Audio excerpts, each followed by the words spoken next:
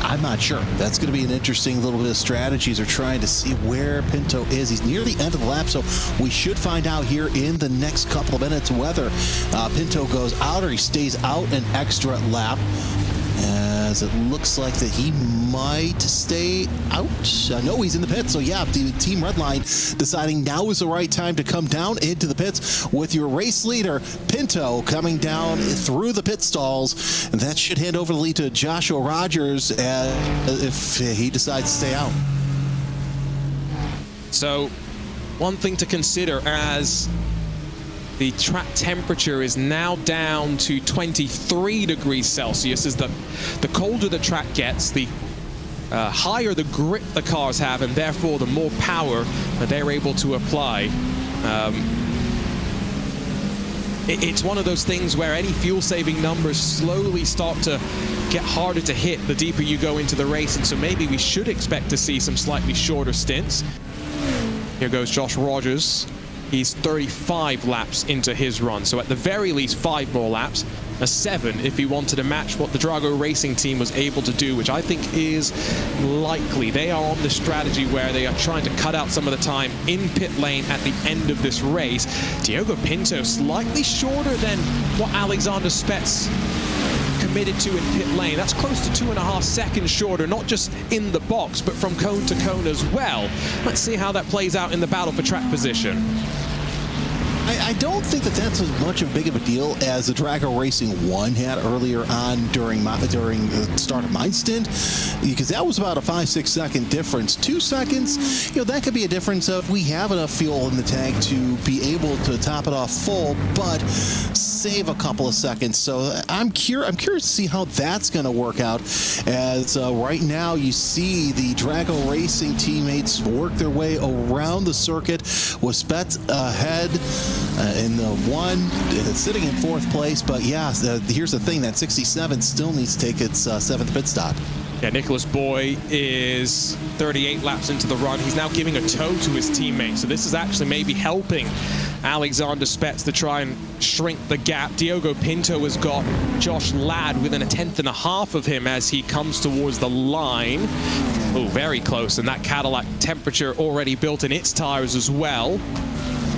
But Ladd, much like we saw with, I think it was Matt Farrow earlier, patient initially through turn 1, a bit less patient as he tries to think about the move. Now this is where a GTD machine is always scared and on the brakes for Kawanda. Not 1 but 2 GTP slide up the inside. Yeah, that's the bullying. That's why they're called going to pass.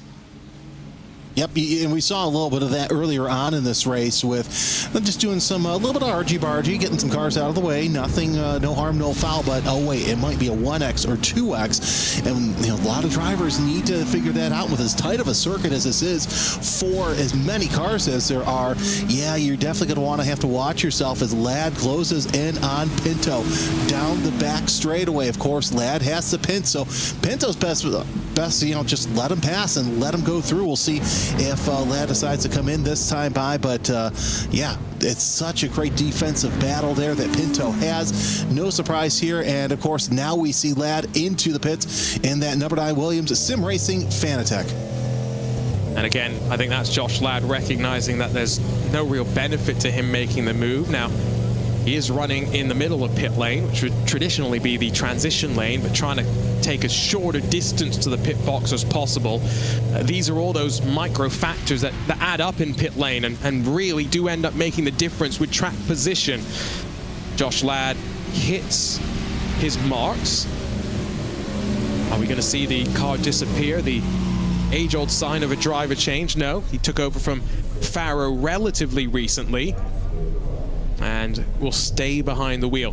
Diogo Pinto now, I think, has probably got his tires well and truly into the operating window. His gap back to Alexander Spets, it was only around 3 seconds quicker cone to cone, but what was a 4-second lead is now an 8-second lead. And that's what it takes sometimes, is that much to you have those short pits so that way you can gain 2 or 3 times as much time on the pit stops, as Ladd is out 41 seconds even on the pit box. Jesse Tekela brings the 003 in from third. 35 laps for the LMP2s. That's relatively on the money as Parker White off and away in the Williams Gaming Club number 2, replacing Matthias Oriola. Parker White, of course, former eNASCAR iRacing's champion, but very, very capable on the road courses as well. First started his progression with the Apex Racing team, but now linked up with Williams, if his mother is watching. Hello.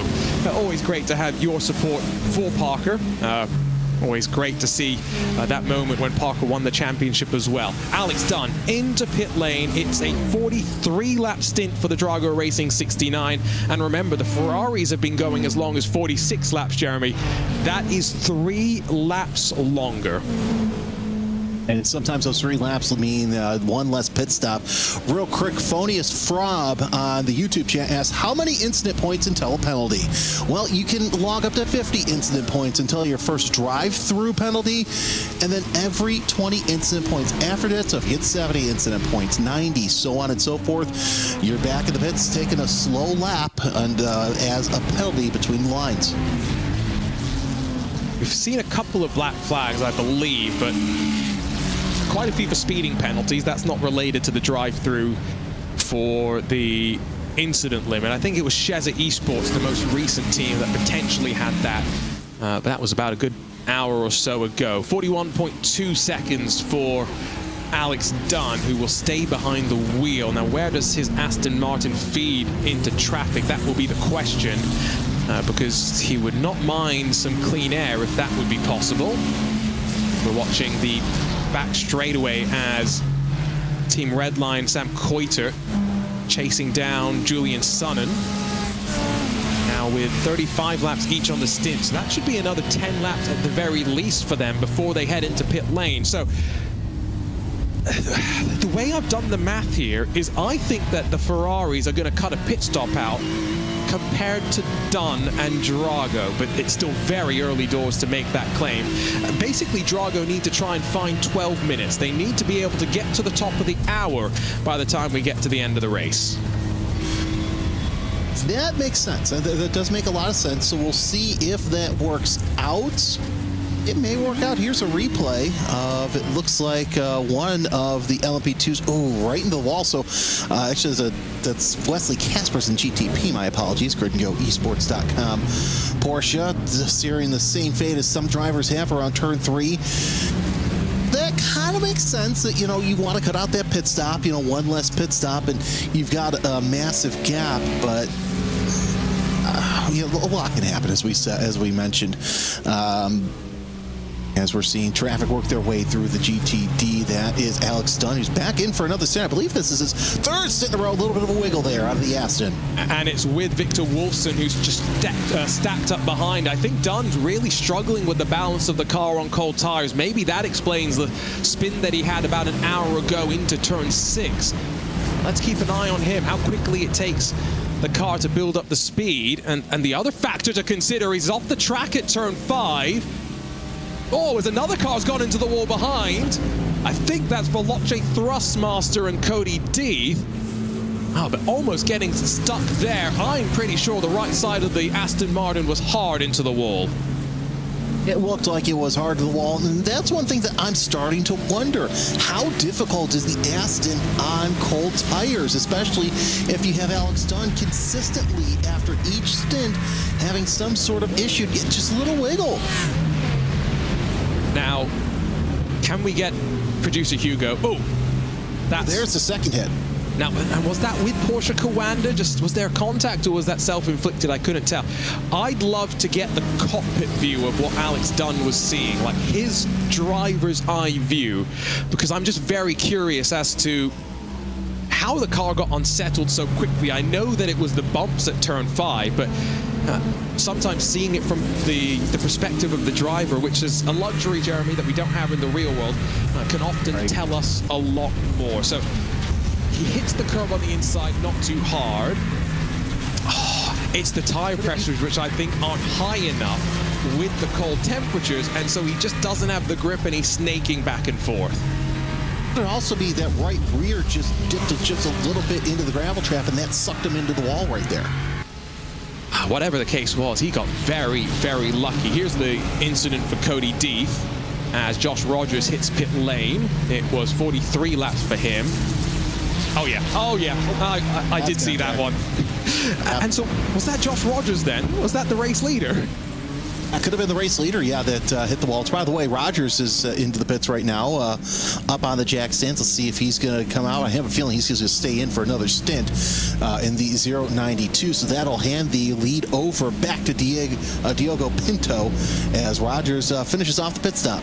I can confirm it was Dane Warren, by the way, as Josh Rogers nowhere near the scene of the incident. Flying past is about to go Diogo Pinto, who is now only 3.5 seconds or so in front of Alexander Spetz. So Spetz being able to reel in the gap slightly in this most recent pit stop sequence. It's a full load of fuel for a multi-time Porsche Esports Super Cup champion. Tried to get onto the power, working off of pit lane on cold tires, and very, very squirrely. Quick reactions from Rogers to hold on. That was an absolutely good save. Not sure if it was because he got on the power too hard or if he just touched that grass, but nonetheless, Rogers back out onto the circuit in third place. He's got a bit of time behind Luke McEwen, who's sitting in fourth, who could reel him in at some point, but he still has about 10, 11 seconds until he catches up with Spetz there for that battle for second place. So plenty of time for the 092 Porsche Coanda team to catch up. So let's give you a quick race update with 4 and a bit hours left to go. And just before we do our driver change in the broadcast booth, let's focus on GTP, where pit stop sequence complete for most of the teams. It's BMW M Team Redline with a lead, but a slender advantage. We still have 3 cars, 3 teams within 15 seconds on the track. It is BMW M Team Redline from the BMW for Drago Racing, and then the Porsche Coanda 963 with Josh Rogers behind the wheel, fresh out of pit lane. Luke McEwen fourth. Elliot Veyron owes us a pit stop in about 10 laps time. They had an internet dropout about an hour and a half ago, and really destroying their chances, you would feel, of a top 5 finish. Behind them, the best of the grid and go entries. Jake Dennehan at the wheel of the 963, not necessarily as fast as he was at Indianapolis compared to the rest of the field, but continuing to show progression as he jumps over to iRacing more and more frequently, making this his main platform of choice. And then Williams Sim Racing Fanatic in the Cadillac V Series. They've got 7th position. 8th is the second of the Drago Racing machines with Nicholas Boyd currently on driving responsibilities. And then last but not least, at least of the running cars, it's Porsche Coanda. Only 9 running machines with 4 retirements, and most recent of them all, the Apex Racing 99. Let's touch on LMP2, where it does seem as though Delatraz Automotive by Majors Garage could be on to go 2 in 2. They won the Indy 6 Hour, the last special event that featured these machines, and 35 laps on the number. They head into pit lane, and they'll be followed in by Nathan Olson, currently behind the wheel for Effect Simulations Maradness, the 909. Everyone else currently scored as a lap down, but that's just a quirk of how the pit stop sequence have played out and how the 2 leaders have been so dominant to build their advantage. Fiercely forward in 3rd. Inet Motorsports then in 4th with the Apex Racing 199. Marcus Solholm behind the wheel there. Jesse Tekela for Grid and Go there in 6th position. The second of the Effect Simulations machine, Daniel Harris, led at the half-hour mark, but now back in 7th and a couple of laps down, trying to fight back with just Rincon Racing and Fiercely Forward running LMP2s behind. It's another Fiercely Forward car that's retired. Thibaut Courtois Esports, 2 Solpec Precision entries, and Arret Esports retirements in class. Last but not least, let's focus on the GTDs, where we do have a bit of a split in strategy. We are still waiting for the top 6 machines to head to pit lane, and they are all Ferrari 296s, clearly with a bit of an advantage on the fuel number, and Florian Lebigra leads for Team Redline in the 105, with Apex Racing, Johan Hart behind, and 8.3 seconds behind as well. 2 teams that have been close on occasion. but Redline starting to build and hammer home their advantage. Coanda Esports there in third. Very odd to see Julian Sonnen in a purple and orange Ferrari rather than a purple and orange Porsche, but it looks quite good. And they've got a slender advantage over the chasing Sam Coitert, who's putting in the hard work to try and make his way into a podium spot. Two more Coanda cars left out on track. It's the 018 and the 118 who will come down to pit lane in the next handful of laps. Before the first team already down onto pit lane. Alex Dunn in the Drago Racing 69, 6 laps into the window for the Aston Martin. Dunn amongst the fastest cars on track, but part of that is because he has been not saving any fuel. It's pedal to the metal and go, go, go for him. Team Redline's second car is behind, owing a pit stop, albeit Drago's second entry then in ninth, and grid and go. Miguel Costa in the Ferrari 4. The 004 rounds out the top 10. Arjuna Kankipati alongside of Jeremy Scott, but Jeremy, our time is about to be over. We saw a bit of rain, a bit of moisture that kept things interesting and alive momentarily. And any chance of rain inside of the next hour and a half looking unlikely. So at least now the drivers know that they can focus on these clean conditions and just extracting the most from the track. And this is the time of the race, Arjuna, you know as well as I do, where the drivers are focused on trying to make it to the end of the race. So now you've got to keep it clean and keep it straight. We've seen the problems Alex Dunn has had on the outlap the past 3 times. So nonetheless, it's been an interesting race, and I still think that GTD is just up in the air. But we have contenders in GTP and in LMP2. It's been absolutely fantastic working alongside you these past couple of hours, and it's been great to cover one of my favorite events, albeit virtually, and can't wait to see how this ends up. And I think that's my opportunity to make the various plugs before I hand it over to Ewan and Cam. Don't forget, you can join all the coverage of next week's 28th running of the Motul Petit Le Mans on IMSA Radio, live around the world, ad-free in sound, and for those outside the US, in sound and vision for many of the sessions as well. For those of you that will be at the track, Friday 9 a.m. is the IMSA Cord meetup. Hope to see a few of you join us there for all of that fun. But we've got an electric race still left to go. Jeremy, I've got one very quick question for you before we leave. Who wins in GTD? Is it Drago Racing or one of the other teams on the fuel safe strategy? I think the fuel safe now is probably the one that's going to win. It might be Team Redline, it might be Coanda, but I think that Dunn's issues that he's had on the outlaps, unfortunately, I think that may have done Drago Racing in. They'll contend for a podium. I don't think they'll contend for a win. And so some would say Dunn might be done, but that's neither here nor there. One last pun, I just snuck it in. There is also one more Mustang Challenge race under the night lights, live on IMSA's YouTube at 8 p.m. Eastern. Join myself alongside John Heindorf for that. But for Jeremy and myself, Arjuna Kankipati, goodbye for now. 4 hours left to go. Thanks very much, Arjuna. And yeah, booed off stage after that pun at the end of the end of the stint. Myself, Ewan O'Leary, Cam Roger will take you to the checkered flag tonight in the iRacing Petit Le Mans for 2025. It's been an interesting race so far. Very clean in the first hour before the regular Petit Le Mans attrition started to come in, and since I was last here 3 hours ago, it really has started to ramp up actually in that time period. Lots more GTPs and LMP2s out of the race to join the GT3s that have already been retired earlier on in the day. Even a little bit of rain, although I'm not sure whether it counts as a wet race after this because of the amount that fell, or indeed the lack of rain that fell on the circuit. And indeed, we don't look like we're going to be seeing more for the moment anyway.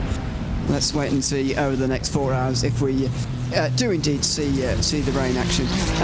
Cam, we've got just under 4 hours to go. We've got, I think 3 classes actually, all 3 that are still pretty much up in the air. The overall lead is just 2 seconds. GT3s are in the middle of a pit stop, but there's a split strategy there, and we're not sure which one is going to prevail, either the flat out the whole way or the fuel safe strategy. And in LMP2 as well, where car 288 has been leading for a long time, but never by more than about 20 seconds. And so a lot of doubt really going into these final 4 hours, which is not always the case in endurance racing. So pleased that we get to see three classes settle themselves out during our stint at the end of the day. Yeah, absolutely. I've waited all day to get on the mic. Let's see what happens. 6 hours obviously gone. That is the length of a normal average race, to be honest, in most endurance categories. But we still go for another 4 hours, and still the fact that it is pretty close out there is really, really exciting to see. And as ever, anything under really 30 seconds can change so quickly. You know, just have a little spin, a little incident, a little mess up on the pit stop, and you never know what is going to happen. So the fact that we are less than all three categories, especially in the top class, that is really good to see as well, as we see a whole host of GT3s come back down pit road. So this is just over the hour mark. That's what they've been aiming for all day, and most have managed at least that, if not further. So that's lap 275 for both Coanda esports cars and the second of the red lines that have come in as well. We've already seen, actually quite a while ago, the Drago Racing cars both in 169 and 69, so they are not making it on this strategy at all. They are going flat out the whole way round and not bothering with the fuel saving out of the pit lane. There goes the first of the Coandas, then followed by a red line. Xander Reed will lead out Sam Coiter, still driving for Team Redline. Indeed, for that car in this race. So they make it out, and they're just, I'll say, under 4 hours to go. So they are they're in the green as far as fuel is concerned here today. But they might be able to push on just a little bit more later on, actually, because they are starting to get well over the hour mark, and it is hard to see with the gap that Drago Racing have got, only 8 seconds at the moment over Redline and Apex. It's hard to see their strategy really working when you consider they've got to make an extra trip through pit lane, and even if it's just a splash, you know, it's not going to cover 8 seconds, which is what they currently hold. Yeah, it's definitely it's always the long game, isn't it? If you can avoid a pit stop, that is the way to go. And over 10 hours, you have plenty of time to try and be able to save that. So, yeah, I guess maybe they're not going to be coming out on top with that strategy. But one thing I do like about this circuit is the fact that it's quite short compared to lots of the other endurance races. We have proper long stints, 45 plus laps for the GT3s, which is really, really cool to see. It's not just, like a 20-lap sprint around Sebring. There is a lot of laps around here. It's very high paced, very intense, and especially with the traffic and the overtaking, it's certainly one of the more difficult ones on the calendar, and really is one of my favourites, to be honest, to watch. Coming through, especially this S's section at the beginning of the track, is so difficult to judge everything to perfection. But the fact that we've had, I think it's 21 cars now DNF on the race, the track's obviously quieting down a little bit, and the drivers have a bit more room. Yeah, it is 21 cars out so far. Sebring catching a bit of a stray there, but anyway, that's it's normally me that's going after Sebring. Talking about the paving, but we won't get to that until March next year. Oh, we'll save it, yeah. 6 months away. Can you believe it? Already at the end of 2025, nearly, which is pretty mental to think about. On board with Manuel Troncoso, just in behind Sam Coiter and Xander Reed. So you see the way that the tyres work out, and there he goes diving straight down the inside and straight through, not wasting any time. Sam Coiter flashes the lights as well, but I don't really see what he can be mad about. They are two different teams on two different strategies. Troncoso had to make that pass as quickly as possible because that's their whole strategy, that's their whole game. Go as fast as he can throughout the entire day, and Redlines is more about saving, but he's really not happy about that move. Yeah, and he's obviously a lot lighter on fuel, so it made it a bit easier. But to be honest, for 1 minute, I thought we were on board with one of the P2s or the GTPs. There was a big send up the inside into turn 7. Not what you always see in the same class, but yeah, absolutely fair game move for track position. And when it's so important around a tight, twisty circuit like this, definitely needed to be done. So big ratings for that for Troncoso. No hanging about and just making sure that he gets the car in front of him. He's got obviously the other car of Xander Reed just up ahead of him as well, so I wonder if he's going to do the same, although Reed obviously be fully up to temperature by that point, although as I said there is a difference in the fuel loads.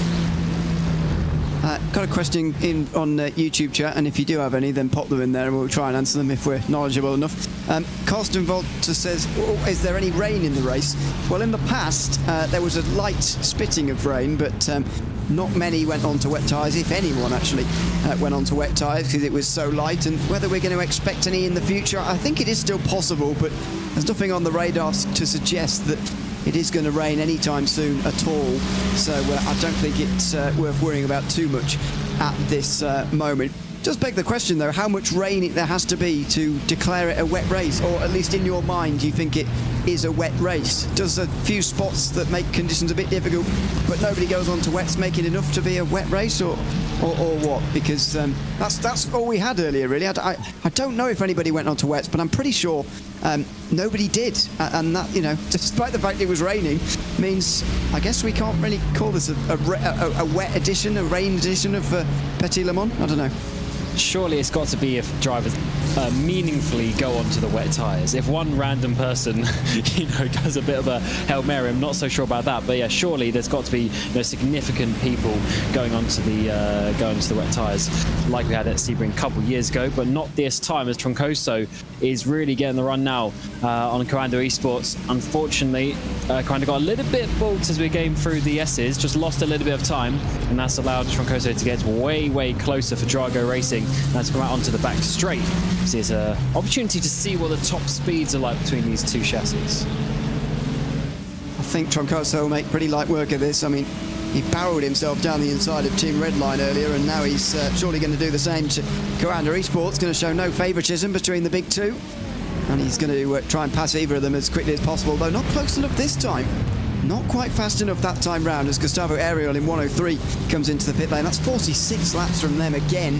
I mean, it's impressive, but unnecessarily so, because they're easily making it on field at the moment. I know it does open up some things a bit later, but nevertheless, there's no real need for it at the moment, as a couple of LMP2s drive themselves between these GTs, and that will just halt Troncoso for the moment. This is going to be a perpetual frustration of these GTs, because while there are less of them, there's not quite as many less as prototypes. There's still 18 of them making up half the field.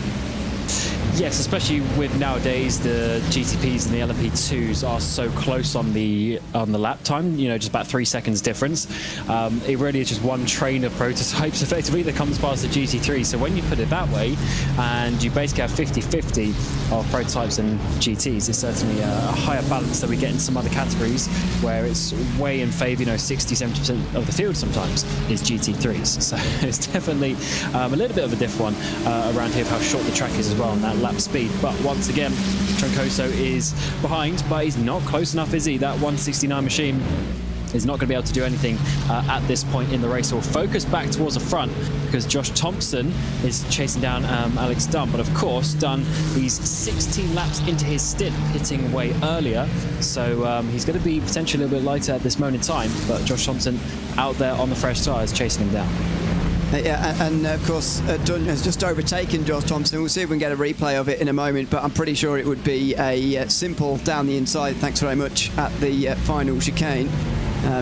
Nothing too spectacular, but now I guess the job for Thompson is sort of hang on to the back of the Aston Martin if he can have someone of good speed, and it's clear that we've seen in this race especially Alex Dunn has got very good speed round here.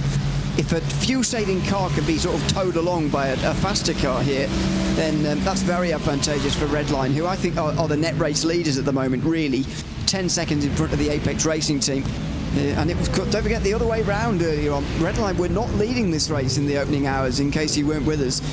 The GTP struggled to break into the top 3 for hours, and in GT3 they were left behind initially, even by Apex, who are on the same strategy as them, but they've turned it around in the middle hours as they're getting towards the end of the race now. I just wonder whether their cars are more set up for the slightly cooler temperatures we're seeing towards the end. And there you have it. That was Alex Dunn's pass down into the chicane last lap. Not too difficult in the end, or at least he doesn't make it look very difficult anyway.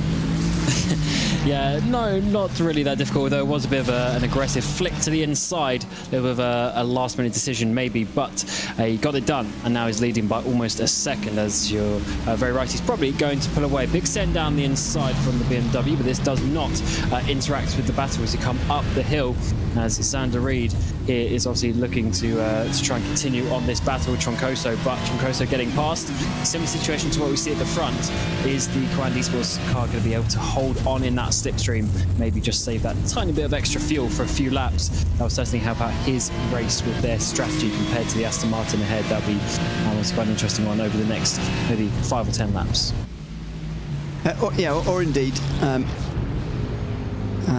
or indeed just abandon the fuel saving just for a little bit and try and catch up a little bit to those in front, because nearly 30 seconds off of Team Redline is a big gap to sort of try and close now in less than 4 hours. At this stage in the race, you can start to sort of do the calculations about, how much time do I need to gain per stint to actually get back on terms again? How much time per lap does that mean that it is as well? It all becomes a lot simpler at this stage in the race, although very, very difficult, of course, to actually do. 104, by the way, is in pit lane. Sam Coiter seems to have dropped down.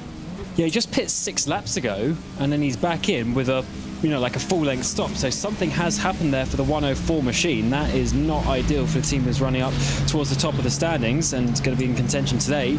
But being back in pit lane, and they are going to be, basically, losing a whole pit stop, and they're going to be a lap down by that point when everything comes out. They're already a lap down, actually. So that is really going to, there's no way of coming back in a race like this with no caution. So let's see how this one's, it's a grid and go-kart just in front of them, spinning as we come in towards turn 3, and unfortunately nowhere that Sam could go. See it from on board here, and you get a real idea as to the reaction time, or indeed lack of, because the car's just going to spin right in front here. So just a stack up, isn't it? As that LMP2 goes down the inside of the Aston, it slows down the GT a lot more than Jake Dennehan, I think it is, still driving that car. Yeah, it is. Was expecting, and so he ends up hitting the back of the Aston, spins around, and as you say, Sam Coiter could not do anything about that. It's actually done damage to the prototype as well, by the way. Grid and Go Esports out of the top 5, where they were near earlier on in the race. They're now down in 9th, and hopefully they do return, but it's minutes-long repairs for the both of them. Yeah, that's a shame for 2 cars up towards the front in each of their respective categories. And that just shows you how easily it can bite. That was looking fairly normal for a little while coming through turn 2, but into turn 3, unfortunately, just the tiniest stack up, just drivers going a little bit slower than you expect. And the issue is when you're already in the braking zone, you're very committed. You're already on the limit of your brake, of your turning, and you can't just suddenly, stamp on the brake or turn a bit more to try and avoid something. Very unfortunate for those drivers, especially Coiter as well, because he was just watching that happen in front of him. Big shame. Over 3 minutes in pit lane. So yeah, they're definitely not going to be getting on the podiums in their classes today, but hopefully they continue on, because it's still in 4 hours. And as you say, there might be the tiniest drizzle of rain out there. You never know. Might as well see what happens, and hopefully some drivers drop out and have issues ahead. You might get yourself a top 10. A battle for the race lead under a second again here with 3 hours 45 to go. Drago Racing seems to be eternally second, especially when Alexander Spetz is driving, as he is again now. He drove the first part of this race for number 1, and he's still going now. For those asking, by the way, it is indeed the Alex Dunn who raced in F2, etc. So there you go. Real world talent coming to iRacing, as we often have seen in the past. And indeed will do in the future as well, but he's currently leading the GT3 race by an ever-increasing margin. It's an ever-decreasing margin for the GTPs. BMW versus BMW, they've seen off the Porsches, especially as they go longer in this race. Not sure what it is about that Porsche, but it was leading earlier on. Took 1, 2, 3, 4 in qualifying in the middle of the day, but as we get closer to the evening, it gets further and further away from these 2 up front who are fighting for the lead. And what a fight this could be. They've still got over 10 laps until their next pit stop. That is an interesting one with the car choice, as you're saying, and I wonder if some tested and chose the car because of quality speed, and some tested because of the race speed later in the day. If that is a true reflection that the BMW comes a bit more alive later in the day, that would be quite an interesting one. It is a 10-hour race, so you do need the fastest car on average over the various different conditions. It's not a little sprint race where you only need to worry about a 30-minute, maybe an hour time slot. You do have to worry about the car performance over the whole day, and this is certainly going to slow Pinto down a little bit and allow Spetz to get a bit closer with the 3 classes trying to overtake each other down towards turn 6 through the middle. He's going to have to go as Apex overtakes the Grid and Go Ferrari as well. That was very awkward indeed, as Spetz is going to send it down the inside. No, he doesn't, backs out of that one. Unfortunately for Pinto, the gap opens up once more. Yeah, he got away with that because through the S's he was right stuck behind those 2. It's actually a battle between Miguel Costa and Lasse Bach, by the way. Grid and Go and the Dane train just in behind. The unliveried Aston Martin barrelling along in the background and will not get through down in towards the final chicane, and neither does Spetz out front behind Pinto.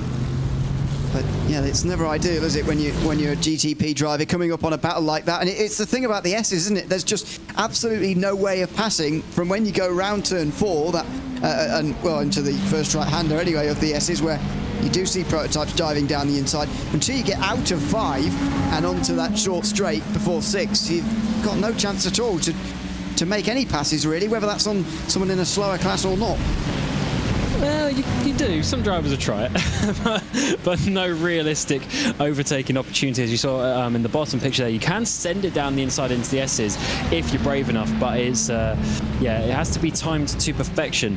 The issue for the GTPs is they just lose so much time if they don't do that. That's why they're quite impatient at that point of the track. But sometimes a little bit of preservation is good as well in a 10-hour race. You don't want to be killing your car like you saw with Dennehan and Koita, who are still up on that top right of the screen, over 6 minutes now for them.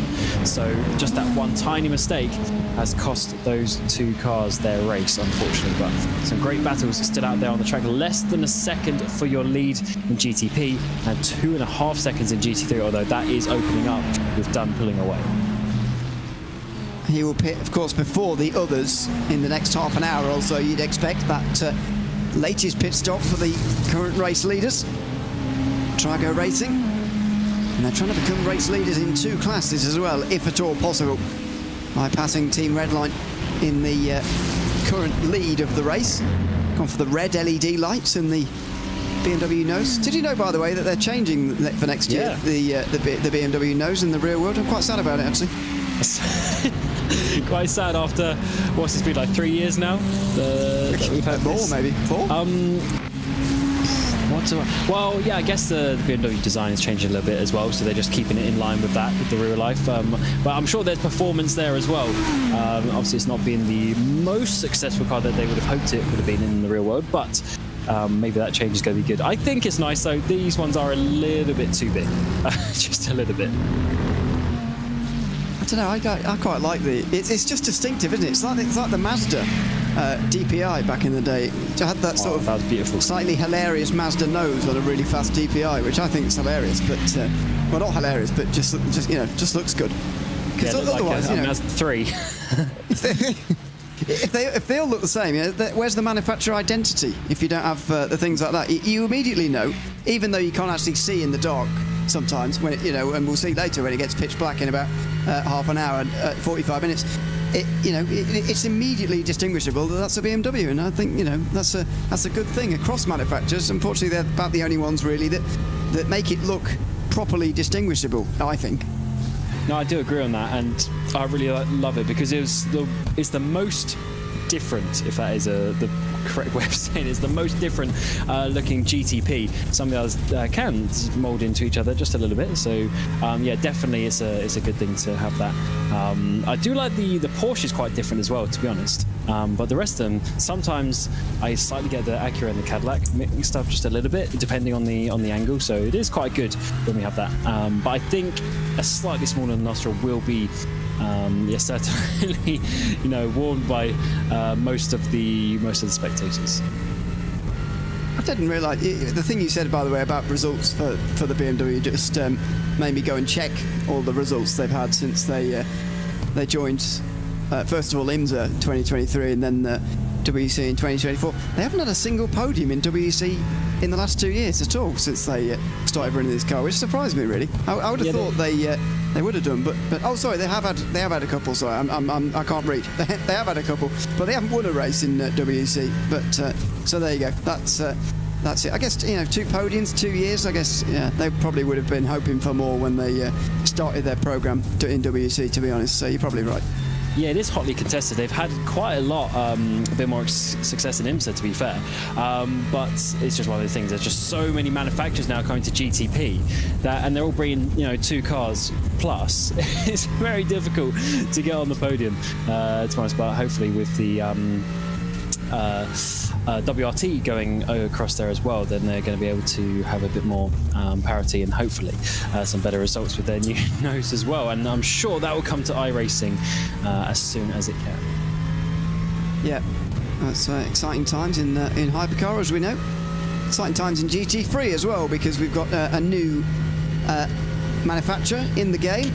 Aston Martin are now part of iRacing, part of the sim, and running rather well in this race. I think they're going to end this race having led the most laps, but not winning leading at the important lap, which of course is the last one. But we'll wait and see on that. They are currently leading again now with Alex Dunn at the front of the field, but this is Lasse back in 8th position. They seem to have reached their ceiling a little bit here, but you can see that the Dane train have been going well so far today. Up 12 places from qualifying in 20th is a pretty good effort. And by the way, they were around this point, after about 3 hours, so they've rather levelled off. But to gain that many places in the opening hours, very impressive indeed. Absolutely. I mean, sometimes qualifying isn't all of it, but it certainly helps, because the first few hours you've got to dig deep and you've got to get yourself in a good position to regain those places and just sometimes keep in the race and allow the attrition to come to you. It's definitely just a testament to the fact that you keep on going. But the fact that they are in a good position now means that they are going to be able to obviously battle a little bit towards the end of the race. They are over a minute though off the lead, which is a little bit of a shame, but this might be an opportunity for another position here. Maybe now, as he comes into the final chicane and indeed lets him through. Actually, there does Miguel Costa. And it makes sense as well, because there's quite a few cars not that far behind, actually. Even Falcon Sim Racing team, Lewis Woods in 12th place, only 10-15 seconds back. So got to be very, very careful getting. You'll see some of them come around the corner here. There's a few of them. You've got to be very, very careful getting drawn in, dragged into a big battle when you know that those are coming in behind you. And of course, now Costa may well just follow Lasse back and even pick up the pace a little bit, because it's a weird thing that happens suddenly when you're following somebody else, and there must be a scientific reason for it, but you do generally get faster by following somebody quicker than you. Oh, I certainly do. And I don't know why, but it just adds a little bit of extra motivation, I guess, and a bit of ego, like, oh, I'm not going to be slower than you, I'm going to chase you down. And it just adds a bit of concentration as well. I think you just follow their lines a little bit, and especially if they're slightly faster you to the point where you can't keep up, they're never going to distract you or slow you down, so you're always pushing harder and harder and harder to follow their lines and follow their speed. So yeah, I did in this situation like following someone for a longer stint. You can really just get in a bit of a rhythm and chase them down, and especially if they're really fast, you gain some lap time as well. So certainly a good thing if you could do that. But let's see if back pulls away, then for Costa, it's not really going to help too much. Do you ever do a Petit Le Mans in your driving days? Yeah, it was a very good one actually. Totally one of my favourite races to do, to be honest. I did it in both prototypes, well, in all three of the categories overall, and I don't know which one would be my favourite ones. The issue with the GT3 ones, I felt like I was looking in my mirrors the whole time, and I always preferred the prototypes as slicing through traffic anyway. But yeah, it's one of the it's one of the highlights of the season, to be honest, because it's such a difficult race. Yeah, it's a challenge, but it is one of the good ones. I was saying this earlier on. It feels a little bit unusual to have an endurance race round here, really, sometimes, because it is so narrow, so tight, and some of the world championships you're very unlikely to see multi-class racing. I mean, not sure what the highest level of open wheel racing you'd even get around here is, to be honest with you, but it's one of those sort of old school circuits. But somehow the fact its unsuitability for traffic somehow make it more entertaining in some ways. I do wonder whether sometimes other series could take something from IMSA, in that they do go to some very narrow and unsuitable circuits for multi-class racing and just make it work. And that, turns out if you put the drivers in this situation, they might complain beforehand, but they will just figure it out. And maybe that's maybe we could learn from that.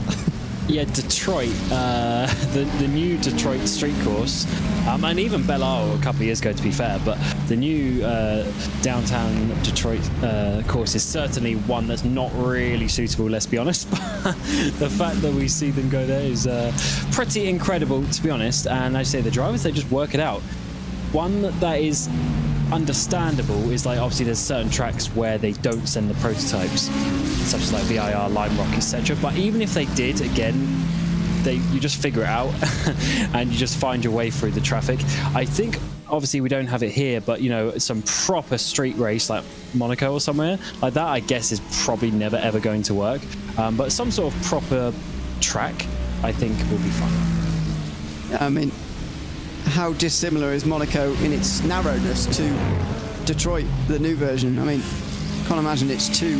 It's just got longer straights, I suppose, Detroit, which helps. But there you go. Well, I'll get back to that because the pit stops in the lead group are happening again.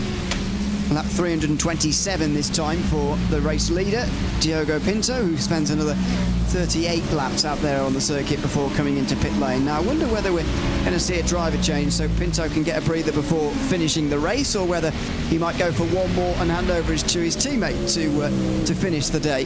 We'll wait and see on that, as one of his other teammates, not the one he's sharing with, Luke McEwen, exits the pit lane briefly, and in fact still one lap down, which is not something you say too often about Team Redline. But Pinto is going to stay in that car, and I reckon then he might well go for one or two more before getting out the car for the final time this afternoon and handing it over to his teammate to finish off.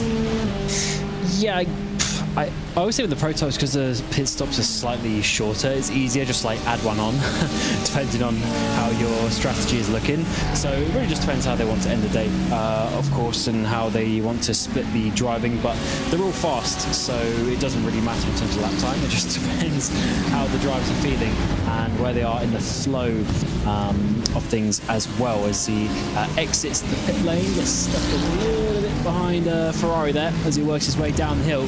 Coanda getting all over the back of him as he's trying to get back up to speed here. That's Coanda Esports, who are one lap down, not only on Pinto but also the race leader, not too far off, 2 laps down.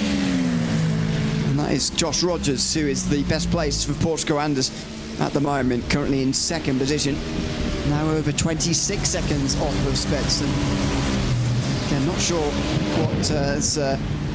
what has gone on in these cooling conditions to the Porsches, but just not as quick as what they were at the start of the day and what they showed in qualifying, where they locked out the first 2 rows between Porsche Coanda and Coanda Esports teams. Still 3 of them left in the race. Elvis Rankin's car is out of the race. I think they brought him back out again to do a little bit of testing during the wet period. Always an advantage to have multiple teammates in the field, especially if one of them has fallen by the wayside completely, because you can just send them out on wet tyres and see what happens without any real repercussions. And that's what Porsche Coanda did, I think, during that time period. But that's all come to an end now. And just a lap or 2 later, in fact, 2 laps later, Alexander Spets comes in. So I wonder whether the overcut on those slightly warmer tyres will give him a position over Pinto, or whether he'll have to do the work of passing him all over again. Well, we'd hope that he has to pass on track, because that's always more exciting than a little bit of a pit stop pass. But yeah, certainly more pit stops coming in. Is that time 3.5 hours remaining for these drivers? They're doing sort of like 40 lap stint, close enough. So plenty long in these prototypes. Actually, not too far off the GT3s really. Of course, they do a lot faster lap times as well, as we've seen the side-by-side of them coming over the hill in that number 3 machine for Pinto. How close is it going to be? With Spets still there. Hasn't started moving yet. He does actually as Pinto comes down. So Pinto will, you assume, take it, because he's going to have the speed as we come through turn 1. But it's actually going to be very close up towards turn 2. Pinto's not going to have enough. So Spets is just in the lead there, but he's going to be very slow right now. Yeah, he's got 2. Oh, it's 2 laps pressure on the tyres, of course, but 2 laps colder, and Spets is going to get past immediately. He would have wanted to keep the track position there just to hold Pinto up more than anything, but there's just nothing he can do. He'll be pushing absolutely 100%, but there's just no chance he can keep him behind. That's why the overcut does especially work in these cars these days, especially these days in GTP, because the cold tyre effect means that you can get track position, but you've got to then hold the track position at least for a couple of laps. But Spence couldn't do anything about that there. There's no more grip to be had, and pushing any harder is more likely to end in a spin than anything else. So he had no choice really but to let Pinto go through. And now he trails again. Spetsy's got to do the work all over again to try and catch up again. But he just seems to get faster as the stints go on. So we'll see, not in the next couple of laps, but by the end of the stint where he is, indeed how close he is to this race lead and battling for it, which I'm sure he will do at least once more before the race is finished. And look at the gap, 2 seconds already. So that just shows you the effect of those cold tyres. Pretty remarkable, to be honest, to see that. And it looks like, that's obviously just going to take a couple laps to come back in. Spets will then regain the speed, and he'll have to chase him down for is currently the battle for second and third place, with Josh Rogers leading, but he is going to be pitting in probably 5 laps time. So he's going to be then catching up. So they are going quite a bit longer with him. That'll be his 8th pit stop, which will be the same as the 2 just stopped now. So yeah, that Porsche Carrera car going way longer. Yeah, and I wonder whether that will bring them back into the game strategy-wise, because I've often been saying, well, they're way out of it, but are they really? We'll wait and find out. Wesley Caspers, by the way, has just made his way back out onto the circuit. That's why you saw his pit graphic just pop up for a moment. He's 43rd, 172 laps off the lead, but he's decided that Grid and Go need more representation out on the circuit, with the 001 still being either repaired or retired as things stand. So he wants another Grid and Go car out on the circuit, and indeed we're going to get one by the looks of things in the form of another prototype, which was previously, by the way, being driven by Sean Campbell before that also was out of the race. Here's another one of the Grid and Go cars. Miguel Costa has not let Lasse back go ever since he let him go past down into this chicane quite a few minutes ago, I think it was now. Yeah, it was quite a while, and they're basically the same gap as when we left them. So Costa has regained some speed, as we said. When you follow someone, you do seem to gain just those extra couple of tenths, and it's seemingly working as a 004 is able to hold on, at least at this moment of the race. And I was going to really check their sort of previous lap times. So if they're this close together, then they are going to be doing basically identical laps. I mean, their fastest laps of the race are within 200ths of a second of each other, and their last lap's about 10th. So they are definitely, these cars are very, very close, and they can be compared very closely with the speed that they've got at this moment in time. Where are they in their stint cycle now? They are getting towards the end of it, not having the best run through T5 there, but about 35, 32 lap stints, so we do have about 10 laps to go. Yeah, they are not one of those going fuel saving, so they are pitting alongside the likes of Trigo Racing number 69, who are also not fuel saving in this race. Josh Ladd, meantime, is into the lane as well, so able to go a little bit further than the 2 race leaders. 3.5 seconds apart them now, by the way. And to answer the couple of questions in the chat, Marcus Holm is indeed driving in 5th place for the Apex Racing team at the moment. Not long way to stop, actually. They're now, actually, a third of the way through another stint in this race. And did it end up raining? Well, a bit, but the wet tyres were never brought out, so I don't think this is going to go down in history as a wet race. But as we were discussing earlier, what stage do you count it or not? Because there was definitely moisture, and it definitely had an effect for a brief period. So in the literal sense, I guess it was wet briefly, but not for too long. And it does seem to have gone away, at least for the moment. We've not had any indication that it's going to be appearing again anytime soon. And the drivers will be quite pleased about that, I think, because the darkness is about to come upon us. I was Googling earlier on what sunset time today is going to be in the real world, and therefore taking it into the iRacing as well. It's meant to be 7:15 in the real world today, and so it probably will be in sim as well. We started this race at midday, so that will be a quarter of an hour and 7 hours into this race as well. Therefore, only really half an hour, 40 minutes left of daylight before we start to see the proper nighttime driving, and where this race is really won, and what gives this race such a constant battle about how you set the car up, whether it's for the daylight at the start or the nighttime at the end. In the real world, it's always the nighttime, because there's always a caution after sunset to bring you back into the game, so everybody sets it up for nighttime. But you don't get that luxury in iRacing, which makes it far more interesting as to what you do with your setup. Well, definitely, as you've had to, drive the car for so long already, 6.5 hours, and you need speed at that time. That's the majority of the race, over 60% of the race. So you definitely got to be fast there. It is pretty cool though how it ebbs and flows, and we do have that dynamic those dynamic conditions basically as the LMP2 leader of Delatraz comes down the pit lane 288 machine and gives that one up for now. Also changes driver. Milroy gets into that car. But I think, as you say, for a lot of the teams here, they would have been focusing probably on not necessarily the start of the race, but that middle third, let's say, as that middle third is really coming to the end now, because if you can set your car up for the end, the final couple of hours, then you're just going to be slow for 6 hours and you're going to lose all of the time that you're going to gain in the last couple when it's dark. It's a very interesting battle between the two. I mean, you don't see it very many races. It's not too many races of 10-hour distance, or indeed similar. It's 12 hours of Sebring we also have, but Bathurst as well, but not too many 12-hour races in the world. It's normally either shorter than this or a lot longer, going through the whole 24 hours, which I'm not sure has ever been attempted at Road Atlanta. I'm not sure if certainly not in this level, but it would be even more challenging, I suppose, based on the attrition you normally see in 10 hours around here. I dread to think how many would get to the end of a 24 at Road Atlanta. You'd get dizzy with the amount of laps. Yeah, you'd need to start with more cars, maybe. I don't know if more cars would actually mean more carnage and therefore less cars finishing. That'd be quite a funny thing, because to have basically 60 cars, 58, that is a lot already around here. It's just about 4 kilometers, so if you divide per car, it really is not that much space out there on the track, so having a few DNFs is certainly helping.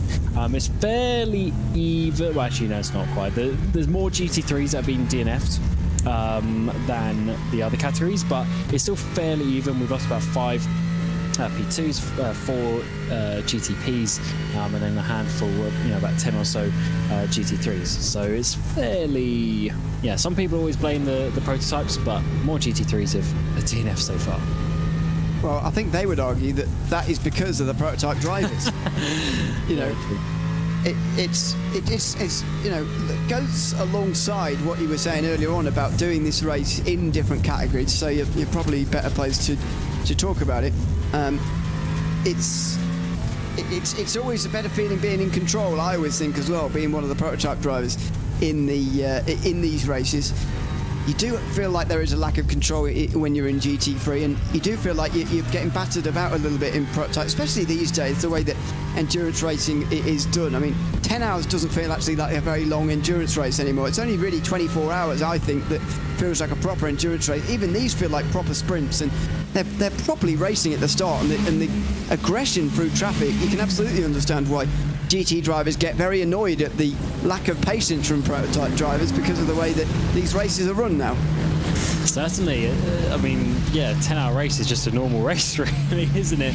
No one is going to be worrying too much, and especially if you have 3 drivers. There'll be a lot of teams doing it too, but even if you have 3 drivers, it's easy. It's 3 hours basically each, and then 1 random hour. So it's not actually too bad at all if you think about that. When you split it up, some of these drivers are doing that much practice per day, so it doesn't make too much difference. The 24 hours is where it gets difficult, because then you actually have to sleep mid-race. At least try and get some sleep mid-race. So we don't do too many of the 24s, so they keep very special. And then these ones are really just a fast pace.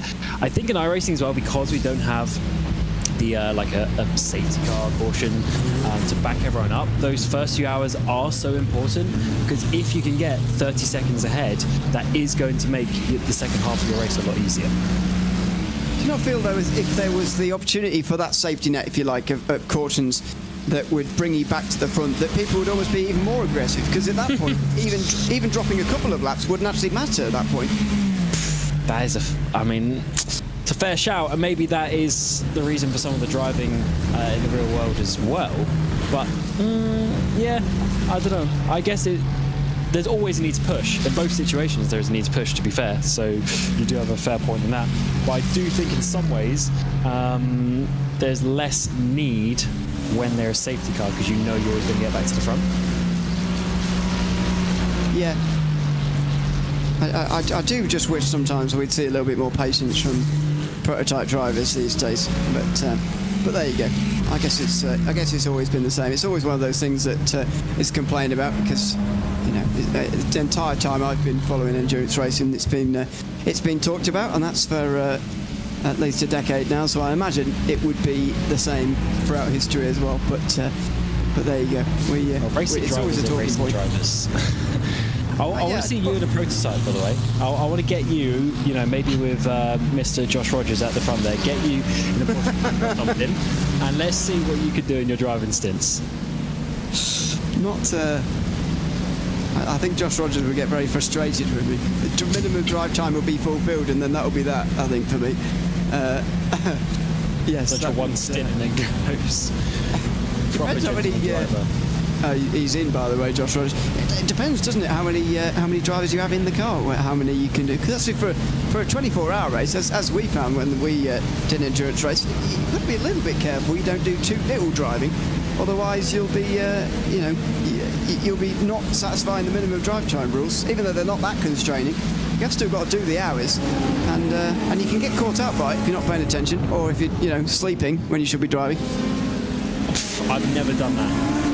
Neither as a driver, neither as a commentator. I do not know what you're talking about. Fortunately, we don't have to do that so far, but what we do have is a battle for P6 in your GTP, and this is going to be Commander Esports, and Veyron going past and just sneaking his nose in as we get towards the braking zone. He's going to be able to get past Romanidis there for Drago in the 67 machine. Is there going to be a pit stop? No, just cut a little bit to the right-hand side. So they continue on, but a nice move by Commander there, who've already pulled away, and they're up there into P6. Romanidis is just fresh out the pit lane, so that's probably why the pass has happened in the first place. This is an out lap, or that was the end of that was the end of his second lap out there, so his tyres will not quite be up to temperature just yet as well, and therefore loses the place to Elliot Veyron, as you say. Now, Josh Rogers gets out of the car, by the way, and Jordan Caruso now driving in third place as Parker White comes into the pit lane. Where do we think the Porsche Commander car is going to end up here? 25 seconds off the lead at the moment, but my goodness, they're going long way further than the rest of the field at the moment. That was the end of lap 340, by the way. A 43-lap stint, serious stint. They're not going to cut out a pit stop, but if they can cut out a lot of the fuel fill, they might be able to do something later on. It's just hard to see. That's quite a big gap now, and the gap is ever increasing, which suggests they are fuel saving a little bit, which maybe is contributing to their loss of time in these hours. Yeah, I'm just having a look. So a pit stop time, the actual stop time is 41 seconds. So in theory, if it's 25 that you're talking about, they might be able to do something with that and get pretty close. But you would assume that when the time comes, Redline Drago will still have the speed to hold on to that. And then we're going to talk about literally, it's going to be after they make that splash at the end, they're literally then going to have, 15 minutes to try and do something with a gap that may be 10 seconds or less. So that's assuming they have the pace. So they're playing the long game, and we'll have to certainly find out. But if Redline and Drago stay this close, I don't know if there's going to be much of an opportunity for them to win the race getting past two cars. But they need to keep on going. It's going to be 3 hours until we get to that point of being 15 minutes to go and we get to that final pit stop. So it's going to be a very interesting one indeed for that. As we're seeing in GT3, Drago 69, Alex Dunn coming down pit road. This is their scheduled stop earlier than everyone else, and once again they will drop back, and then they will have the fresher tyres when their competitors make their pit stop, but that's still going to be another at least 10 laps. It's going to be a late splash for this Aston Martin by the looks of it. Let's see whether they can pull the gap required. It's not looking likely at the moment. They also had number 7, by the way, involved in this battle before. They're over 200 laps down now. Hugh Barton had a huge crash on the way into the S's. Massive hit. Sturry was hit by one of the GTPs in turn. And now Nicholas Rubelot gets into 69 and continues on. When Rybolov first got in, by the way, they lost about 12 seconds throughout a pit stop as well, so just imagine where they could be with those extra 12 seconds back, but cross racing never works like that quite, as how Creighton goes for a spin and a touch of the barrier as well over the top of the hill at turn 5 there. Tell you what, I thought that was going to be like a huge crash, but in the end it's a little bit of a boot, so I think it should be okay to continue, but definitely damage on that car, which is not what you would have wanted to see at all. As with the Porsche Commander car coming into the pit lane, that has put Pinto and Spets back out into the lead with their battle, with still 1 second separating those cars. So it went up to about 2 seconds or so just after the pit stop. Spets has gained a few tenths back, but Pinto, the faster drivers in iRacing, he is not going to be chased down very easily, and he's got control of this race. 1 second the gap at the front. We are seeing an extraordinary race in GTP tonight. I mean, we always do in Petit Le Mans. Remember a few years ago, I think it was Williams and BS Competition just went back and forth again and again and again and again in this race. Was it Marla Racing Team, actually, I think it was, under that umbrella. It's one of those races that always produces these types of finishes. We're only in the last third right now, so still a very long way to go for this one to settle out. We've got 2 cars on the same strategy, going absolutely hell for leather from now until the finish, and have been indeed for nearly the last 7 hours.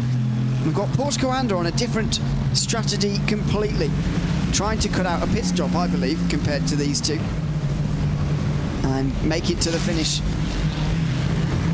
making less pit stops than their rivals. We'll see which of them it turns out to be. But it is a fascinating situation. Always more fascinating when you don't know the outcome of these races. Sport's always better that way.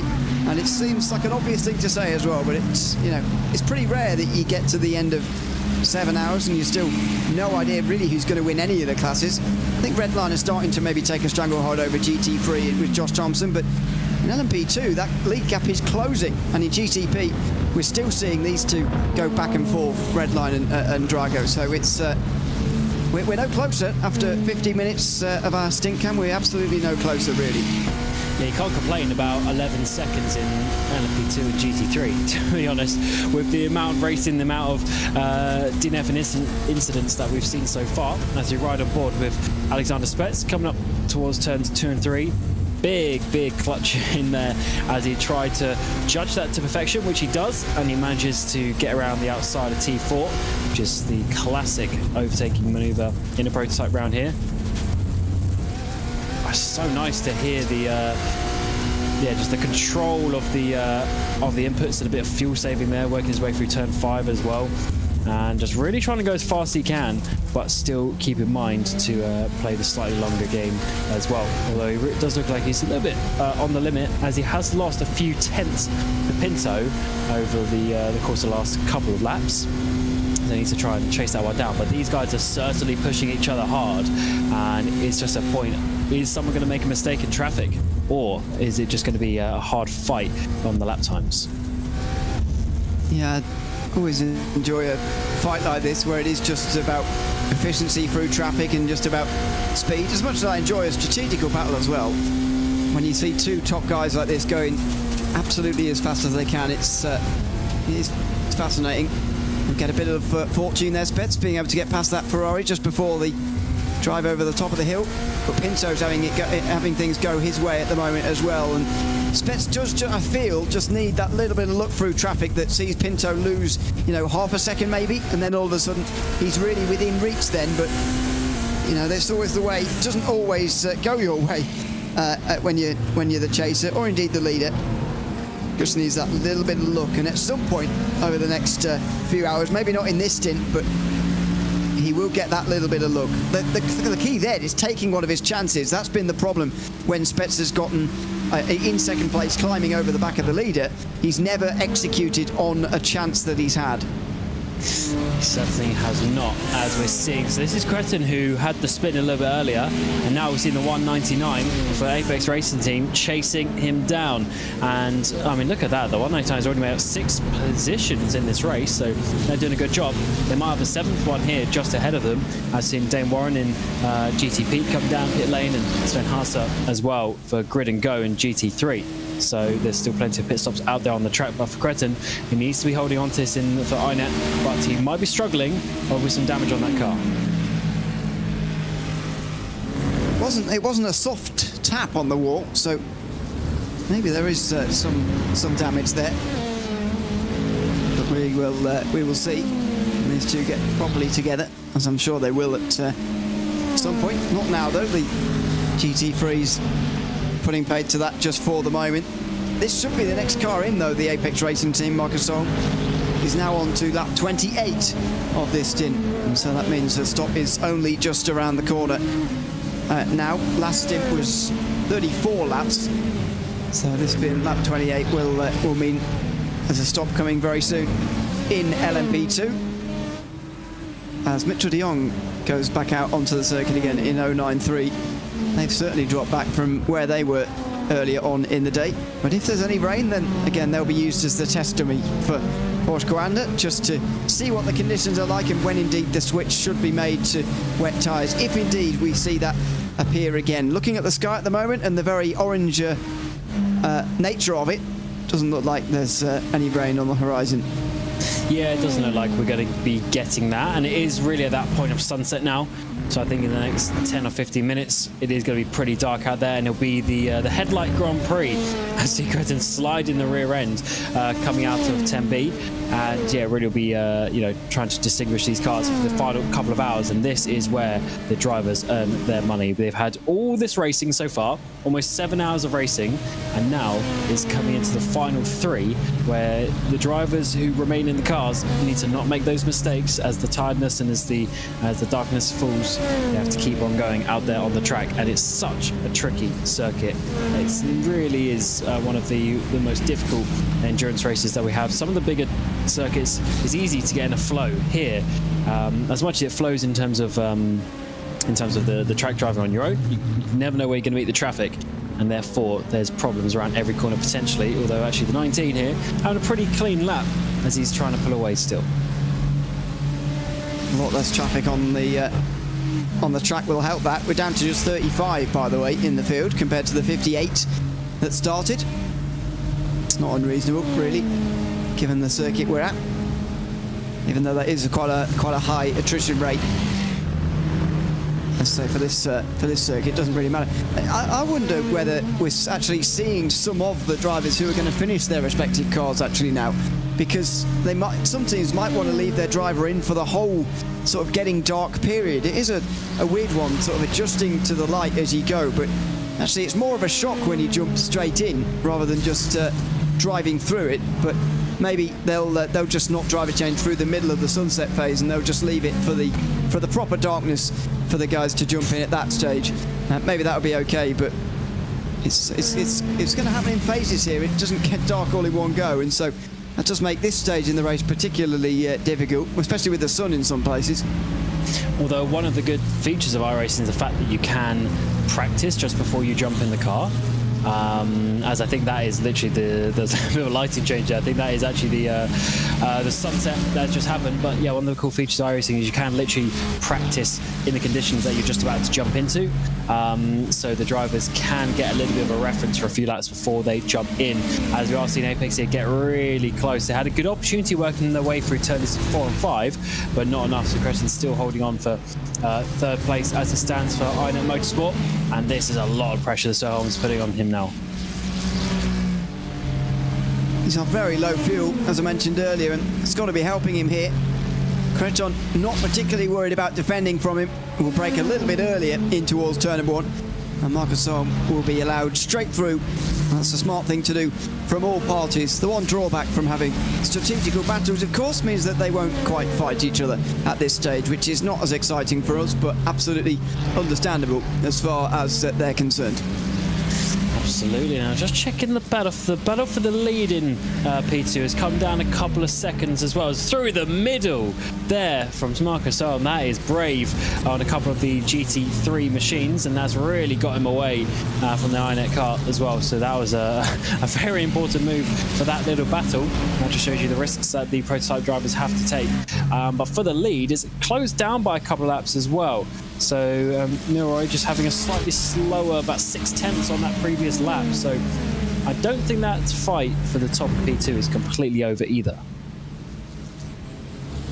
No, it did look at a stage like it was when it was going towards 20 seconds out front for Quentin Milroy and his teammates. But they've been brought right back in now by Effect Simulations, who led early on, don't forget. Since lost that lead and a lot of time with it as well. But they are not out of this race by any means. 3 hours 3 remaining. And we'll start to get more of an idea as to how these guys are lining themselves up for the strategy towards the finish as well. These LMP2s can go over 40 minutes on a tank of fuel, 35 laps around here. So that doesn't quite section it off quite so easily. They might be able to do 4 stints from the end of this one to the end, although Marcus Owen might well find that difficult. This is lap 32 now of the stint for the Apex Racing team, so expect another couple before he comes into pit lane and really kicks things off. They're the ones who are certainly tightest and have least wiggle room since they keep coming in first. Yes, Apex I don't think we'll be able to, but you do approximately 3 stints every 2 hours plus another, so plus another stint will be 4, so they need to go another 22 minutes really. Yeah, so that's going to be difficult, well, impossible for Serholm and Cretin, but the couple ahead for Milroy and Figueiredo, they should be able to do that. But for these guys, they are going to have a splash, as, I mean, by this point of the race, that is already a big lap difference, to be honest. I mean, they're already half a stint out compared to those ahead, so they really have been doing no fuel saving compared to the leaders. I mean, if they do 34 laps at average 1 minute 13s, if I'm slightly ungenerous average, that's slightly slower than what they're doing, but that's 47 minutes out there on the circuit, so they're able to go a decent amount of time, those LMP2s. And 47 minutes would divide by 4 just about into 3 hours, so I think Sam will be fine. It's the, as I say, lack of flexibility he's got within that, and also the amount of fuel he has to take on at the final stop as well.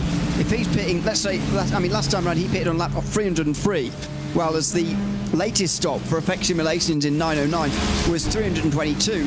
That's 19 laps less fuel taken on, so basically half a tank of fuel less that Effect Simulations have to take on versus the likes of Apex Racing Team. Now, they're not directly racing each other, so I guess it doesn't matter so much, but, even the 908 Effect Simulations car, which is only 30 seconds behind them, is 9 laps better off on fuel. The 003 is 8 laps later pitting than the Apex Racing Team, and number 19 is 6 laps later. So all of these are cars within seconds of the Apex Racing Team. They'll spend seconds refueling that amount compared to the others around them. Yeah, they are going to lose some places. That is a good point to make, as there's 2 cars within 3 seconds behind them. So that is going to very easily change around. And in these races, it's always better to go longer. Even if it's 1 lap over the course of 7 hours, it definitely adds up. And a little bit of a misjudgment maybe by some of those teams, a couple of teams that are going to be just doing a flat-out one, such as Drago Racing. We'll have to see in G3 of them going doing the flat-out strategy, doing an extra pit stop maybe. We'll have to see. Maybe a splash, but we'll have to see how that is going to affect their race later on. But that is the long game, and we won't really know until we get to that final pit stop. But we go just under 3 hours remaining, and it is Pinto leading the way, but by a second still from Spets. But it's getting messy with the traffic now. Yeah. Oh, and outside, that's really dicey with the curb out there. Oh, and he squeezes himself down on the left-hand side there as well. That was a great bit of traffic work in the end. That was almost disaster. Turned around on its head there from Diogo Pinto, who gains a second out of it on Alexander Spets, who again has got to do all that work again. For all the for all the talk we do about luck in traffic, that was a great bit of driving from Pinto that, yes, he gained time for it, but absolutely deserved it as well. Bravery paid off there. Yeah, you definitely make your own luck, to be honest, with the traffic, because if you start doing silly moves, then you sort of put yourself behind the general flow of the GTs, and then you keep on getting stuck at the awkward moments. But I'd love to see an onboard of that one, to be honest, because at one point he was 3 wide, coming out of exit T1, then he sent another car going into turn 2 and 3. That is brave, and that's, to be honest, has saved his bacon on this battle, because otherwise Spets would have been all over the back of him coming at the next half of the lap. So very, very big moves there by Pinto, and it's I mean, that's not reactionary moves. I mean, that's just pure instinct. You just see a gap and you go for it. Yeah, and you know, it's one of those moves that actually, if it doesn't come off, you know, you're called stupid by the whole community in a way, because it's, and here it is, by the way, the onboard. We're on the outside of Lamborghini, fair enough, because that's the way it was posing, but this is an impossibly small gap. It's halfway on the grass. I mean, we talked earlier about the over-aggression of the prototype drivers, and, you know, as I say, if that ends up in a... And you can even see there's an LMP2 on the inside of that as well. So that was absolutely ridiculous there from Pinto. In the lead of the race, 7 hours into it, and he's fighting like it's the last lap. Pretty crazy. Absolutely love to see that, though, and that is what we are here for, some entertainment, and that was certainly very entertaining indeed. We see Xander Reed from 2nd place in the GT3 category is coming in. There's a few other drivers that will be coming, Coanda Esports, Michael Janney, and also Josh Thompson for Team Redline. Those cars will be coming in basically probably in the next lap, so the top 3 there of the current standings will all be down pit road shortly. Another team who've made it to the hour, Coanda Esports. Team Redline are doing much more than that at the moment. They're going further. Last time round they went 4 laps longer than... Sorry, no, they didn't. They went 2 laps longer, sorry, than Coanda. See what they do this time, whether they go for that again or whether they don't see the point. I mean, there always is a point of going on a bit further. It helps you fuel-wise, but it won't really materially affect things just for now. Enzo Benito, by the way, back into 103, which, in case you weren't with us, 103's just got into 3rd place, although it's yet to stop yet. Benito had a disconnection and just inside 2 hours gone of the race, just inside the 3rd stint of the race. And that put 103 a lap down at the time. I think they still are, really, but they're just slowly ghosting their way through the field as well, persevering. And again, glad to see even the big teams carrying on in this race. Some just give up immediately when they're laps down, but thankfully they didn't, and they've continued on. I guess one thing you could argue is they've done, you know, all this practice. They might as well do that, and I'm sure some of the more professional teams have some sort of sponsor obligations as well to be out there on the circuit and try and get some screen time. So you might as well continue on, but certainly it is difficult to continue when you have all this prep. You come into the race, you think you're doing well, maybe you are doing well, and then it all goes wrong in the blink of an eye. It's very easy to give up, but it is good to see that some of those teams are continuing on. Even the ones you said that were quite a few laps down, coming back out onto the circuit, maybe to try something, to try and help a teammate. That is what endurance racing is all about there, as we're seeing the number 4 in P4, Luke McEwen behind the wheel, working his way through some traffic. And ironically there, when he got past that grid and go car, it took him a good few 100 meters to actually start pulling away. So just showing you that it's not at every part of the track where the GTPs are massively faster than some, and they're basically the same speed as the GT3s. Yeah. It's always the thing you've got to remember when you're in traffic. As the pit stop for Josh Thompson now cleanses the field in GT3. I'll do a run through when he's got to where he should be, but to start that early, the number 69 who you can see here just in front of 4th placed number 4, Team Redline. That is going to be the leading Aston Martin now, with just under 3 hours to go at Petit Le Mans. And Porsche Coanda are being caught for 3rd place. That's why we're following number 4. The gap is about a second here. And again, we're just beginning to ponder where this Porsche Coanda strategy is going to take them, considering they went 13 laps longer than the number 3, for example, last time round. But Is it just going to send them further and further back in terms of lap speed? Or are they going to see the benefits of that with their strategy later on? At the moment, it does just look like they're falling through the field. Yeah, they lost about half a second to Drago ahead on that previous lap. Obviously these things do ebb and flow, and it depends on the traffic. So we'll have to see that one if that one continues. But it is on average. Every time we look, they are a little bit slower. So that is not ideal. Of course, that is part of their strategy. But will they gain it back later on in the pit lane? I'm not convinced at this moment in time, but we'll certainly see how that one unfolds. To be honest, it's going to be a bit tight, I think, if it is going to work or not, as we're seeing Thompson and Rubler here. So this is the 69 that Alex Dunn was driving earlier. Rubler's got in that. He's leading the way now by half a second. Of course, different strategies. Thompson just come out of the pit lane, and we're needing to get back up to speed. But Rubler not halfway, a third of the way through his stint already. So, with the field cleansed, I will just do the GT3 run through, and just inside 3 hours to go in this race. Today, Nicholas Rubler indeed leading the field in number 69, just in first position ahead of Josh Thompson. Enzo Benito is going to fall through the field, so ignoring him, Luca Kita is then up to third place for the Apex Racing team. Still 15 odd seconds off the lead at the moment, and about 13 off of Team Redline, who I still think are basically race leaders at the moment. Xander Reed will move into fourth place ahead of Michael Gianni, so there'll be two in the top 5 for Coanda. Then it will be Manuel Troncoso, I think. Then Sven Haase, who's currently in 8th place, ahead of Parker White in 9th. I think Benito will just slot in front of Haase. Actually, it's going to be quite close. There's quite a lot of drivers around there, and running out the top 10 is Lasse Bach, who seems to have lost a bit of time through this pit stop phase. He's nowhere near that gridandgo.com esports car anymore, and Parker White's now past him, so I do wonder where Lasse Bach lost all that time. Benito coming out the pit lane now. Where's he going to exit the pit lane? He will be just behind Haase and just in front of White, but not for very long. Parker White will go straight through. Now this might be... that's White. As he got past the Grid and Go car, Lasse Bach went for a spin through turn 6, and that answers the question why they've lost so much time. And this is a very tight portion of the field as well.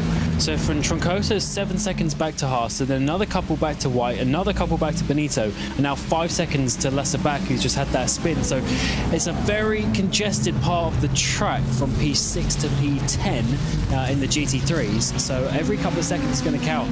And that spin there for the number 5, Dane Train for Lasse Bach, that is going to be a very important and costly spin for them. This is the battle for the race lead again. 2 hours 50 to go, and the sunlight has almost all gone. Sunset very shortly here in Braselton, Georgia, as the Petit Le Mans enters the night and its final phase. A quarter of the race to go, just over at this stage. And Diego Pinto continues to hold on from Alexander Spets at the front of the field. We've seen it again and again. Earlier it was Porsche Coanda and Josh Rogers who had to defend from Spets.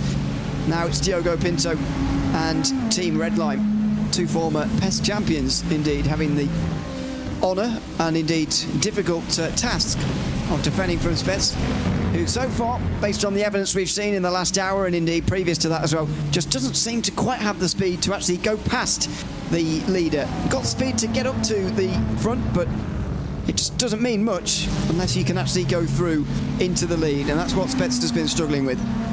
Got a battle for third place with McEwen and Caruso swapping positions, as the number 4, who was in P4 for quite a while, now gets up into P3, and the Porsche Coanda 092, driven by Jordan Caruso, has dropped back. They follow each other down through the S's and in towards T5. They swap positions, seemingly maybe coming up towards turn 1, and now as they get past one of the other Coanda cars, it looks like going to the outside for Caruso, but not enough to regain that place. So Redline now have 2 cars inside the podium places.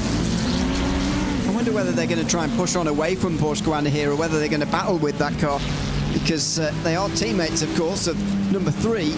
And at the moment, although on a different strategy, Jordan Caruso does pose a bit of a risk here, and the two make contact. Here we go. There's going to be a proper battle here, and McEwen keeps him behind for the moment, but how long does he continue to do this for, and at what stage do the number 4 team start to think, well, I can have a podium myself here? And, well, it doesn't really matter, because straight into pit lane, another 38 laps for Team Redline, and they're into pit lane. Yeah, that is just a nice little, second loss there. Well, actually, it's really 2 seconds lost for Porsche Coanda, and they could be a crucial 2 seconds. So the number 4 effectively helping their teammate a couple of hours in advance as the 4 comes down pit road. As I would expect, therefore, that Pinto's going to come in on this lap, as they were pitting on roughly the same lap before. Pinto's still on a 37-lap stint right now.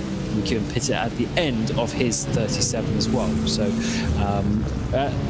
just on cue, Pinto does come down pit lane, and we are going to be seeing that car of Jordan Caruso take the race lead, because Spets will be coming in about 2 laps as well.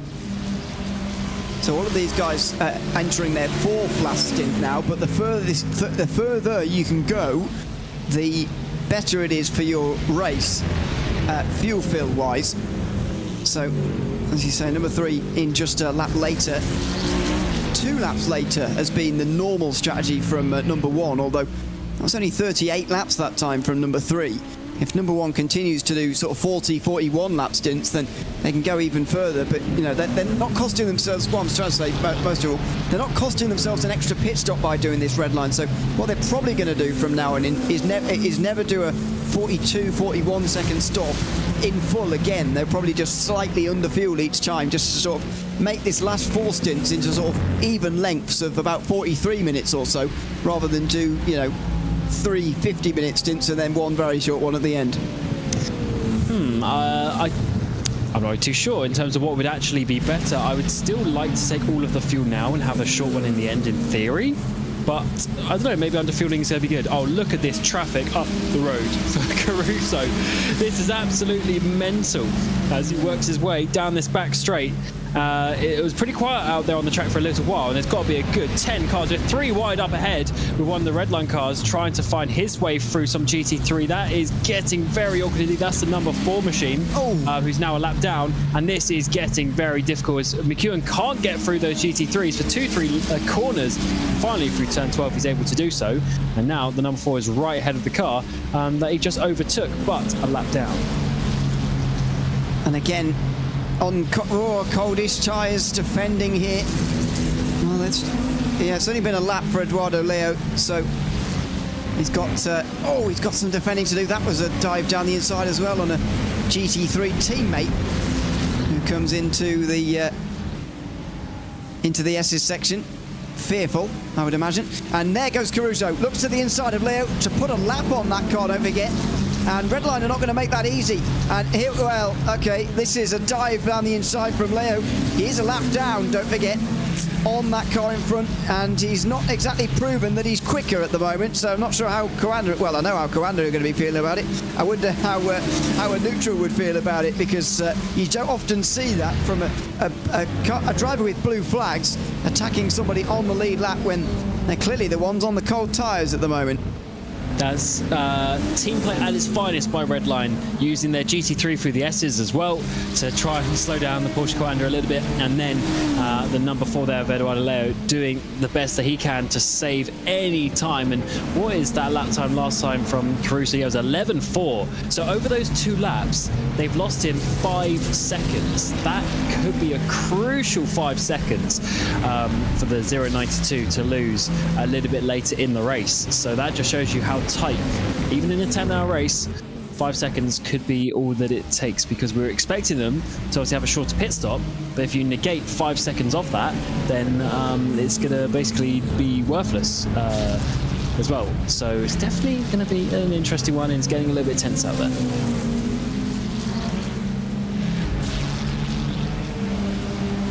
Well, that was a tight moment for a few laps there, but Caruso gets clear and will now continue on for potentially another 10-15 laps actually. Alexander Spets looks like he is going to continue on for a 41 or 42 lap stint, or at least 40 anyway. He's on lap 40 right now as Jaden Munoz comes in at the latest in number 9. So we'll see which of those two strategies works out. I mean, again, Drago and Redline are on the same strategy ultimately, but even they've sort of split apart slightly in the final 3 hours of this race as well. Two different ways to get to the very end in this situation. Drago did do a short fill earlier on, by the way, when Ate Kauppinen was put into that number 1 car, and that was just to get them some track position over Porsche Coanda, who they couldn't overtake at the time. And then they ended up losing the lead through the rain period, which is where Redline really started to come alive. But you just wonder which of the two is going to work at the moment, and whether Spets can actually get out in front with his overcut like he was trying to last time, and whether this time it might actually work, because last time it looked very difficult to hold on to the lead from the position he was in. Yeah, the overcut will work in terms of getting the track position, but then it's holding on to it on the cold tyres, isn't it, when you come out? So, last time he was overtaken down through the S's, and I guess if he could be a little bit further ahead, maybe he has some sort of a chance, but to be honest, it just takes you a couple of laps, so you already lose a couple of seconds on that first lap, maybe another second on the second one as well, so you've got to allow for like an extra 3 seconds in there. It's definitely not the ideal situation with the cold tyres, but I do love that fact though, that when you come out now, the way the tyres work now, you have those couple of laps where you can't push to the max. You're going to be a little bit slower. It just adds a little bit more to the strategy, into the battles, and how you work your way through a race. So that's very fun indeed to see.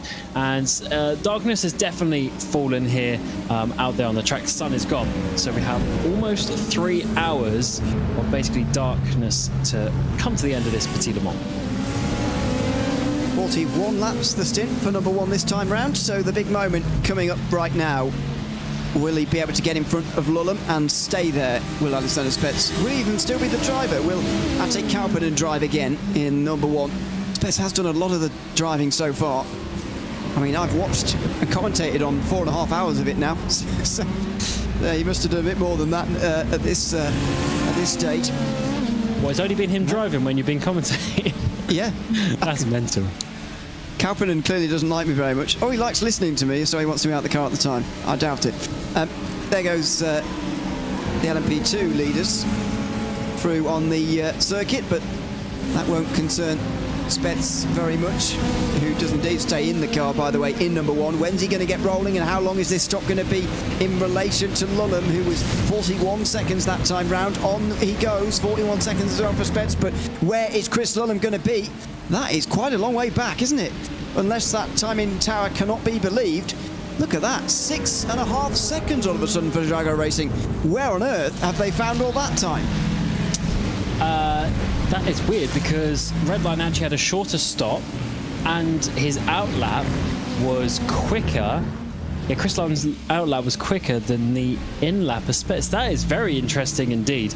But there must have just been a couple of laps there when Redline were getting up to speed that the Drago car was faster. But let's see how much of that time is going to go down, as obviously we're going to see Spets be a bit slow for a couple of laps. So either way, Drago have definitely gained a couple of seconds overall, I would say. No incidents showing for Redline on our end, so unless this is just the tyre warm-up phase now, which is going to bring these two right back together again. But I mean, 6 seconds is such a massive gap. Surely it can't be that, but maybe it is, because it's already crashing down to 3 seconds now on this lap. And of course, Lulham is a new driver in the car as well, at least for this stint. So puzzling one, but looks like Drago Racing may well have the chance to lead some laps here, although not just yet, because Jordan Caruso is going to carry on for another 10 laps or so. He is 26 seconds in front of these guys, and Porsche Coanda will hope this is a vision of what the end of the race might look like if their strategy indeed does flip round the right way.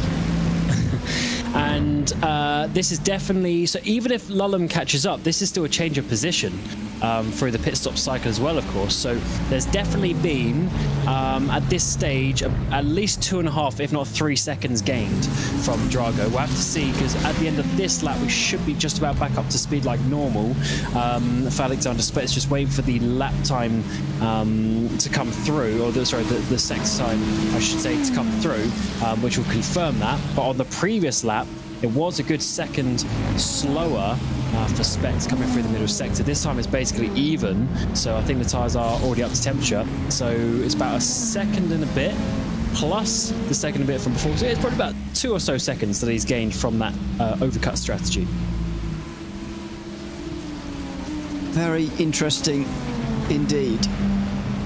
Although, you know, they're not quite there yet. 1.1, I mean, yeah, last time was a 110.9 for Speds, so still 2.2 last time round. I think lap 3 is the first time it's properly even, but we'll wait and see here. We'll wait and see how aggressive Lulham is going to be in terms of actually trying to pass Drago Racing's #1 car as well. As, by the way, we just get less than a standard IMSA race distance remaining, 2 hours 40, which is just over a quarter of this race remaining. There's some teammates getting in the way of #1 Drago Racing, and Lulham will now be picking up the slipstream from that BMW in front. Are we about to see another tantalising leading battle here between these two? He's still not happy, is he, with the temperature, weaving around a little bit on the back straight? Yeah, maybe you're right. Maybe it's a little bit further, but that is mental. So 6 seconds down to basically nothing in 3 laps. So 2 seconds a lap you lose for 3 laps. That is pretty awesome, actually. The tyres are working. I'm loving it. To see the fact that the drivers have some challenge, have some difficulty. As much as we might be changing tyres all the time, and we're not, you know, double stinting, things like that, you still have to think about it when you come out of the pit lane. Very, very awkward point of the race for these drivers. They are 29 seconds off the lead, but remember that Jordan Caruso Porsche Coanda car is going to owe us a pit stop in less than 10 laps, probably another 6 laps or so. Yeah, last stint for them was 43 laps long. They've just completed lap 33 now. This is lap 34, so another 9 laps perhaps for them. I was just chatting to Matt Backham, actually, from Porsche Coanda, who's not a driver anymore for them, but still does a lot of pit wall work, and he's not working on the GTP here today, but is working on the GT3s, and he said from the atmosphere in the team and so on, that they think, at least the guys who are working on the GTP strategy and whatever, seem to think that it might well be very close at the end of the race. Could even be a straight fight between the teams in the final stint of the race when everybody's made their final stop. As Daniel Sibisabo here gets himself in front of Leo Russell in the iNet Motorsport blue car, but that's a tantalising prospect as well. Not only Drago versus Redline straight fight as it is at the moment, but Porsche Coanda think they'll be in the mix as well in that final half an hour. That's what we love to see as the battles get close once more. So LMP2, that is for 3rd place. The battle for the lead has swapped around at the moment, but that's because we are waiting for the FEC Simulations Maradnas car, the 909, to come into the pit lane, and that will put the 288 Delatraz back in the lead of class. But at the moment, it's only those top 2 drivers on the lead lap. So very spaced out a little bit more in the LMP2s, but of course the pit stop for the 909 is going to help that situation. Back to the potential fight for the lead once Coanda pit at the front, and it seems to have stabilised, and we do have just shy of a second. Now Spets is up to speed. Unfortunately, in the previous stint, he was stuck behind, couldn't get past, but fortunately this time around, he's got ahead. Let's see if there's going to be any change now in how we see the rest of this race. Once they've got ahead, are they going to be able to stay there?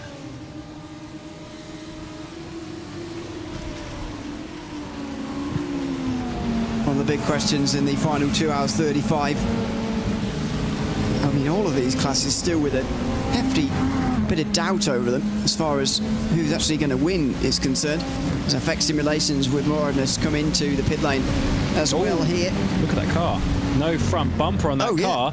That Spets just went past, coming through turn 5. Couldn't tell you who it is because there's no information. Let's see how this one happened. Is it the Coanda car? It is, as someone's going to be sending it down the inside there and absolutely puts him in the wall. That's a huge hit there for the Coanda car. That is, by the way, exactly what happened, almost exactly what happened to Hugh Barger in the number 7 earlier. I mean, look at this from on board. Oh, Was that absolutely Roussel? sideswiped. Was that the 19 of Roussel? Did look a bit like it, didn't it? Because I think it was the apex of Giovinazzo that was just in front of him. So that was the car who was 4th place in the LMP2s, went for the move, and just a bit mistimed, and absolutely sends the Commander into the wall. Well spotted, by the way. That was a big hit, though. Now, speaking of LMP2, Nathan Olsen has gotten into the Affection Relations car and now has been tasked with catching Corentin Moulereau in his final stint of the race. 2.5 hours to go. They might well continue on from now until the finish. This is Chesney Esports, I think, clipping a curb. Oh! Was that in front of the race leader, Jordan Caruso, or was that one of the other Porsche commanders? Because they had to do some real evasive action there through the S's as well. I'm not quite sure at this point in time, but that was very close either way to taking out another car, and very, very lucky for those indeed. It was definitely one of the Porsche commanders, whether it's Mitchell de Jong or Jordan Caruso, hard to say at that time, but wow, that was close. And we're starting, it was Caruso, your race leader. Oh my word, that was close. That Acura just getting out of the way in time. I mean, those are the moments that make or break races, aren't they? Those are the moments you look back on at the end and think, my goodness, if that had gone wrong, we would have been in bed by now. But wow, Caruso will be woken up after that. Great bit of driving to avoid. And he continues on in the lead. He did lose a bit of time, but that's to be expected. And you'd rather that trade-off as well, to be fair, because the other option was crashing. So this is sometimes where actually this is getting a little bit awkward for a second, as we're seeing the 3 classes try and have a bit of a battle. There's a huge send up the inside into turn 6. That is not what the 19 would have wanted, as they lost a bit of time there. But I can tell you the reason why is because that is Spets trying to pull away from Lulham, who will be coming in just a little bit further behind. So that is why he was so aggressive. As the 3 classes overtake each other here once more down the back straight. And the boys are starting to get a little bit more frantic out there for some reason as we get to 2.5 hours remaining. I don't know what it is, maybe some different drivers getting in the cars, but oh, that's a big send once more for the 19. It's going to lose a lot of time. That was way too late, and actually they lost more time by not waiting in behind. And they might have even made a bit of contact there with the Falcon Sim Racing team, who are actually battling with Team PDZ. That's why it's taking so long. And here comes Christian Steenberg in the background for 11th on Lewis Woods and gets through. So Steenberg ahead. And actually, even for these guys back here, a top 5 is not that far away. There is 12 seconds up the road to the next car, the Dane Train, in 10th. But after that, there isn't a single gap over 8 seconds all the way to the top 5. So just because these guys are out the top 10 at the moment doesn't mean they can't get a good finish by the end. I have to say, this Mustang has been hanging around this part of the order for quite a while, and I reckon they'll be pleased with their day so far. Up 16 places is never too bad of a day. Qualified 28th, and well, 28th is about 300 laps down at this point. Shows you how much of a different race Falcon Sim Racing have had compared to them. Still though, up 16, still not inside the top 10. That's mental. Well, we did have 31 GT3s start there. This is over half the field that they've worked their way up. Actually, that doesn't sound very good though. That means that they started basically on the second to last row of the grid for their class, but still they've been able to keep going, and they might be able to work their way a little bit further up. As you say, it's just a handful of seconds between some of these cars up ahead of them, and that could very easily turn around, especially as you get to 2.5 hours to go now, and the sun has definitely gone down, and it's darkness out there on the track, and we've seen a few mistakes come for some other teams, so you never know what's going to happen right ahead of you. Still continues to try and pick his way through the darkness. It's not fully dark yet, is it really? I always get too caught up in sunset time, really, because actually sunset time doesn't really tell you when it gets properly dark, is it? Because you can still see the light in the sky. The sun doesn't just turn off when it goes below the horizon. It does still. It's quite powerful.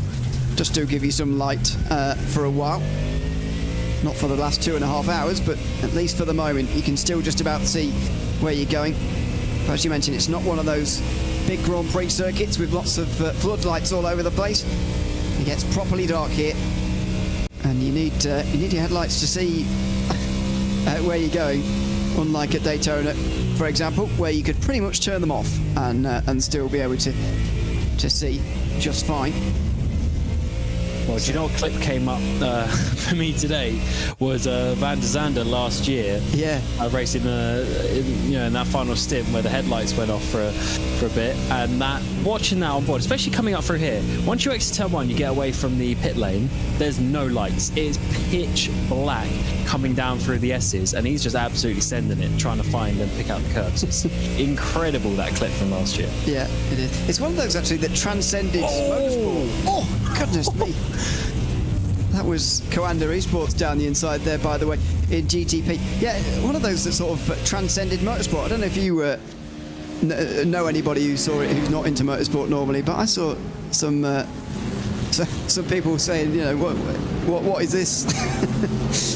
Complete not motorsport fans just wondering how on earth anybody. I mean, I've watched that race for about 10 years, and I don't quite understand how he was able to see where he was going either. But I guess muscle memory as well. When you've done as many events as he has, you can just be able to see where you're going. But it does make you wonder, doesn't it, how far they could actually get without their headlights? Obviously, a bit dangerous to do that in real life, but they seem like they could do all right actually without the lights. I don't think IMSA or the FIA will be listening to that suggestion very closely. But of course, your eyes are a lot better than the camera, so you can definitely see a bit more. But pitch black is still pitch black, So I think there was definitely a lot of muscle memory coming into that, and he was a little bit slower, of course. So it definitely wasn't like he was setting purples, but certainly a great clip. And we don't really have that problem in sim racing, fortunately. We did see that a little bit earlier for that GT3, the kind of car going into the wall, then coming back without headlights. But we never really see that being too much of a problem. So fortunately, we have the safety net of sim racing.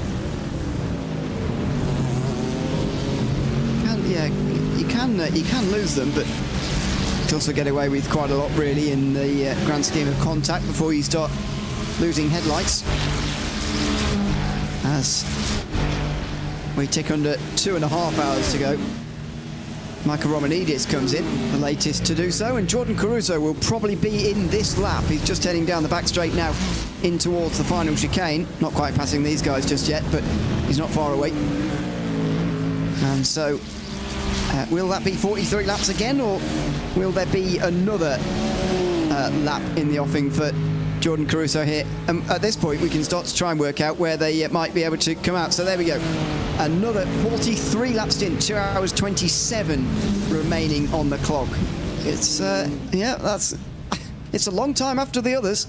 I mean, Lulham is about halfway through his stint now, and Commander are only in now. Yeah, that is pretty crazy. We need to do the maths now. Can he get to the end from here if we divide it into 3, though? That is the important bit of maths to try and work out now.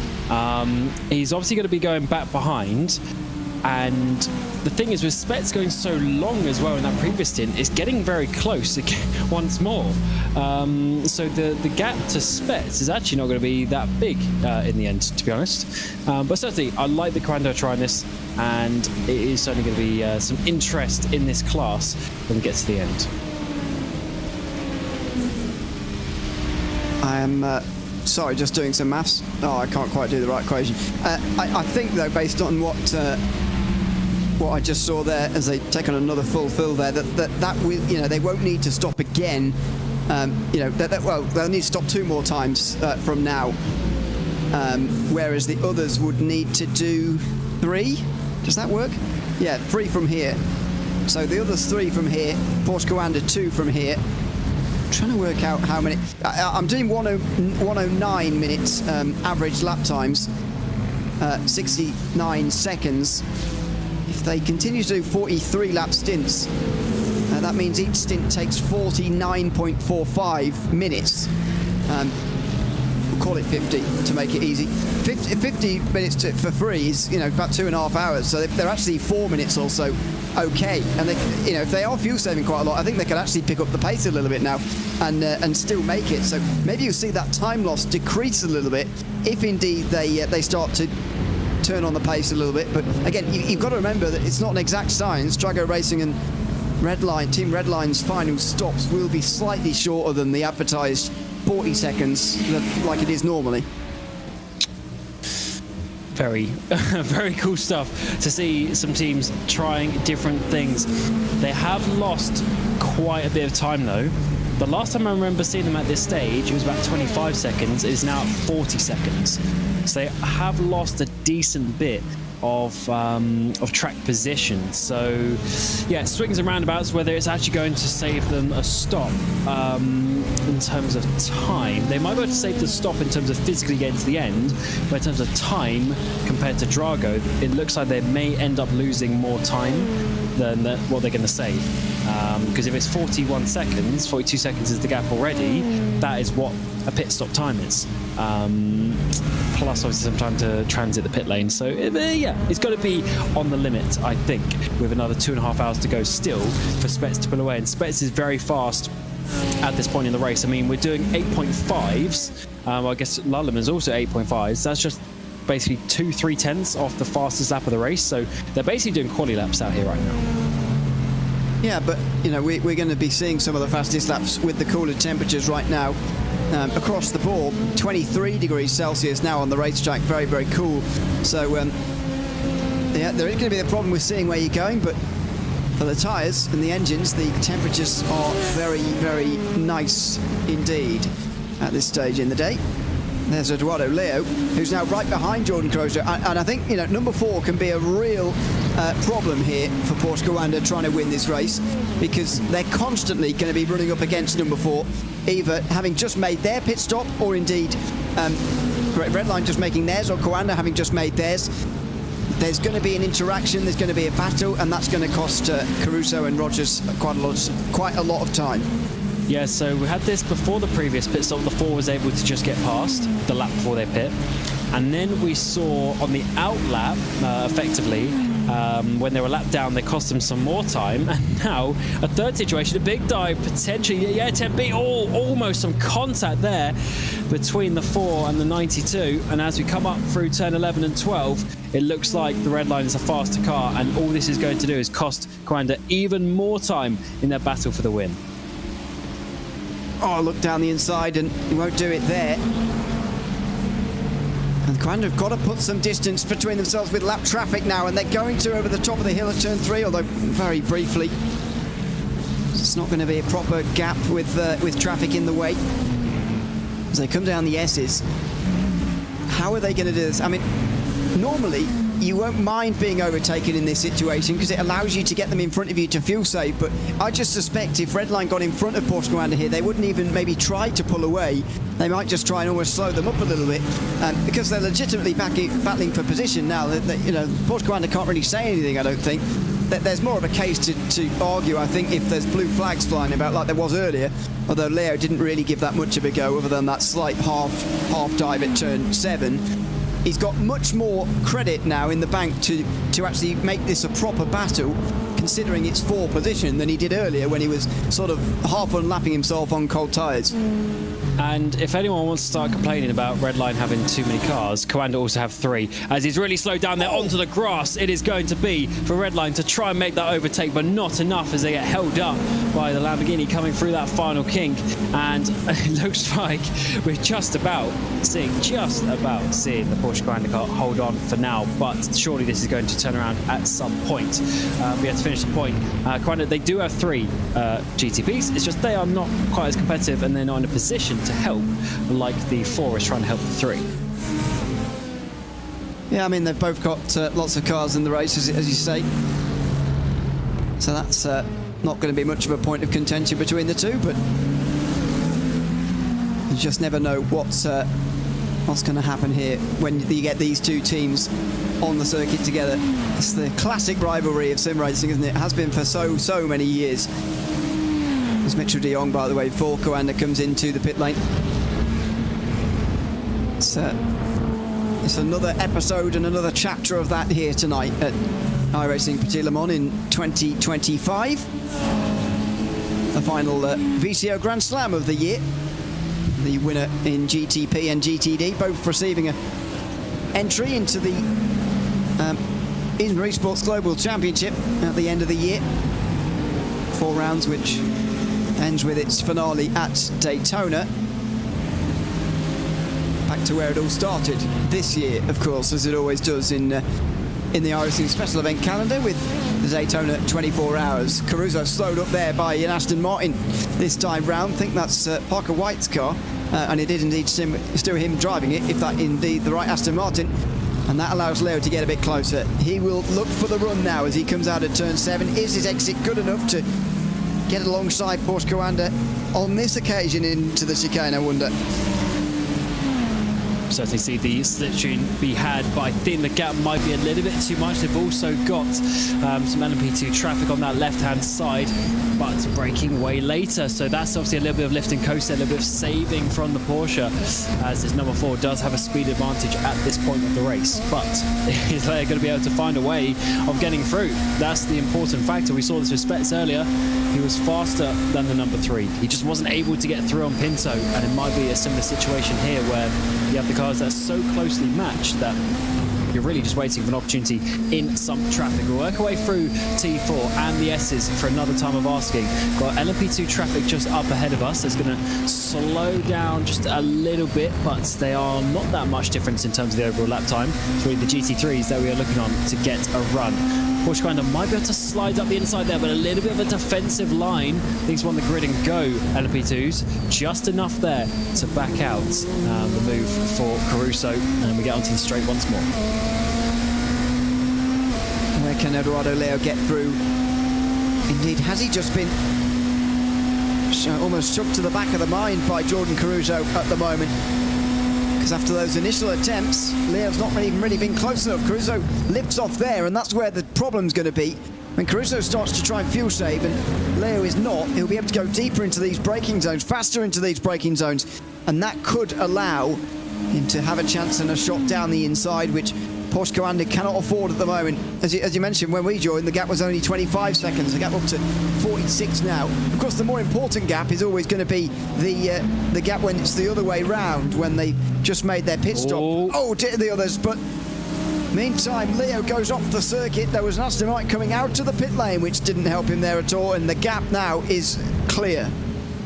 Yeah, just a few too many cars all in the same place at the same time, and the 4, I couldn't quite tell if that was more of a mistake or more of just being safe going over the chicane, but either way it loses some time, and now that really is in the favour of Jordan Caruso. We're over 2 seconds the gap now, very nicely. And these couple of pit stops, we've got Sanchez and Chivigiaro in the pit lane in GTP and LMP2, so definitely some time for them, but also some GT3s now coming, quite a few GT3s coming down pit road. Drago Racing, one of them, after 44 laps on the circuit, so still nowhere near making it on fuel, as we've known that for some time. But I think we know even more clearly now that their strategy is also not the one that is working. It's really a battle between Thompson and Keita, I think, and 8 seconds now the gap. I think it was as high as 12 seconds in our time here in the last hour and 45. So I do wonder whether Keita's catching here and whether that can continue, and whether that will give him actually the lead of the race a little bit later in GTD, or whether this is only a moment going on for now. But 8 seconds, if it's come down 4 in the last hour 45, then 4 seconds that is, then you do wonder what he might be able to do in the next 2 hours 15, and whether he's got enough time to close in enough to make this a proper battle for the win. Which is exactly what we want to see. As the race goes down, sometimes the opportunities reduce in terms of some overtakes, especially for the top position, but this would be very exciting indeed, as we see this number 44, Luka Vunch has got in the car, up 16 places as we mentioned, but currently still in that 12th place as we've been seeing for a little while. They are less than a second behind PGZ, which is that BMW just up ahead of them, but we've seen that for a little while now, as they both made their pit stop about 3 or 4 laps ago. And looking at the pit stop times, yeah, they're basically almost identical in the pit stop time, so no reason to change this battle for now, but maybe Vunch has a little bit more speed. We'll have to find out if that 44 can finally make that move. Does feel like, again, like a little bit like they've hit their ceiling, but let's hope not for their sake. They've got a bit of a second wind at the end of this race. So still yet to see pit stops from the front guys in GT3. That's because we're expecting them to get to the hour and more. But out front, Spets has lost his lead. He's less than a second now in front of Lulham. And Caruso has lost his gap over Eduardo Leo as well. This is even closer than a second. So 2 battles for high positions in GTP. Again, exactly what we want to see. But this is more about Redline slowing Coanda almost, it feels like. Whereas the battle for the lead is a legitimate one between 2 teams on the same strategy. And it looks like the strategies are still to be obviously going on to the very final pit stop, which is very exciting indeed. That's still with a couple of hours, as that got very close there with the GT3 car, but we were able to get through for Caruso, and it does look like Leo has the speed here as he's caught back up. So Caruso, well, we know he's saving a bit of fuel to be fair, but there's definitely a little bit more speed in that Leo car than number 4 as it stands. He just needs to find a way through. There's not enough saving, or maybe it's just he's saving up the crucial points for Caruso, that there's not enough for the 4 to find a way through. And look at the Porsche, just gets off T7, gets another car length or so, and now basically the BMW can't be doing much in the back straight. I do wonder whether the Porsche has better traction out of 7, just generally as a manufacturer, because we saw Spets really struggling to get the run that required to actually make his way down the inside by they got to here at the end of the straight, but maybe not. I mean, it's a manufacturer difference, I guess, between the front guys. 3 BMWs in the top 4 at the moment. Oh, and another bit of defending from Jordan Caruso.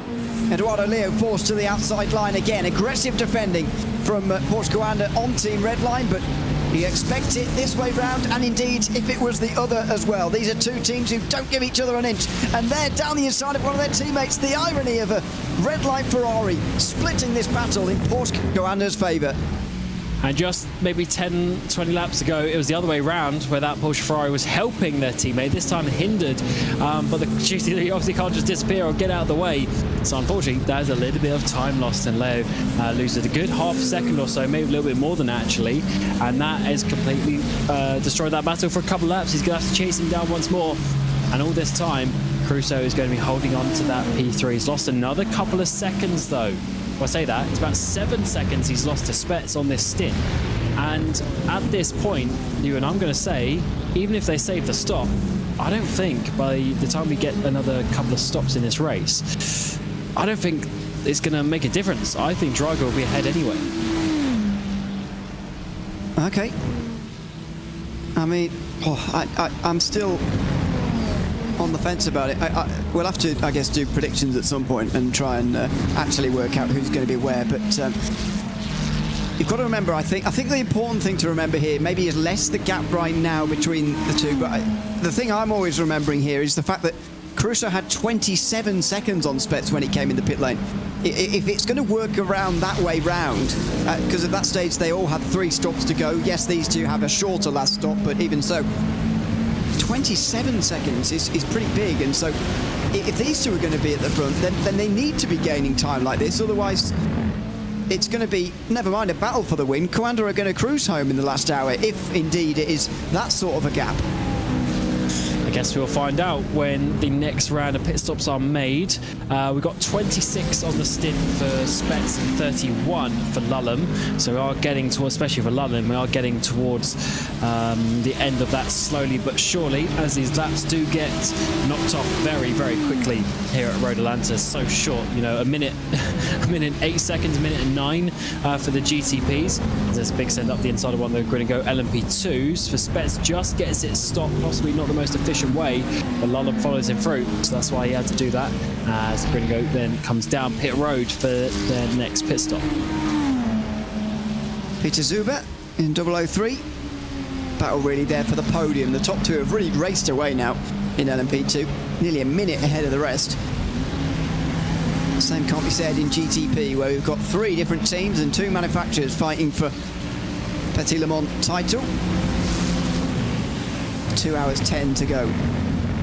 I've got to say, I absolutely adore this stage in an endurance race where it's not, the strategy's not quite figured itself out yet, and you've absolutely no idea who's going to actually win, or indeed which one will prevail. Because if the Drago and Redline strategy prevails, we've even got a battle for the race win between 2 teams doing exactly the same thing. At the moment, Lulham's catching at Spets, and that has generally been the case, where Redline through the middle of the stint have been a little bit stronger, and then in the last 10 laps or so, which we're about to reach now, Alexander Spets does seem to get a little bit stronger and just pull close to Redline. What was happening in previous stints, maybe he'll pull away in this case. But yeah, so fascinating. The unknown is so fascinating at this stage, at late stage in a race. It certainly is, and that's why we go racing for this amount of time, as you never know what's going to happen towards the end. Leo Roussel, the 19 car, comes down pit road as we see the 1 car getting close with the Coanda Esports, slides it up the inside before, I think that's another Redline car that they're going to come on now, but nothing can be done by that GT3 apart from just to stay to the side, and it is Spets who's going to be able to get past one of his sister teammates as well, as that is one of the Drago cars. So that actually must be Rubula and Benito, who are battling for P5 in GT3. They were the ones that they just got past there. So obviously slightly, completely different strategies there. Benito is 3/4 of the way through his stint, but Rubula has stopped early, as he has in that 69 car all afternoon. And unfortunately, there is a strategy battle there, but only going one way as far as Drago Racing concerned. It's not the right way for them. Excuse me. So not too far away again in GTP. This battle by far the closest as Shibishaba gets in front of Leo Roussel on the exit of the pit lane. That will be the battle for third. Effect Simulations should drop away in 9:08. So it's the Apex Racing team and Daniel Shibishaba who now is at the front of that group. Let's see if he also is doing the same amount of stops as they are, though, because he does pit quite a lot earlier than them, which may be a bit of a concern. Rubila, for his part, has come out right behind Enzo Benito. So this was the battle between these 2 teams for the race win earlier on, or at least the race lead. Not anymore, as a car in the background there through turn 7 goes on a wild ride. And this actually swapped around. So that 1 lap ago, where the prototypes go past, Rublo was ahead. So Benito's got past in the last lap or 2, and is now trying to pull away, as he's much lighter at this moment of time. Obviously, having his stop coming, well, he's still got almost 10 laps to be fair, but much lighter obviously than Rublo. He's got 40 odd laps of fuel left in his car. So still plenty of battles going out there. Just, every lap, sometimes you think quietens down for a couple laps, and then someone will find a way of getting through. And then all of a sudden, you see a car spinning on the exit of T5. As Roussel's coming back in. Oh, was he the car that we saw spinning, maybe? Rubla also down pit road after also coming in. That's very interesting. Both of those cars, they've recently been down. So this for the 69, that might be game, set, and match then for the race win. Well, and for number 19, it's definitely not a podium in that case either. So we'll need to try and find out what happened there, but they've both got a black flag, we're hearing. Now, is that just for a drive-through for both? It looks like it. Now, I wonder whether they might have hit each other, or indeed... oh, that's separate. That's the 12 car backing it into the wall. Rincon Racing, who are currently 8th. This is Telkala, sorry. Telkala? Getting it all wrong. He gets it all wrong as well through turn 5. Big spin and needs to get out of there because that's a blind crest. Careful! Oh, dear me. And this is Roussel getting his last incident point, it looks like, before a drive-through penalty. You get 50 incident points for 10 hours here, by the way. That loss of control plus off-track combination has given him a drive-through, and it must have been another off-track as well for Rubelar to get him one as well. But that's quite quickly getting through your 50 with over 2 hours to go and only 10 until the next one. Yeah, I mean, it's a difficult track, isn't it? Let's be honest. So if we do 50 divided by 8, 20. yeah, 50 divided by 8, I mean, that's 6 every hour so far. That's 1 every 10 minutes. I guess it's quite easy to do so, especially if you pick up, your 4Xs or 2Xs here and there. It can add up very, very quickly indeed, and it's certainly a track that you can do that. There's a lot of places to make contact with cars. There's a lot of places to go off the track, and obviously with the spins as well. So I'm not surprised that a few drivers are getting that, but the fact that the 69 has had that one, obviously if none of the cars ahead get their version of that of that penalty, then yeah, they're basically now a lap down, and yeah, cool. Even with the cars ahead coming to the pit lane soon, they're not going to come back from that, are they? Yeah, it's 20 before the next drive-through, sorry, but even if they continue on at the current rate that they're getting, they'll still get one, because they're currently going at 5 an hour, and they've got 10 an hour, and oh no, 5 an hour, I was right the first time. But anyway, they are with 2 hours to go, could land themselves in trouble with that. We'll wait and see whether they do, as we go on board with Leo again. Porsche Commander just up in front and not letting go, but also Leo not getting close enough. I think Caruso's been very smart with this, actually. I don't think he did very much fuel saving early on in this stint because he wanted to stay in front of Leo, and it at least looked clear from the off-board that he wasn't really fuel saving. Now that Leo's in a worse position, he's a bit further behind, I think Caruso's lifting off a little bit more and returning to the fuel saving that they do still need a bit of to get to the end on the strategy they are hoping to.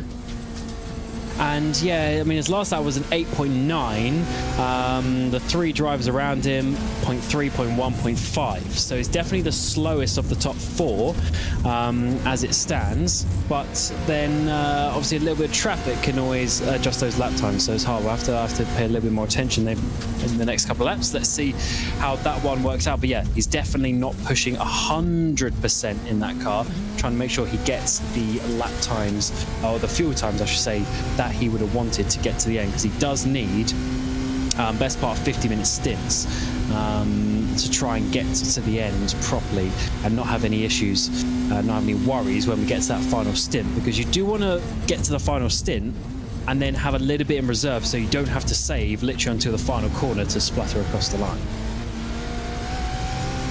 Yeah, especially if this comes down to a late fight, you do want that last burst at the very end of the day, but let's wait and see what happens for that Porsche Commander machine. It's going to be very, very interesting. I'm actually interested to find out where they're going to be in relation to Redline and Drago when they make their pit stops in a couple of moments, because Lullam has done 38 laps already. He's done 38 lap stints for the last 2 at least, maybe more than that. So this is actually a longer stint this time round from Chris Lullam than what it was previously. He's still on the back of Alexander Spets here, so half a second for the race lead, but with an overcut, Spets will definitely come out first, you'd imagine, this next time round, although we weren't expecting him to this time, and he did, so who knows what can happen between those front 2. And I want to see if there's going to be any difference in terms of the stint length between Drago and Coanda, or what sorry, there will be a difference, but what the difference is going to be as well, because that gap between those two, in terms of their stint lengths, was getting pretty close as well. In terms of that battle that we will see later on in the race, I'm sure. Very interesting, as Lullam is getting closer and closer. He was half a second, a bit more than half a second on the previous lap, and he's getting closer once again, putting the pressure on Spets at the front. Does he come in this time round though, or is he going to wait again? Keita, and now he does come into the pit lane at the end of lap 405, so number 3 into the pit lane after 40 laps that time on the stint. Look at Keita, only does just inside of an hour there, so the hour, so that's going to be a concern. To 2:99. Very early stop for them, but now Spencer's got to run well on low fuel, and he's got to make use of this overcut here. Hopefully for him, he'll keep the race lead, because they've not had it very long in this race, and they would like to keep the track position, I would imagine. also like to keep the pace high as well, and this is what these last laps are about. This is only lap 36, could go on for a while yet. Indeed, as we got 30 seconds remain before we get to the 2-hour marker.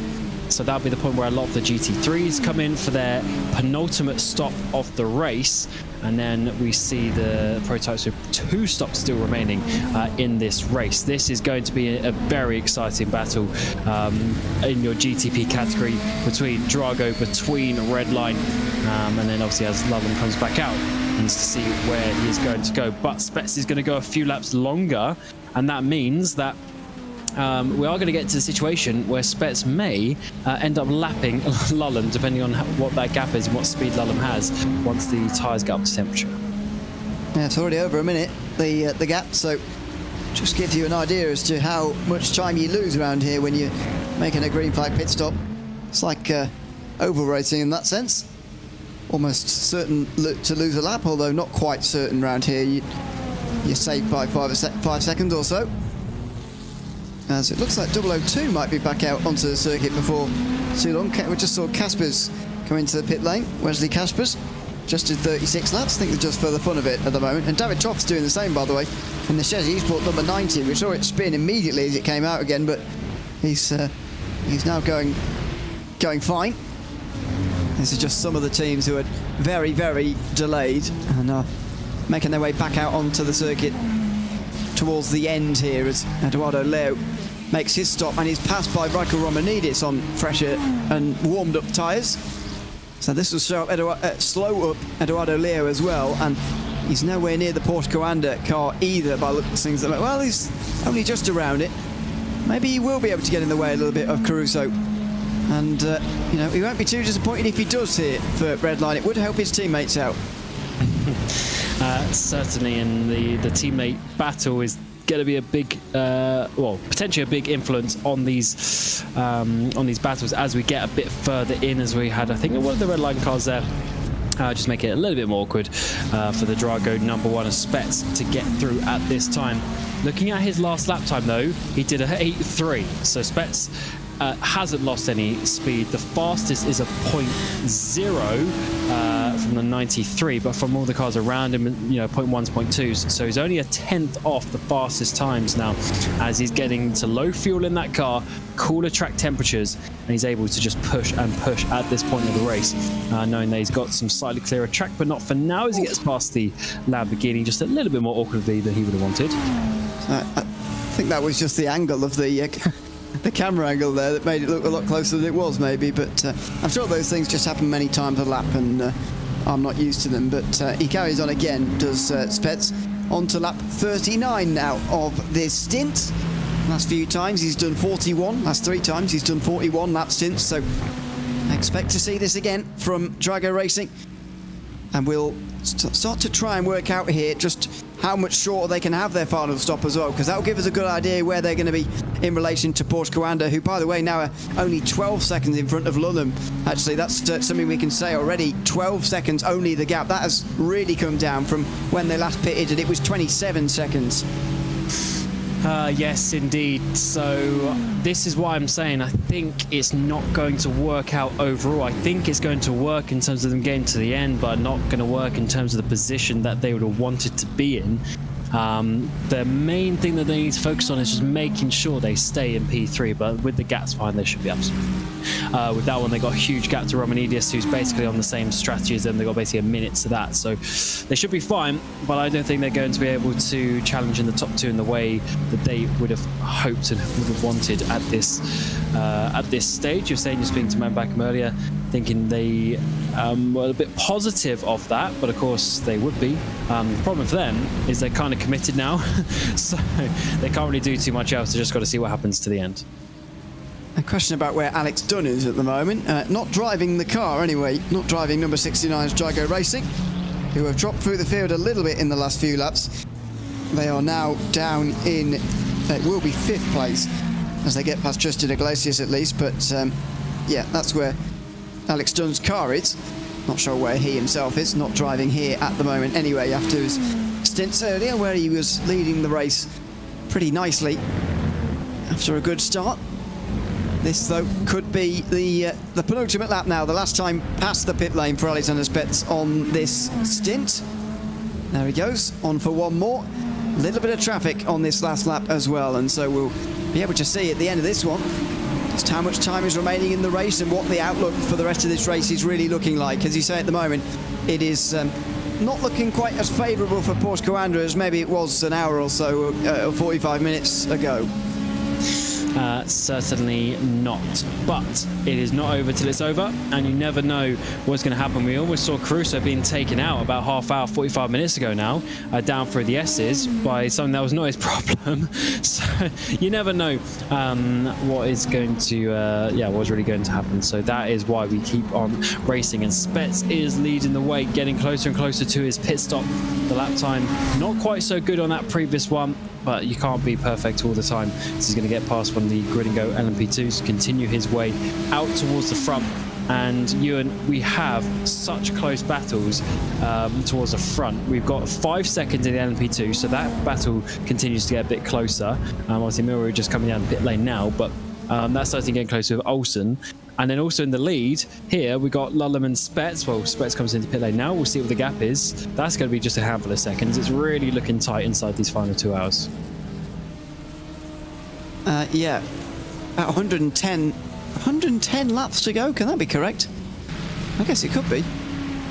With an hour and what is it? 114 minutes to go. No, I suppose so. Maybe. No, that can't be right, can it? There'll be a few less laps than that, but we'll call it about 100 laps remaining. So there will be a quick splash from these guys. But still expecting that Porsche Coanda will be third of the 3 at the moment. Let's see though, as Spets comes in again and goes upon the jacks again. I wonder whether he'll be going to the end from here. You know, he's been driving for a long time already, but there's only a couple of stints remaining, and so he's got to continue on for now. There was a slightly shorter stop from Team Redline last time round, by the way. That's slightly why they're a bit closer. 36.5 seconds, 5 seconds shorter than normal. So even if you take those 5 seconds away, it's a 17-second gap, and it's still not quite in Porsche Coanda's favour. That would still have them losing 10 seconds this time round. 42 seconds in the box then for Spets. It's going to be closer this time, but he will still have the track position. Now, can he hold on to it with Lullam on those fresher, well, not fresher, but warmer, at least, tyres? So they did a shorter stop, and they're still this far behind. Crazy scenes. I wonder why they did that. I guess because they are so far inside the number for this final bit of the race, they just decided to use some of that now to get a bit closer. But definitely an interesting one. I thought he would have wanted to be a little bit closer, but let's see, because he's already caught up to him so much because of the cold tyres. He might walk this down the back straight. This has happened all a lot quicker than we might have expected, but Redline there with a slight short field, just as Drago did earlier on, to try and get the track position and get this race lead.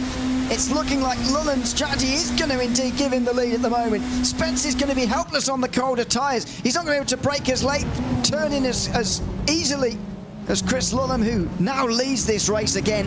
The back and forth between Redline and Drago continues, and Chris Lullam leads with an hour 52 remaining.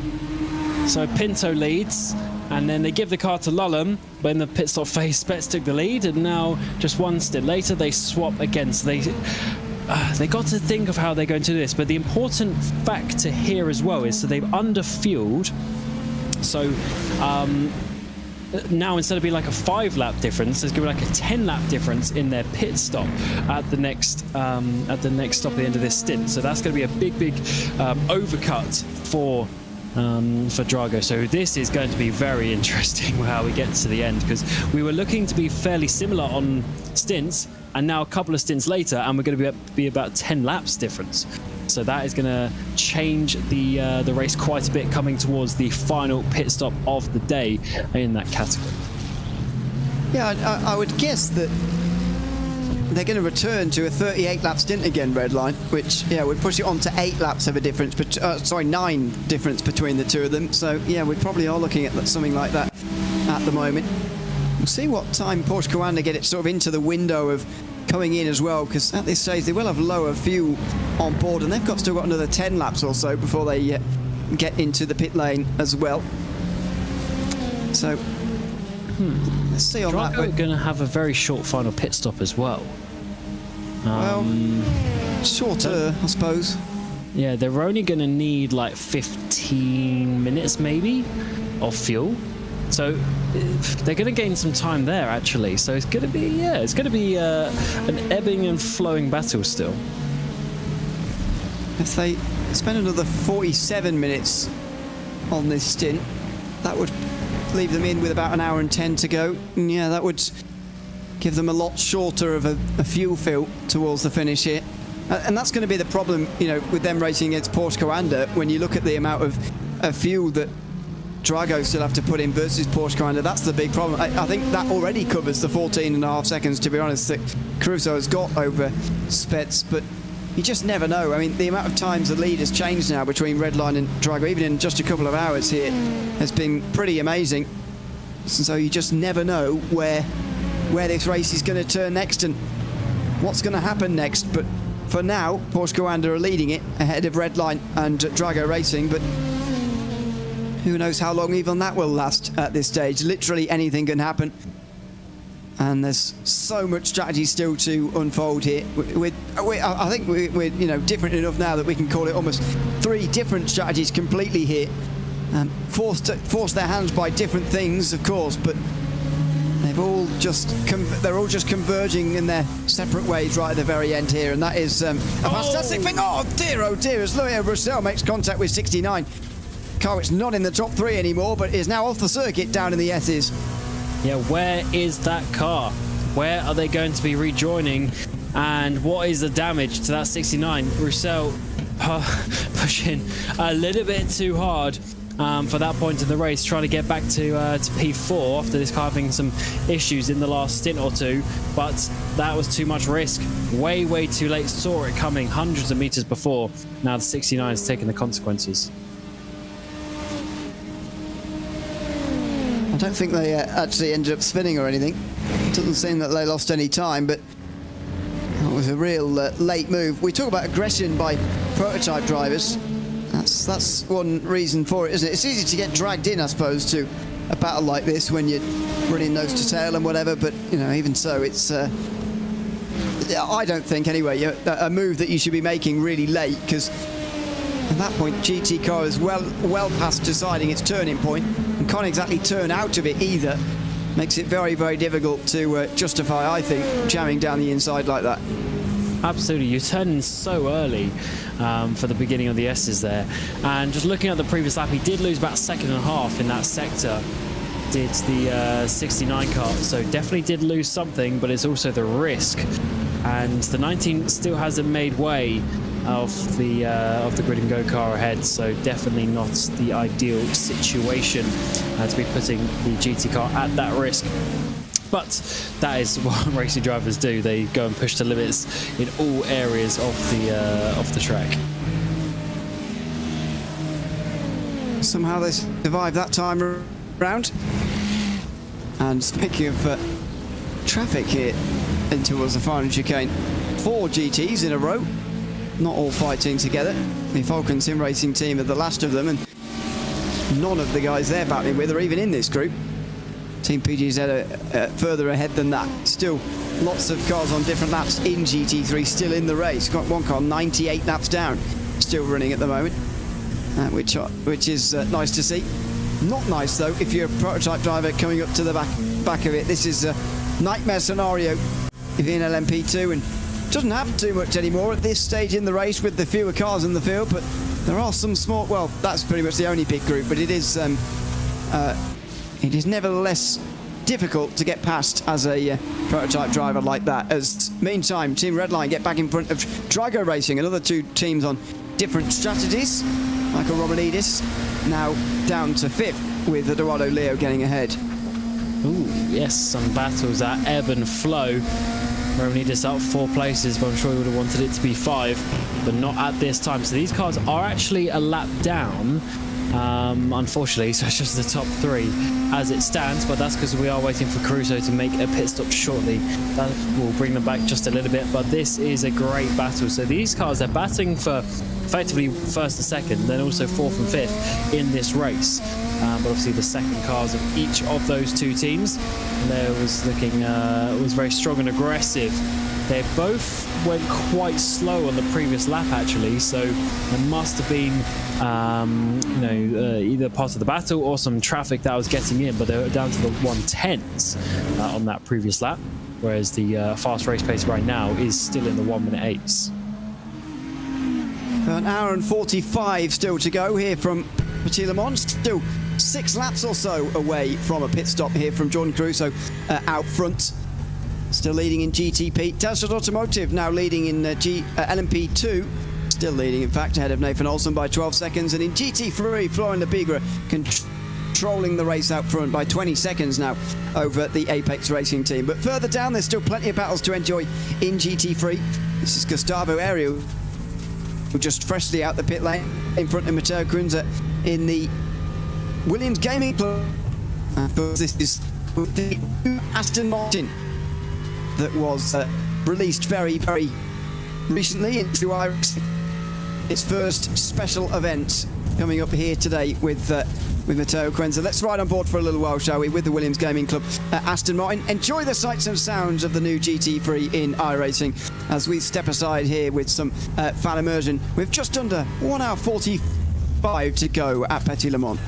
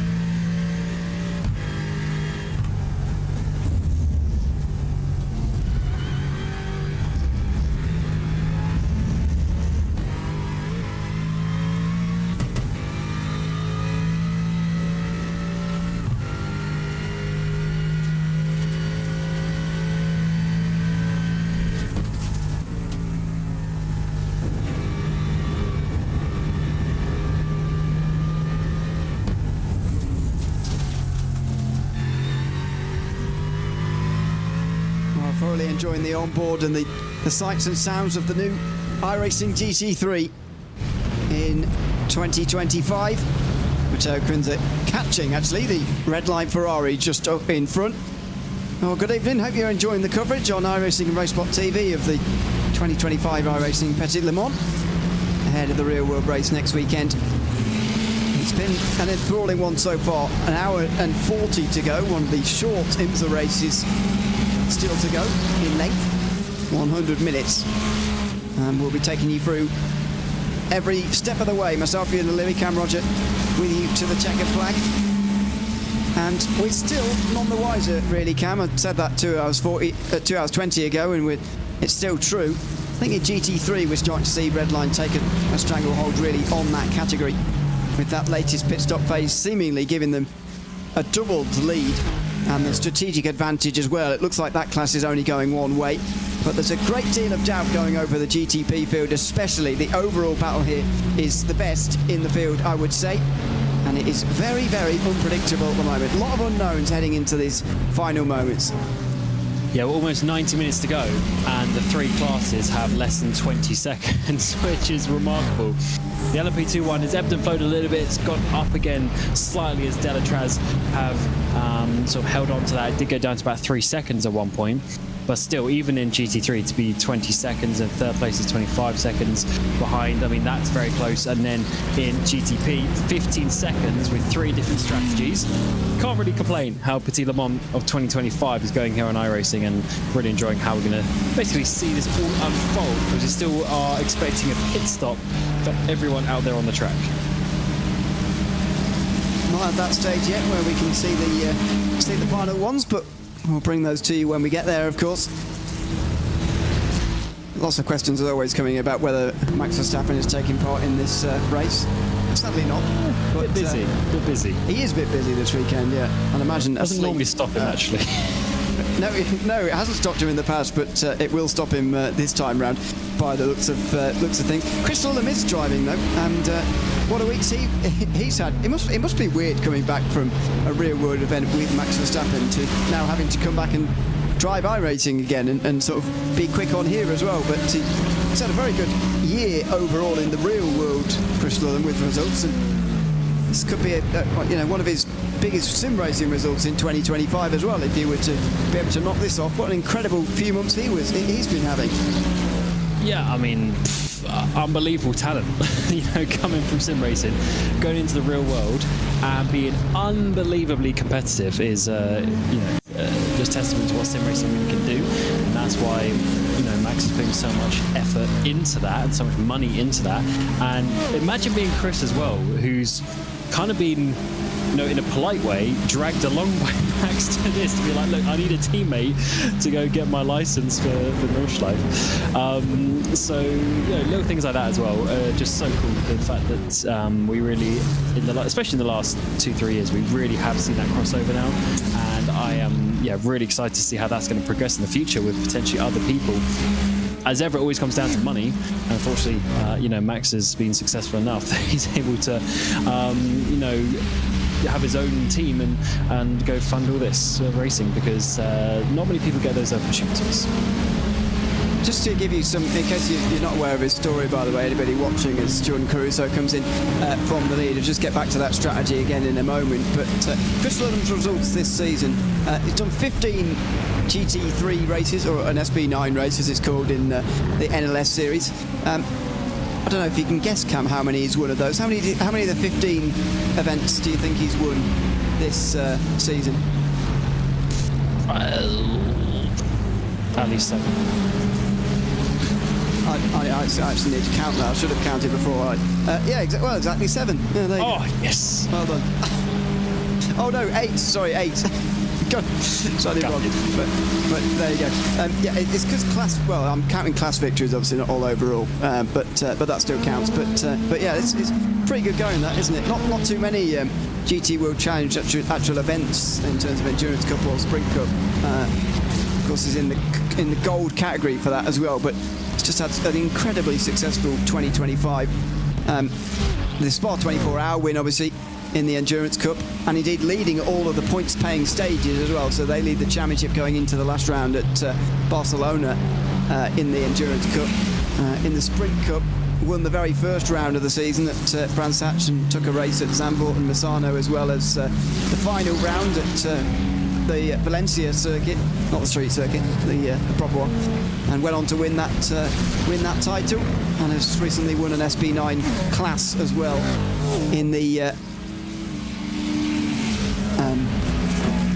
Spa 24 NLS series, just the other weekend. So a very, very successful 2025 indeed, and is currently leading this race as well, because SportsCar have just been into the pit lane for their penultimate time today. So gets out and Rogers in as there's a big crash on the circuit. Leo Braselton's now third, because Marcus Song is now back into the Apex Racing Team car after that big crash for Daniel Civisavo down at the final corner. Yes, there was a grid and go car. Did he get a nudge? Trees in the way. Tiny. Trying to see if he got a nudge from, I think it was one of the Drago prototypes that was going past, and it was actually one that was in third place at the time. So Spets, this was just before Crusoe came into the pit lane, I guess. So I think that was Spets who was involved, and then the 199 just nowhere to go to avoid that one either. Now, last lap time for... I'm just monitoring the time gap now between first and second, because this happened a couple of laps ago, and Spets seems to be losing time ever since. As David Toff goes for a spin through turn 5. Oh, that's just in front of Drago as well. Yikes. Wonder if that was the same car. But over 6 seconds now. This is not ideal at all for Alexander Spets, if indeed there is a little bit of damage there. Because that was the tiniest bit of contact, but it looks like it actually was contact with him, as there's now more trouble at turn 7 in live pictures. The Apex Racing Team car going for a spin out of turn 1. This is after the damage up there over the top of the hill there, but in live pictures there was definitely an LMP2 spun through to turn 7 there. And this is probably what it was. A bit of a send up the inside, as that is Munoz just getting a tag after overtaking a GT, made some further contact, and oh no, reversed right into the way of one of the LMP2s. That is a nasty, nasty rejoin. Let's see it from the onboard and the point of view of that LMP2, which was Elliot Noren, who's now into the pit lane. Oh dear, oh dear. And the worst part about it is there's a sort of miscommunication. I think Munoz, halfway through doing that, realised, I shouldn't be doing this, so he'd come to a stop, but Noren was expecting him to sort of reverse out of the way. In the end, Munoz reversed and then stopped right in the way. I'll be fuming. 90 minutes to go in a 10-hour race, and some silly incident like that happens to ruin your race. It's so unbelievable sometimes, but that is endurance racing. Little mistakes happen, and the attrition rate is certainly a little bit higher than we would have wanted today. But that is Road Atlanta for you, unfortunately. So we're going to be up to about 23 or 24 DNFs in this race from the 58 that we had started. We'll see if any of those do actually retire or not, but at the moment, confirmed retirements, we're definitely at 23. It's a number you'd expect to see around here, even if it is a little bit on the high side. It's not unexpected here, as Mitchell de Jong also comes in. This car did lead a couple of laps earlier, but no longer. Mitchell de Jong brings Porsche commander Porsche into the pit lane. And there's the grid and go car still stopped, by the way. Not sure if they're still really running at all, but there's the second last stop for 093, and the last driver change of the day as well, as Dane Warren gets back into that car. I think the pole sitter, it was the pole sitter, set the pole up and unfortunately lost the lead inside the first 10 minutes, and they've never regained it since then. Just showing you how difficult it is out there. A lot of fast teams, and it's not easy to be leading one of these races, and that's why we've seen just a handful of cars do so throughout the day. But there is still a decent amount of opportunity out there for some teams to still try and push their way forward, although, as we've been mentioning, GT3 and LMP2 are looking more and more set as the day goes on. There's the 169 Troncoso, the wheel 7 places up as he goes into the pit lane, although is there actually going to be a bit of a driver swap in that car? Yes, there's Nicholas Matteo has jumped in. And indeed drops now off the lead lap as a result, as expected. He will take this car to the end, an hour and a half to the finish from here for that Aston Martin. I think they'll just slightly split up this fuel fill as well to spread it a bit more evenly and make sure they can check a set of tyres both times round as well. There you go, 35 seconds that time round, so just not quite going up to the top, just to make sure that there's that little bit of wiggle room there to first of all make it home, but also not put too much fuel in, or indeed distribute it unevenly throughout the stint. So that was close. And that was Matteo coming out of the pit lane right in front of Lullen, who almost came to a dead stop there. And was there contact now for the race leader? After Spencer was in contact down at the final corner 5 minutes ago, Chris Lullen might have had some there. And the teammate fiasco goes on once more. Let's see this on board from Chris Lullen's point of view in the number 3 machine. He's coming out full pace. The GT3 car way slower, obviously on cold tyres as well, and that is so... I'm going to say there wasn't contact, but that is close.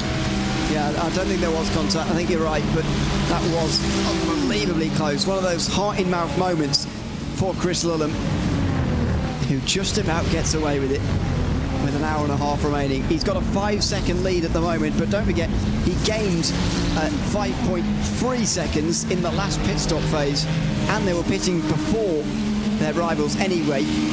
So this is going to be a close one, but I think Drago Racing still in the sort of net standings, if you like, just about in front. And they certainly will be in front if Lullen has too many more moments like that. Wow, so we could have seen Jordan Caruso being taken out from the lead about an hour ago. We almost saw Lullen there about an hour ago. Spets had a couple of moments as well in traffic. So these top 3 drivers could have all lost. Pretty crazy how you get away with things sometimes in racing and sometimes you do not. So the top 3 are separated by a minute now, but obviously Rogers only 6 laps into this stint after getting back into the 092 car, and they are sort of doing a bit of a different strategy to the likes of Spets and Lullen, who are 21 and 27 laps into their stints. So that will definitely change a little bit, because we will expect the 92 to jump back to the front of the field before this race is done on the strategy. He comes to complete another lap here, Chris Lullen. That's number 28, I think, of this stint. So maybe just 10 more to go at most, I think, in this car now, before we see his penultimate pit stop of the day. Could be such a crucial stop in the grand scheme of things here, because Drago Racing may well start to short fuel slightly here in these next couple of moments.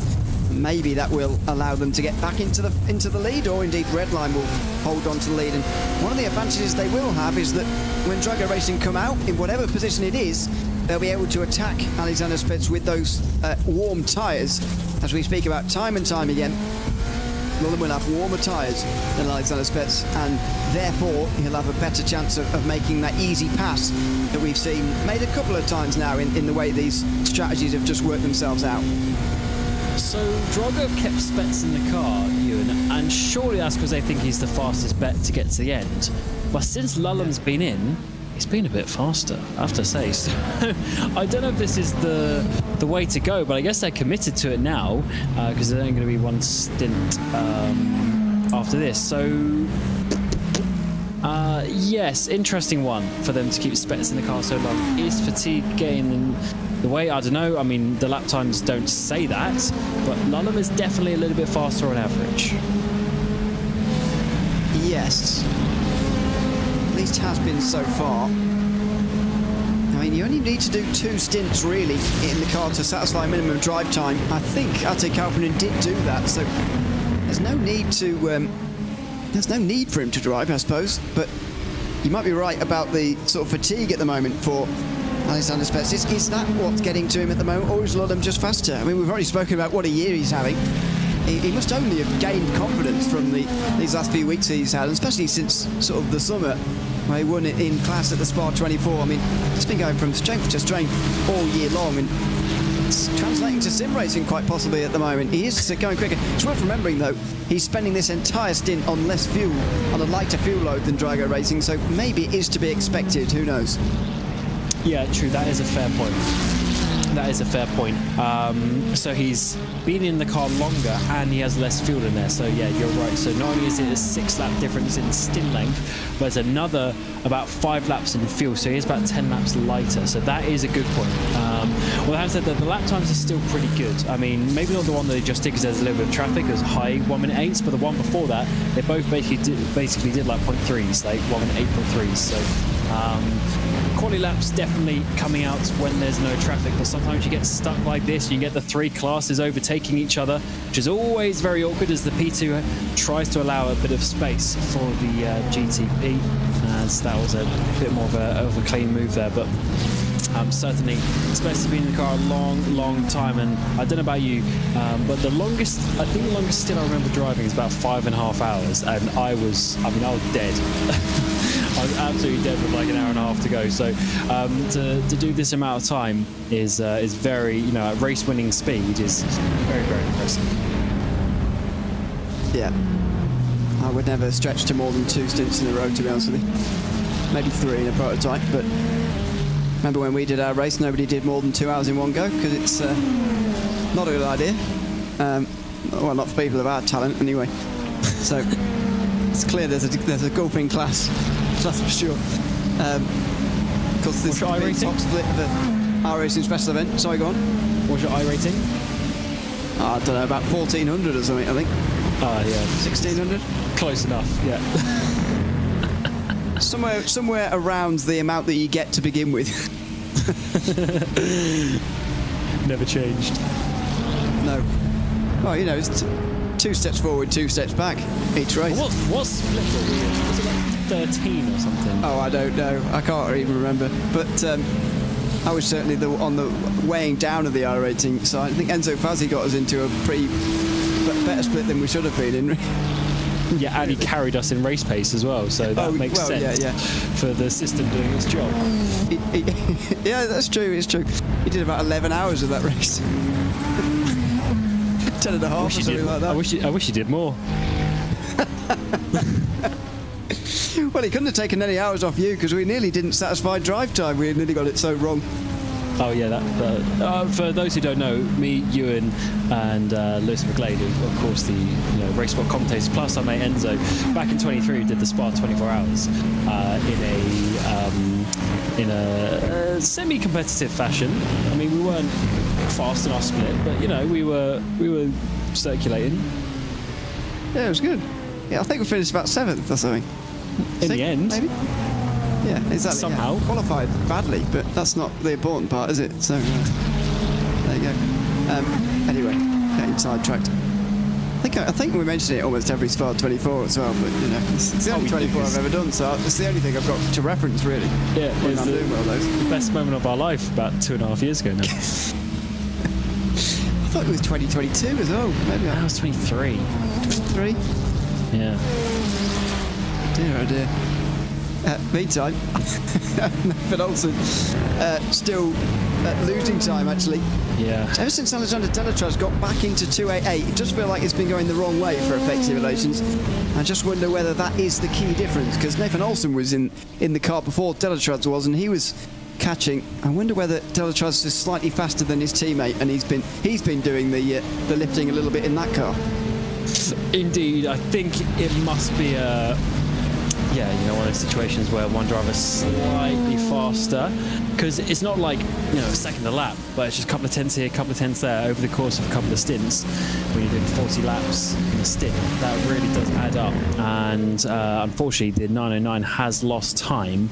As I said, it got down to about 3 seconds at one point. It's now gone up to 15, gone back down to 13.7, so it's just slowly trending away. Unfortunately, the 288 is starting to get a stranglehold on that. The thing is, the gaps behind are incredible. The other Effect Simulations car, who's actually just come down pit lane now with Smits, they're a lap down. The next car is another lap down to the Grid and Go Telkala car and Leo Roussel. So it really is just a fight between these top 2 cars in class.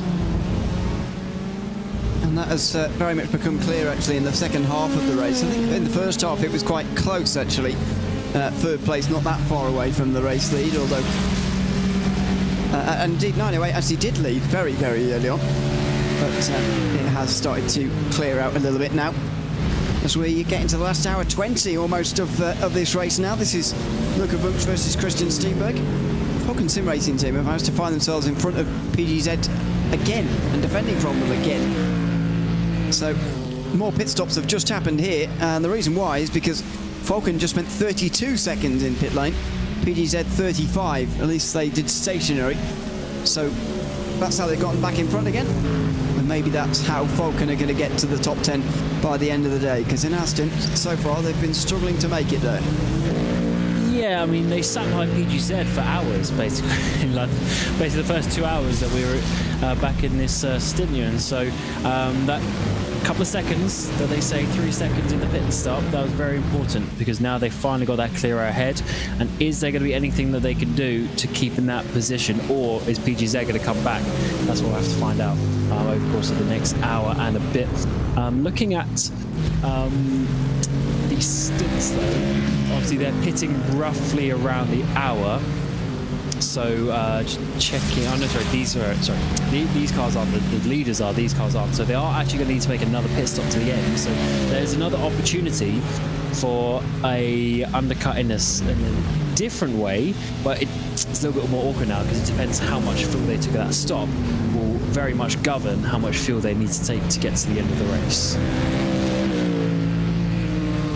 And that's the main part of the calculation that's being done at the moment by all of these teams. Can you imagine the pressure on some of these teams at the front especially? I mean, I know that all the guys and all the teams who are involved in this experienced at doing this kind of thing, but the pressure on the mathematics here is just outrageous. As and speaking of which, Team Redline come in, so only 35 laps this time round from them. 440 they come in, so an hour 18 to go. I wonder how many laps they'll be able to get into to a stint from this point onwards. Let's wait and see. But there he goes, stops and goes up on the jacks. Now, does he get out, or will he be going to the finish from here? It looks like Lulham has indeed been selected to go to the very end for Team Redline, this being one of the big important stops of the day. Yeah, this will be a double-double. Well, I guess actually we don't double stint anymore, do we? So just 4 stints to the end for Lulham.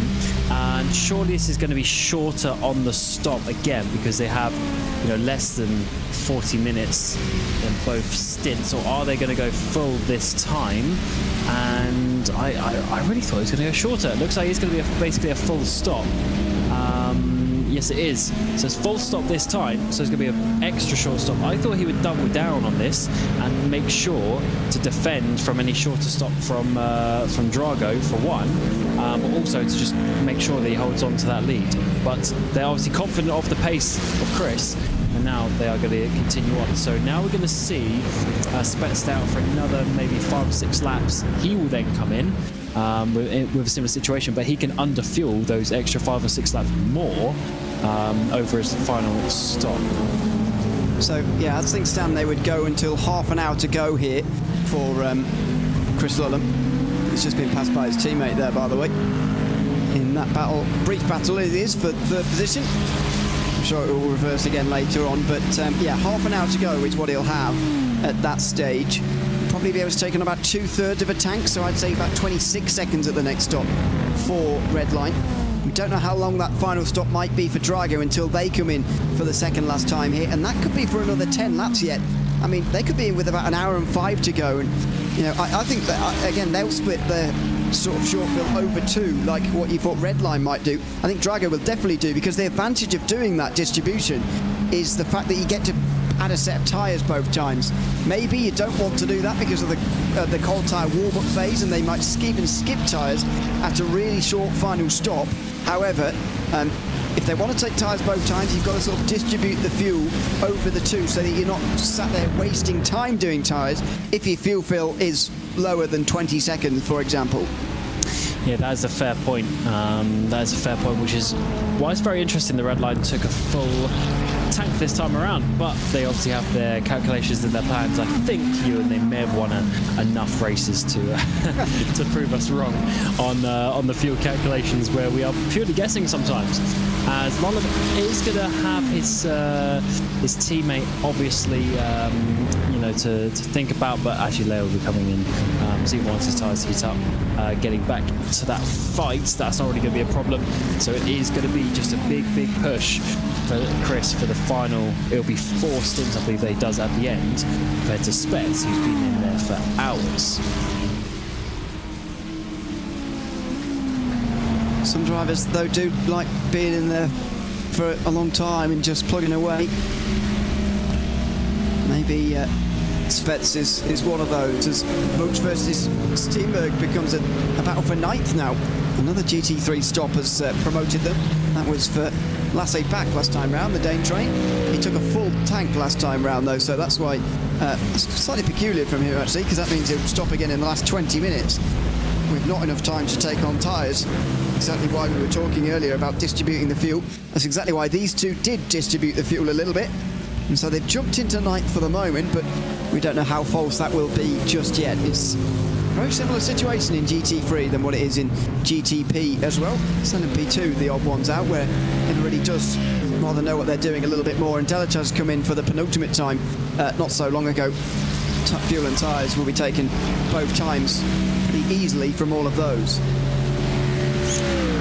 Yes, it's starting to work itself out a little bit, I guess, as Edouard Leo comes into the pit lane for Team Redline number 4. So therefore the 3 of Chris Lullum goes back into 3rd place, a minute off the lead of Spets, but Spets will need to make the stop, as we mentioned before, and then it'll be basically a straight fight to the end. 2 stints each, but less fuel needing to be taken from Drago. Then we've got to work out what the Porsche Coanda car is doing. They will still have a good, what's that going to be, a good 15 laps or so, a bit more than that actually, that they will have to be out there on the track. So that's going to put them in the region of then going to the end as well. So it's getting close. It's getting close, but I'm still not at a point where I will categorically tell you which one's going to win the race. Should have made you guess earlier. Would have been a game to play. I mean, you're going to choose Team Red Line. I mean, in an endurance race with strategy, you think they're going to work it out, but that's just history. You never know what's going to happen today. It's true. They do have a lot of experience in this field. Been winning these kind of races before Drago Racing was even a team. So that says a lot. But Drago Racing in their own right have had some great results themselves as well. They won the 6 hour this year, the iRacing 6 hours, so that was a big win for them, and an impressive one as well in exactly this type of race, won by 40. Sorry, where am I looking? In the GTD class, obviously this is.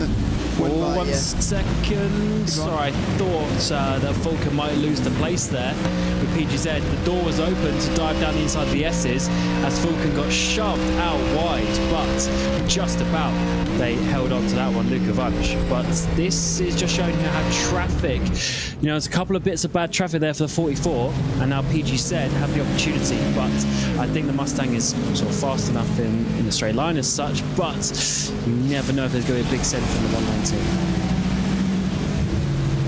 No.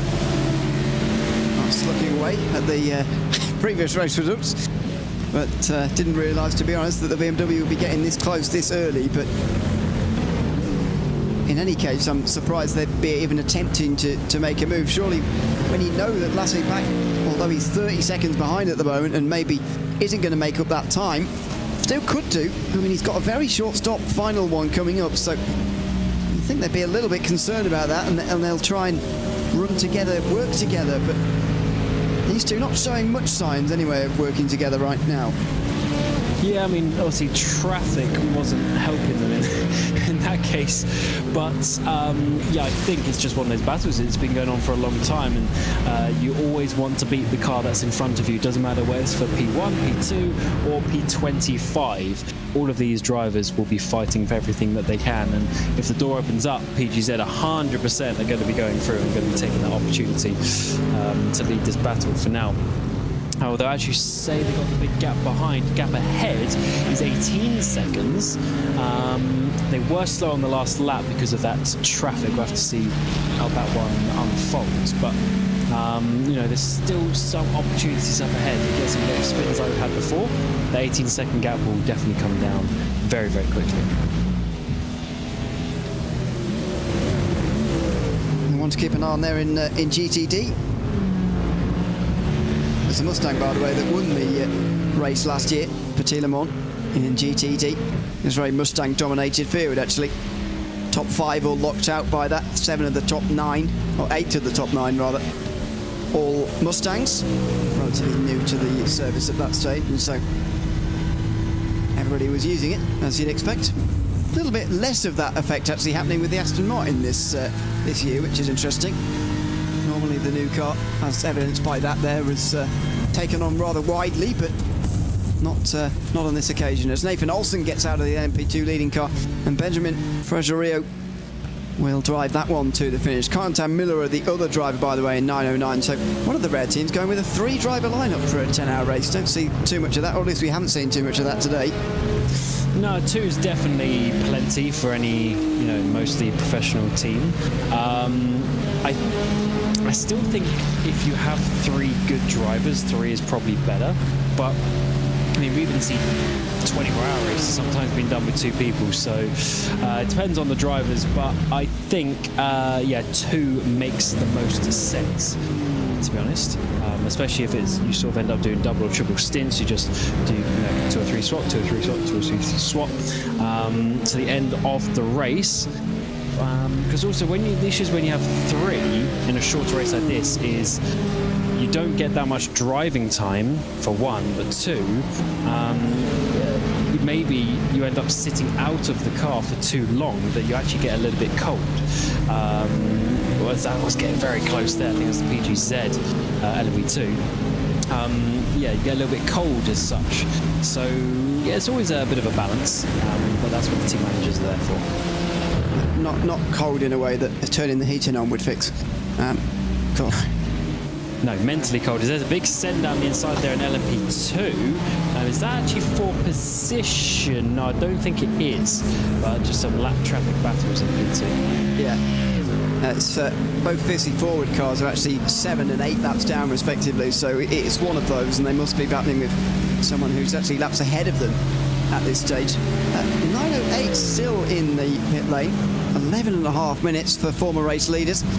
So that's the second of them, by the way. And I think they've got 3 in 909, by the way. I'm not sure, maybe I'm misremembering Corentin Miller as maybe in the other car, but I think they've got 3 anyway. It's probably a bit too many for this race, but it used to be the norm. I mean, it still is in World Endurance Championship racing for 6 hours to have 3 drivers, which is 2 hours driving each. Very short stints, really. It's not really endurance, is it?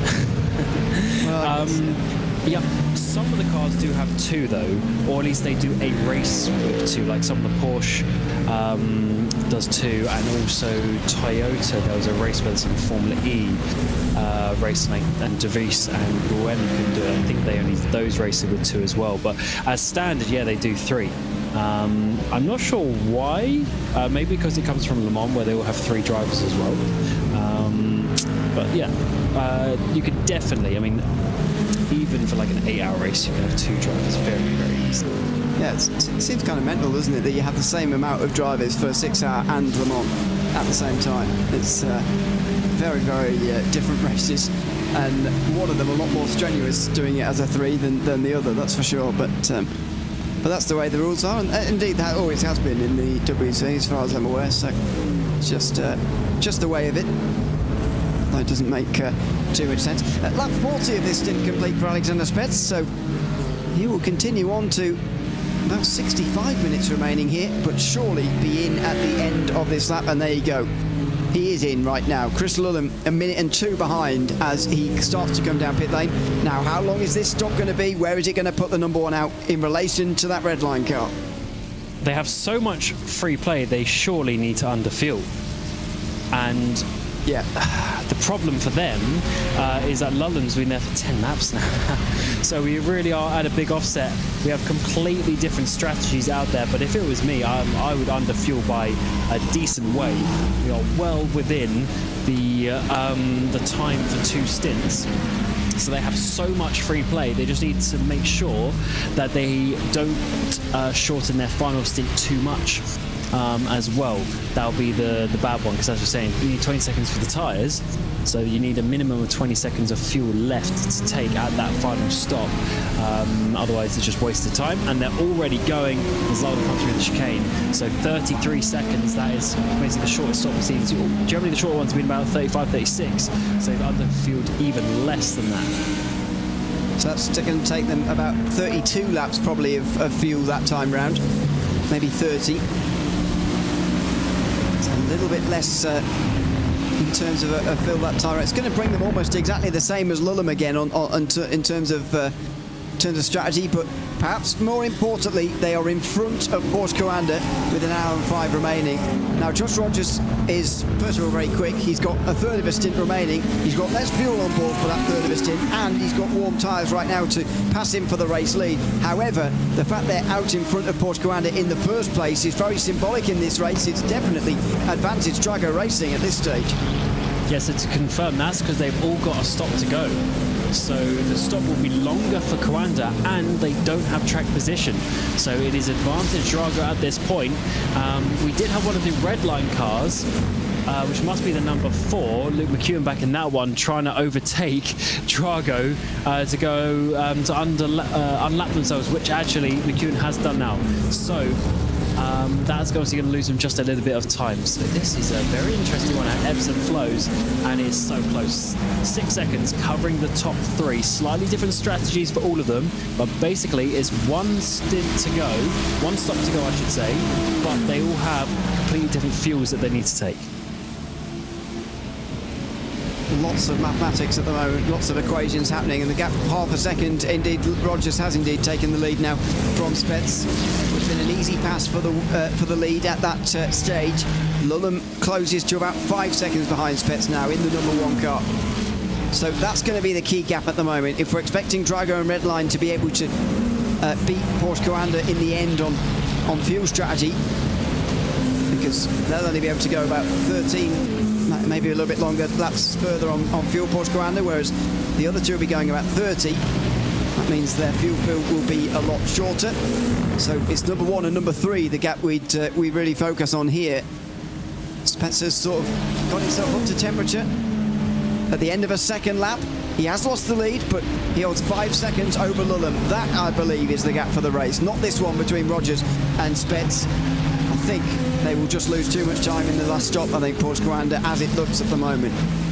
Yes, so Rogers, they've saved a stop, but their final stop is basically, they've saved a stop to this point, so we're level 0, but now there's 1 stop to go, and they need to take a full stop, whereas Spets needs to take, barely half a stop, and Lullum somewhere in between. So this strategy would have worked if this was the final stint now. But the issue is, we have still got 1 more stint afterwards.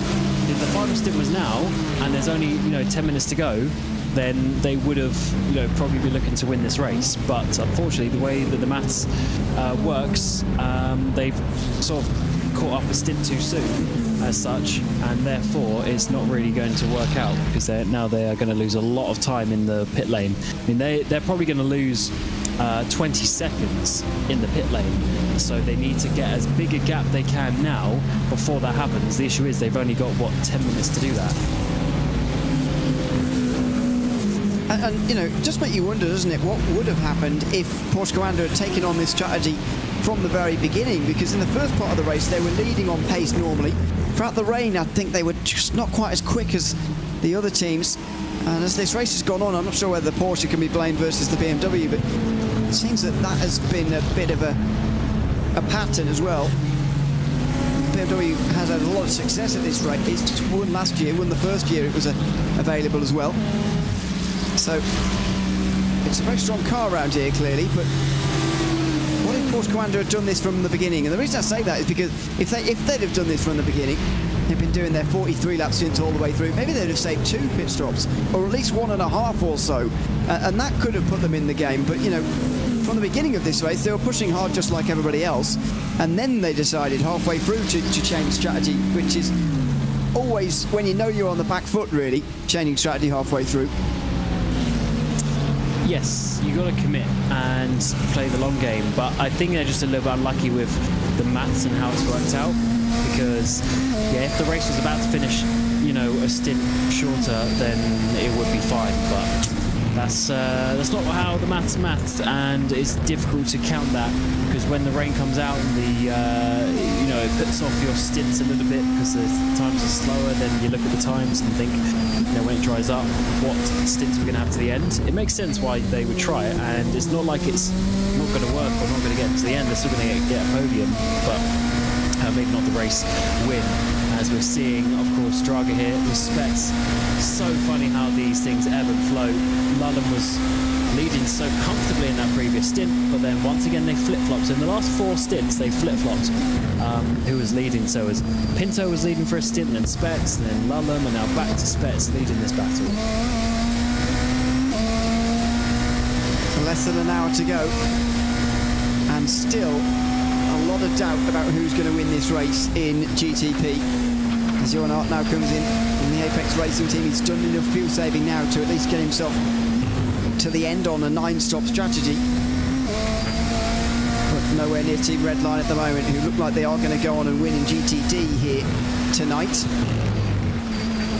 Who's going to win overall? 1.5 seconds, 1.2, closes to. Just still maybe with 10 laps, by the way, until he has to stop here. What an onboard this is, by the way. Yeah.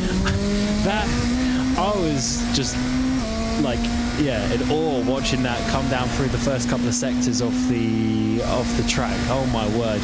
From turn 1 to turn 7, this track is such a roller coaster, sending it through those, and you can see he's pushing as well. You can see he's trying his best to get every last tenth out of this car as he chases down the Porsche Commander of Josh Rogers up ahead. It's amazing to watch, really. Love this on board.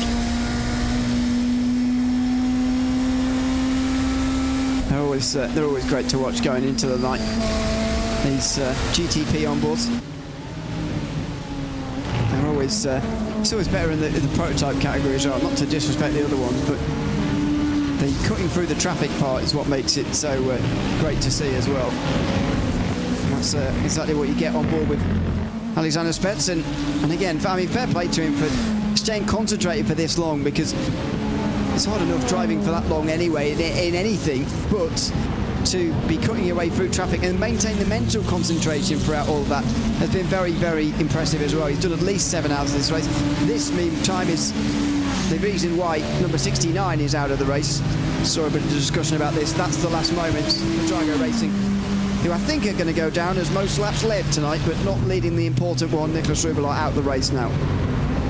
Ooh, pushing very hard. Lost the rear end, and a big ascend into the wall. That's Frank Smits. You see a couple of replays here, and for Guerra, this is from a second place in the LMP2, chasing down the lead, and that is a big off. Do they hit the barrier? No, they don't, which is a lot of time loss, and that is going to put it over 20 seconds for the race lead. So I think that definitely is game, set, and match now. I don't know if they're going to have the pace to overcome 20 seconds.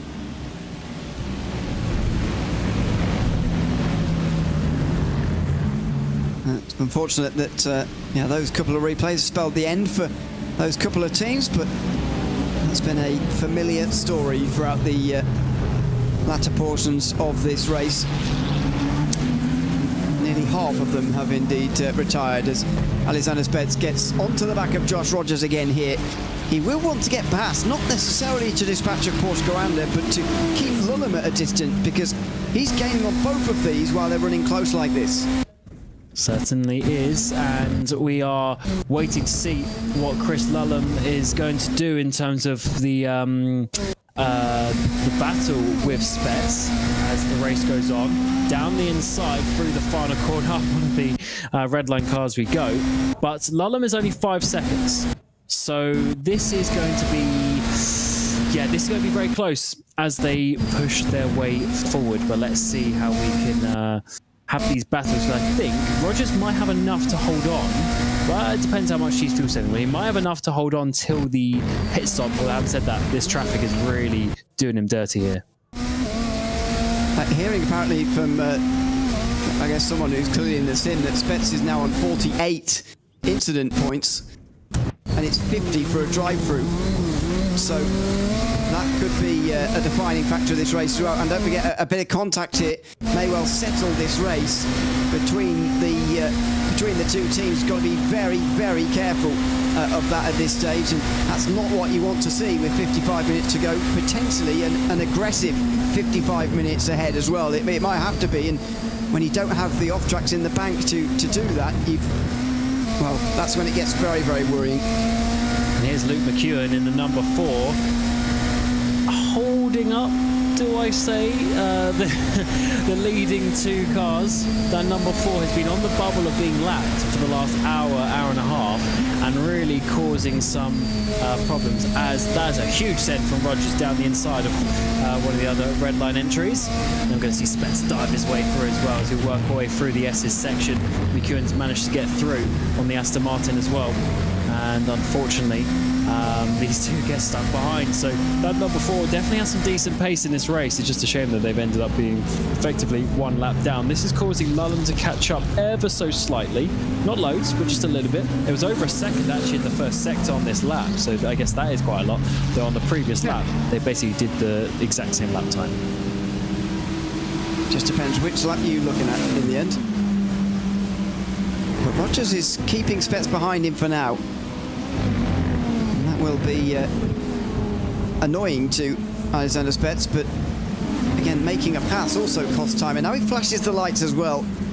I wonder what is behind that message. Always trying to read the thought bubbles of someone who's flashing the lights like that. Obviously, when they've just been overtaken or indeed made contact with by somebody else, then it's pretty easy to tell what he's trying to get across. But I can't quite tell the message he's trying to portray there, whether surely he can't be asking Josh Rogers to get out of his way. I mean, that'd be outrageous. He's not asking, he's just trying to, yeah, he's just telling him, hey mate, I'm coming. I don't know why he is fighting it so hard, but I guess it is because he's looking at Lullum getting close, but then he's going to have a shorter stop. So,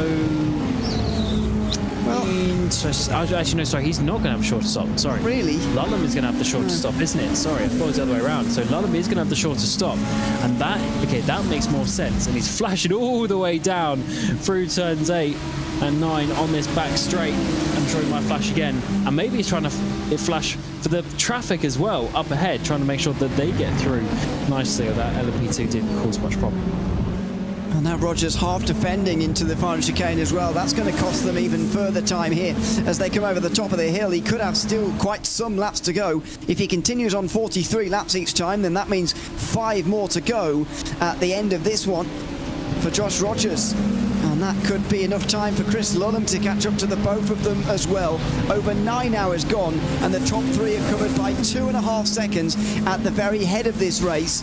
Drago and Redline are going to have pretty similar final stops, I think, but we just don't know at this stage, and the unknown will be what is killing these guys a little bit right now as well.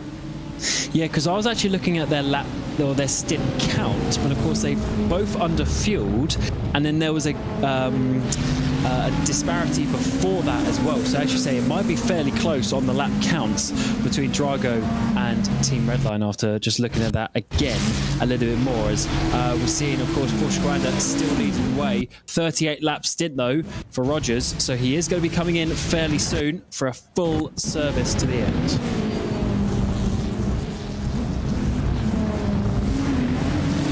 Over the top of the hill again, and how much longer is Rogers going to persist with this? Apologies for the breakups in the last couple of moments, by the way. It's not in sim with iRacing. It's internetage problem, as far as I can work out. Well, I think Hugo's been trying to explain to me what the problem is. I can't really comprehend. To be honest, I don't really understand, but it's not an iRacing problem at the moment, hence why everybody's going in and out like that. Yes, but it's not an issue with the server, it's his connection to the server, which we're trying to get you the pictures from. But hopefully we continue to see as enough of this battle as we can, because it's half a second for the race lead, less than an hour to go, 2 seconds for Lulham in behind. This is going to be a great finish. And it's a decent run out of that turn 7 for Spets this time. He's not going to be close enough, I don't think, to Rogers. And again, that incident points thing will be looming large over him as well. As there's some teammates, Coanda Esports in the way for Josh Rogers this time round. They both sit through on the inside, and the gap to Lulham comes down to 2.2. They are continuing to drive this gap down, or at least Chris Lulham is. They'll lift off in towards turn number 1. Spets will come around the outside and back through into turn 3. Oh, and there he goes off. And was that an off track as well? It might well be. If he's low on incident points to give, then he needs to be very, very careful at the moment. And he's lost about a second in that exchange anyway. So he got an instant point, lost a second, and Lulham is now closer to him as well. So that was all bad, but that's one slight mistake. We've seen them send it down the inside into turn 3 a number of times.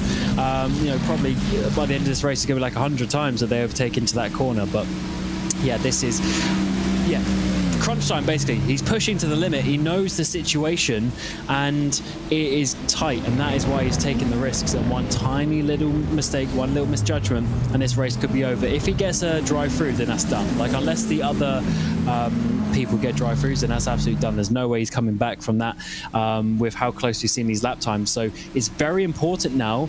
Like, even if he loses a tiny bit of time, or a tiny bit of, a couple of percent of pushing, then to not get a drive-through, that's still going to be better enough. And speaking of those, the 093 Coanda car has got a Porsche Coanda car has got a black flag, so it is happening up and down the field. But that car already down in 8th and a couple of laps off of the lead. Dame Warren taking that car to the finish after setting the pole lap earlier on this afternoon. They'll be cheering on their teammates, and indeed Josh Rogers, who is currently leading this race for Porsche Coanda. This 1 and 1 more, I think, for Josh Rogers, unless he's not been fuel saving quite as much this time round. He just need all the fuel he can get, really. But as we know, this will be the longest stop of the 3 of them, and so they will probably be out in 3rd place once they've made the stop. But let's see if Rogers goes on 1 more. No, they don't need to fuel save quite as severely as earlier, so it's only 42 laps this time, but another fuel saving stint done. And the final stop of the day now for Porsche Coanda, as they try and do the unthinkable here, really, and strategise their way to a Petit Le Mans victory.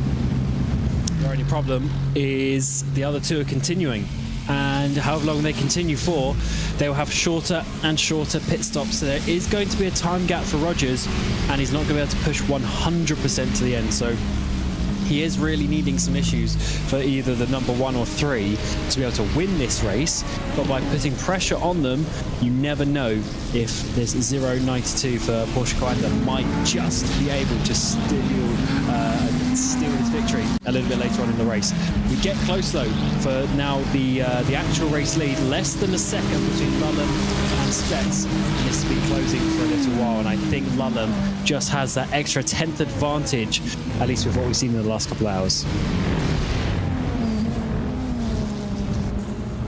So less than a second for the lead. I'm not even sure whether they will be the leaders later either. Just a fascinating situation to be in at the moment. Nicholas Boyle makes his final stop in 67. So GTP pit stop finally finishing up. Anybody who pits in GT3 from here on in will be getting to the end, by the way. And for the current podium, they've all made their last stops anyway. It's Redline, Coanda and Apex who look like they're going to be on the podium there. Not entirely sure. Coanda will be in front of Apex by the end of the race. It's quite a close gap, but Redline is certainly controlling GTD. Not GTP though. Bit of traffic this time round. The PGZ BMW between them just for a brief moment before they come back out onto the back straight again. Getting, by the way, towards the last 10 laps of the stint for these guys as well, so it won't be too long till those crucial final stops. Yes, that PGZ car hasn't kept up with Falcon in that battle, so the 44 managed to get ahead in strategy and keep ahead on the track, so that is really good for them. As we're still a second for the race lead, 45 minutes to go. Lulham has been out there for 27 laps, but did under fuel, so I don't think he's going to be going much more than maybe 6 or 7 laps extra before we find out. So Josh Rogers is not quite going to be potentially as extreme as we were thinking, but he's still going to have the longest stop out of the 3.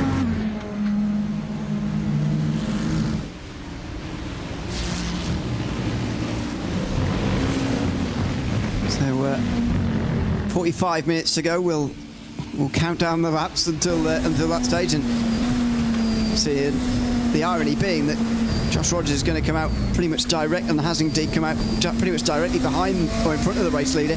Luke McEwen directly behind here. It looks like this car's going to be finishing in 4th place pretty much no matter what happens at the moment for Team Redline and Luke McEwen, but he could still have a bearing on this race and help his teammates take the victory here, if indeed he can throw some attacks on the Porsche Commander car in front, outside for McEwen. And he's going to get the inside of the second part and go straight through. I mean, that was a very good pass from Luke McEwen. And now he's got the opportunity to get in the way of Porsche Commander and slow the whole group up and back him into Lulham, because the 4 of them are on screen there. There they are, on different laps, but they're all in the same shot. Oh, wow. This is turning into something. The number 4 has positioned themselves perfectly to help their teammate.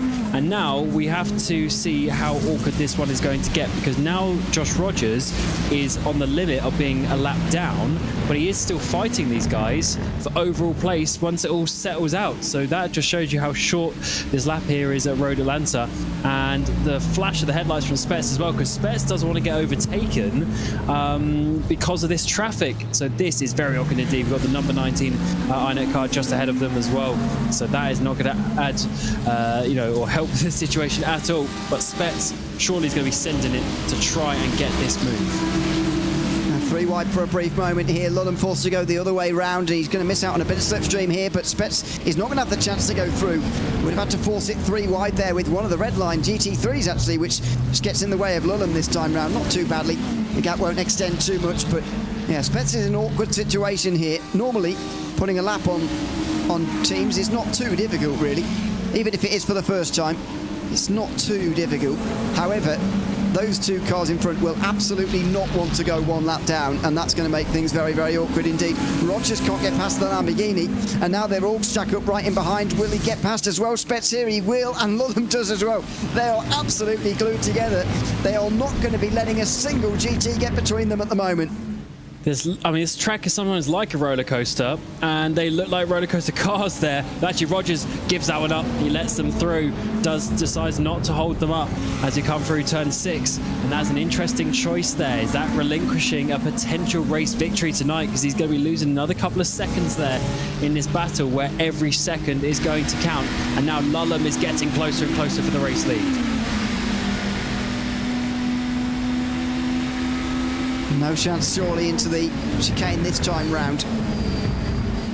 It's tight to the apex though, and he's going to have a better run on the exit here. Spencer's got that little bit wrong through the final chicane here. 42 minutes to go, and the battle for the race win is absolutely on here. This is a legitimate fight for the Petit Le Mans victory, with this time remaining. Goodness, that was late defending, and Lulham there effectively was making his attacking move at the same time as Spets made his defensive one. And they both followed each other effectively down the front stretch. But they get away with it. Spets gets away with it, and he keeps the lead this time.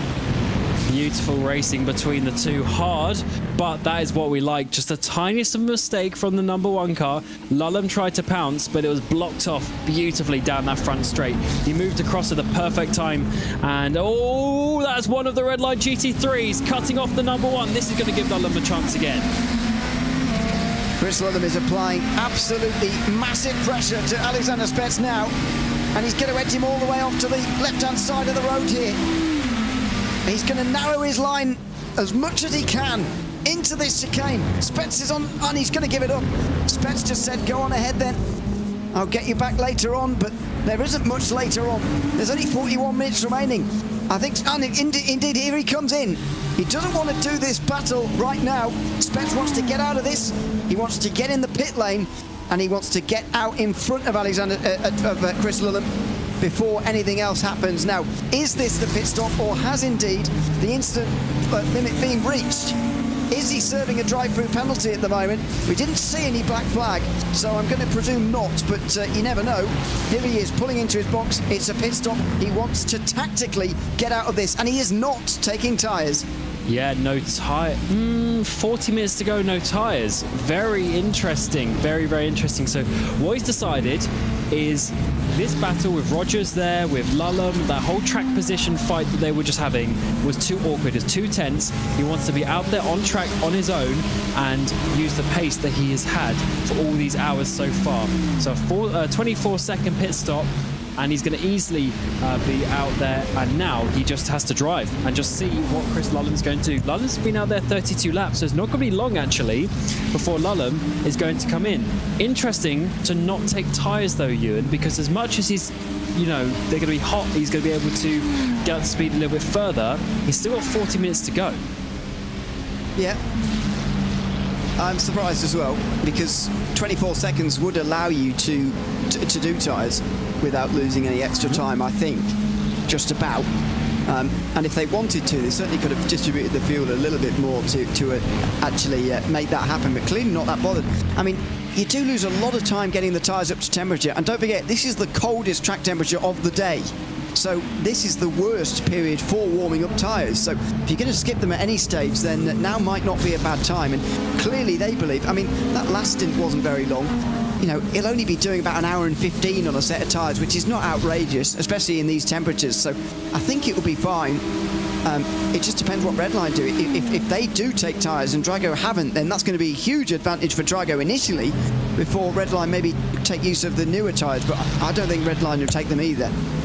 Yeah, I guess that's a fair point. He only really did half a stint in the previous one. So, interesting strategies. About 3 hours ago, we were looking at fairly even strategies between the 1 and 3, and now they're completely different. So they've been changing what they're going to do compared to what the other person does, and they've been trying to find a way to get themselves to the end in the lead. Lullam is going to be coming in fairly quickly, though, and he is going to have basically the same stop that Drago just did, but I assume he's going to take the tyres. He's going to have the cooler, 3 laps tyres where he needs to heat them up. He's going to lose some time there, and then Drago will probably have the track position, and he's going to have to chase him down for the win. I think, if Redline do have that track position, then they've got a much better chance of holding on to it than Drago have. And to take a risk to try and make a pass like that when you're on the incident limit like that, you're so close to reaching the incident limit like that, it's going to be very, very difficult for Drago to actually make a pass, and much easier for Redline to defend in that scenario. We're not sure how many Lullam has, but the fact that nobody's mentioned it to us means that I guess he's not that close at the moment. And if you're wondering, by the way, where Porsche Coanda fit into all of this, then, well, our suspicions have indeed become true.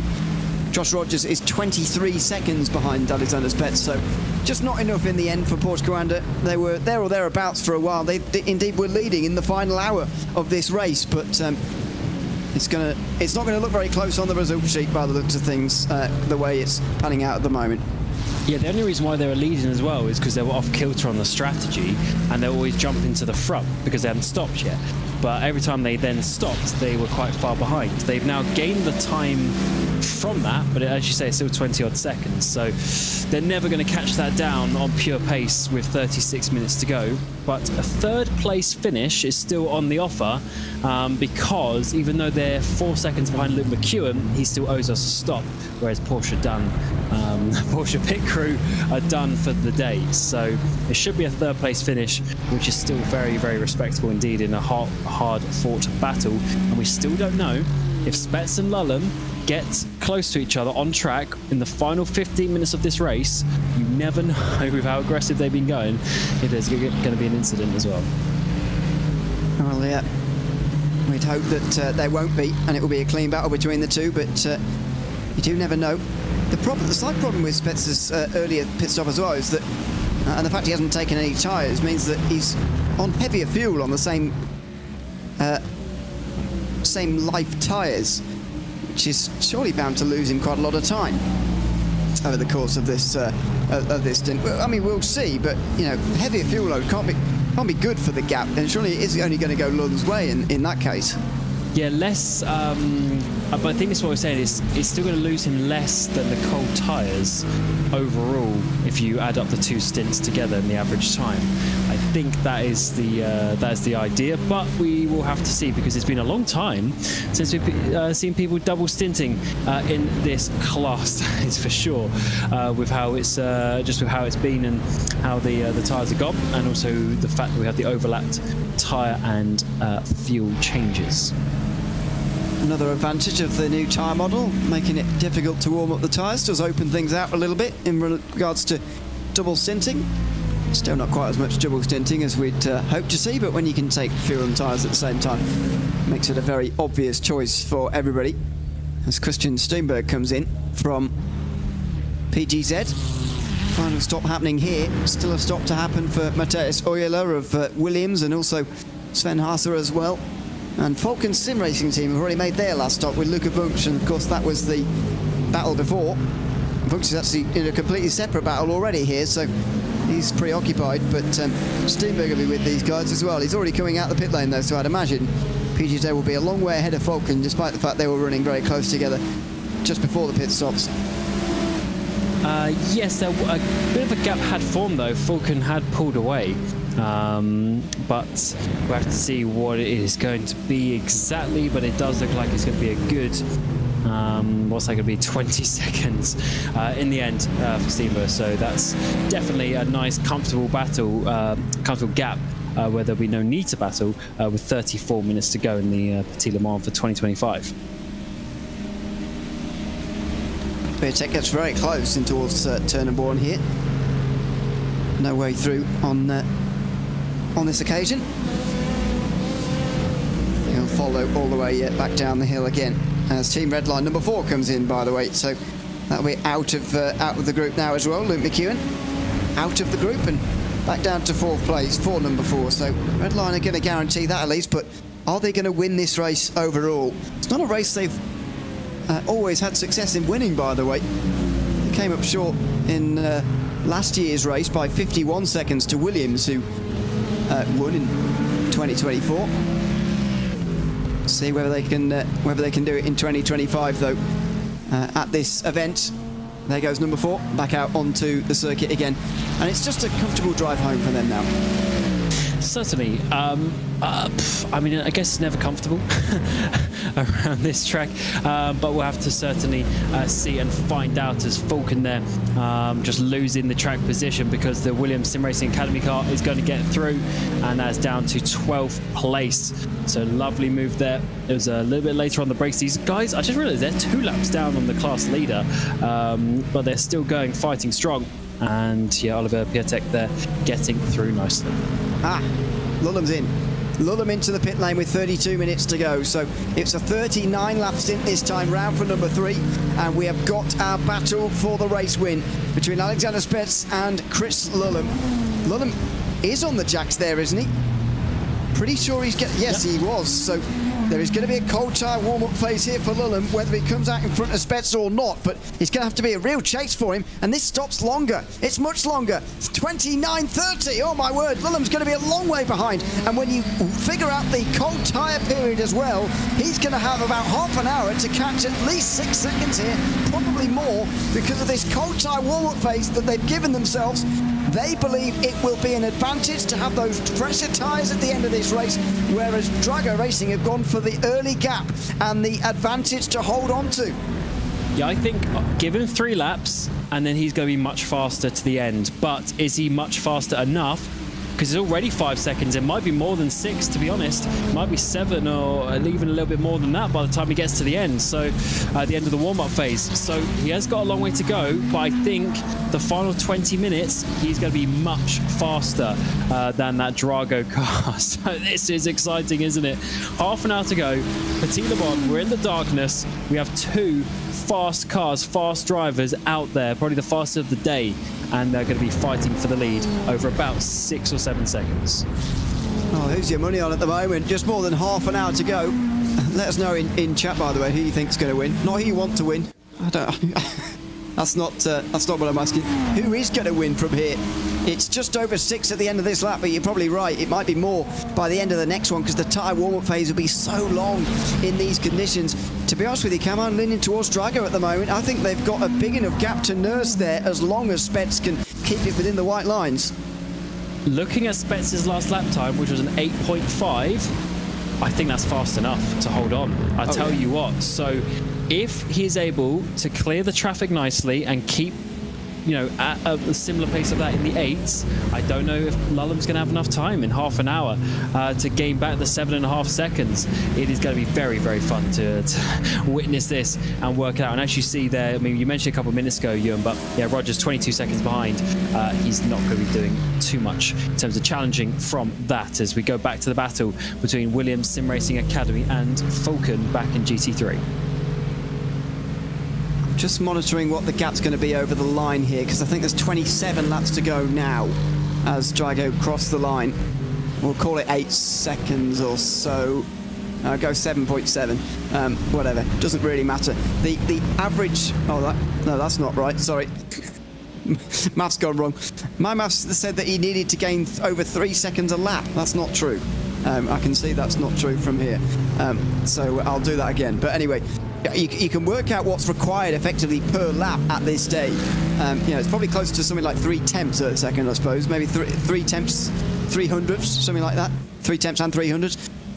But anyway, that's fairly significant around this circuit. And as you say, if he's doing 8.5s, which Spets just did another one of there, you're looking at Lulham's needing 108.2s every time, and they're hard to do every single time with the traffic. That's nearly fastest lap of the race pace every single time.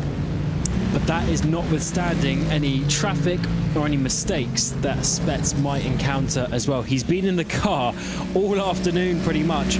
He's surely going to be falling asleep very soon indeed.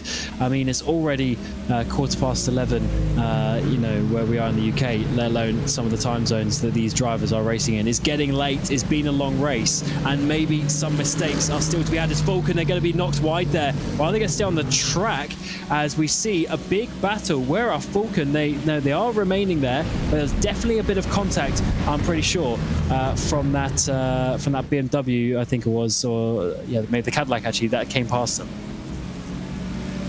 One of the few Cadillacs actually in the race today. Not too many different GTPs left, unfortunately. A lot of the Porsches have fallen by the wayside. Both grid and go cars have gone. Indeed, only 2 Cadillacs started the race. I think they're both still in the race, but only one of them. Must only be Williams, yeah. Yeah, anyway, sorry, I thought Apex was still in the race, but they've not been in for hours. 260 laps down. They've been out for a long time, but that is, meantime, Benjamin Freserio, who gets out onto the circuit again. Another gap less than 10 seconds at the front of this field.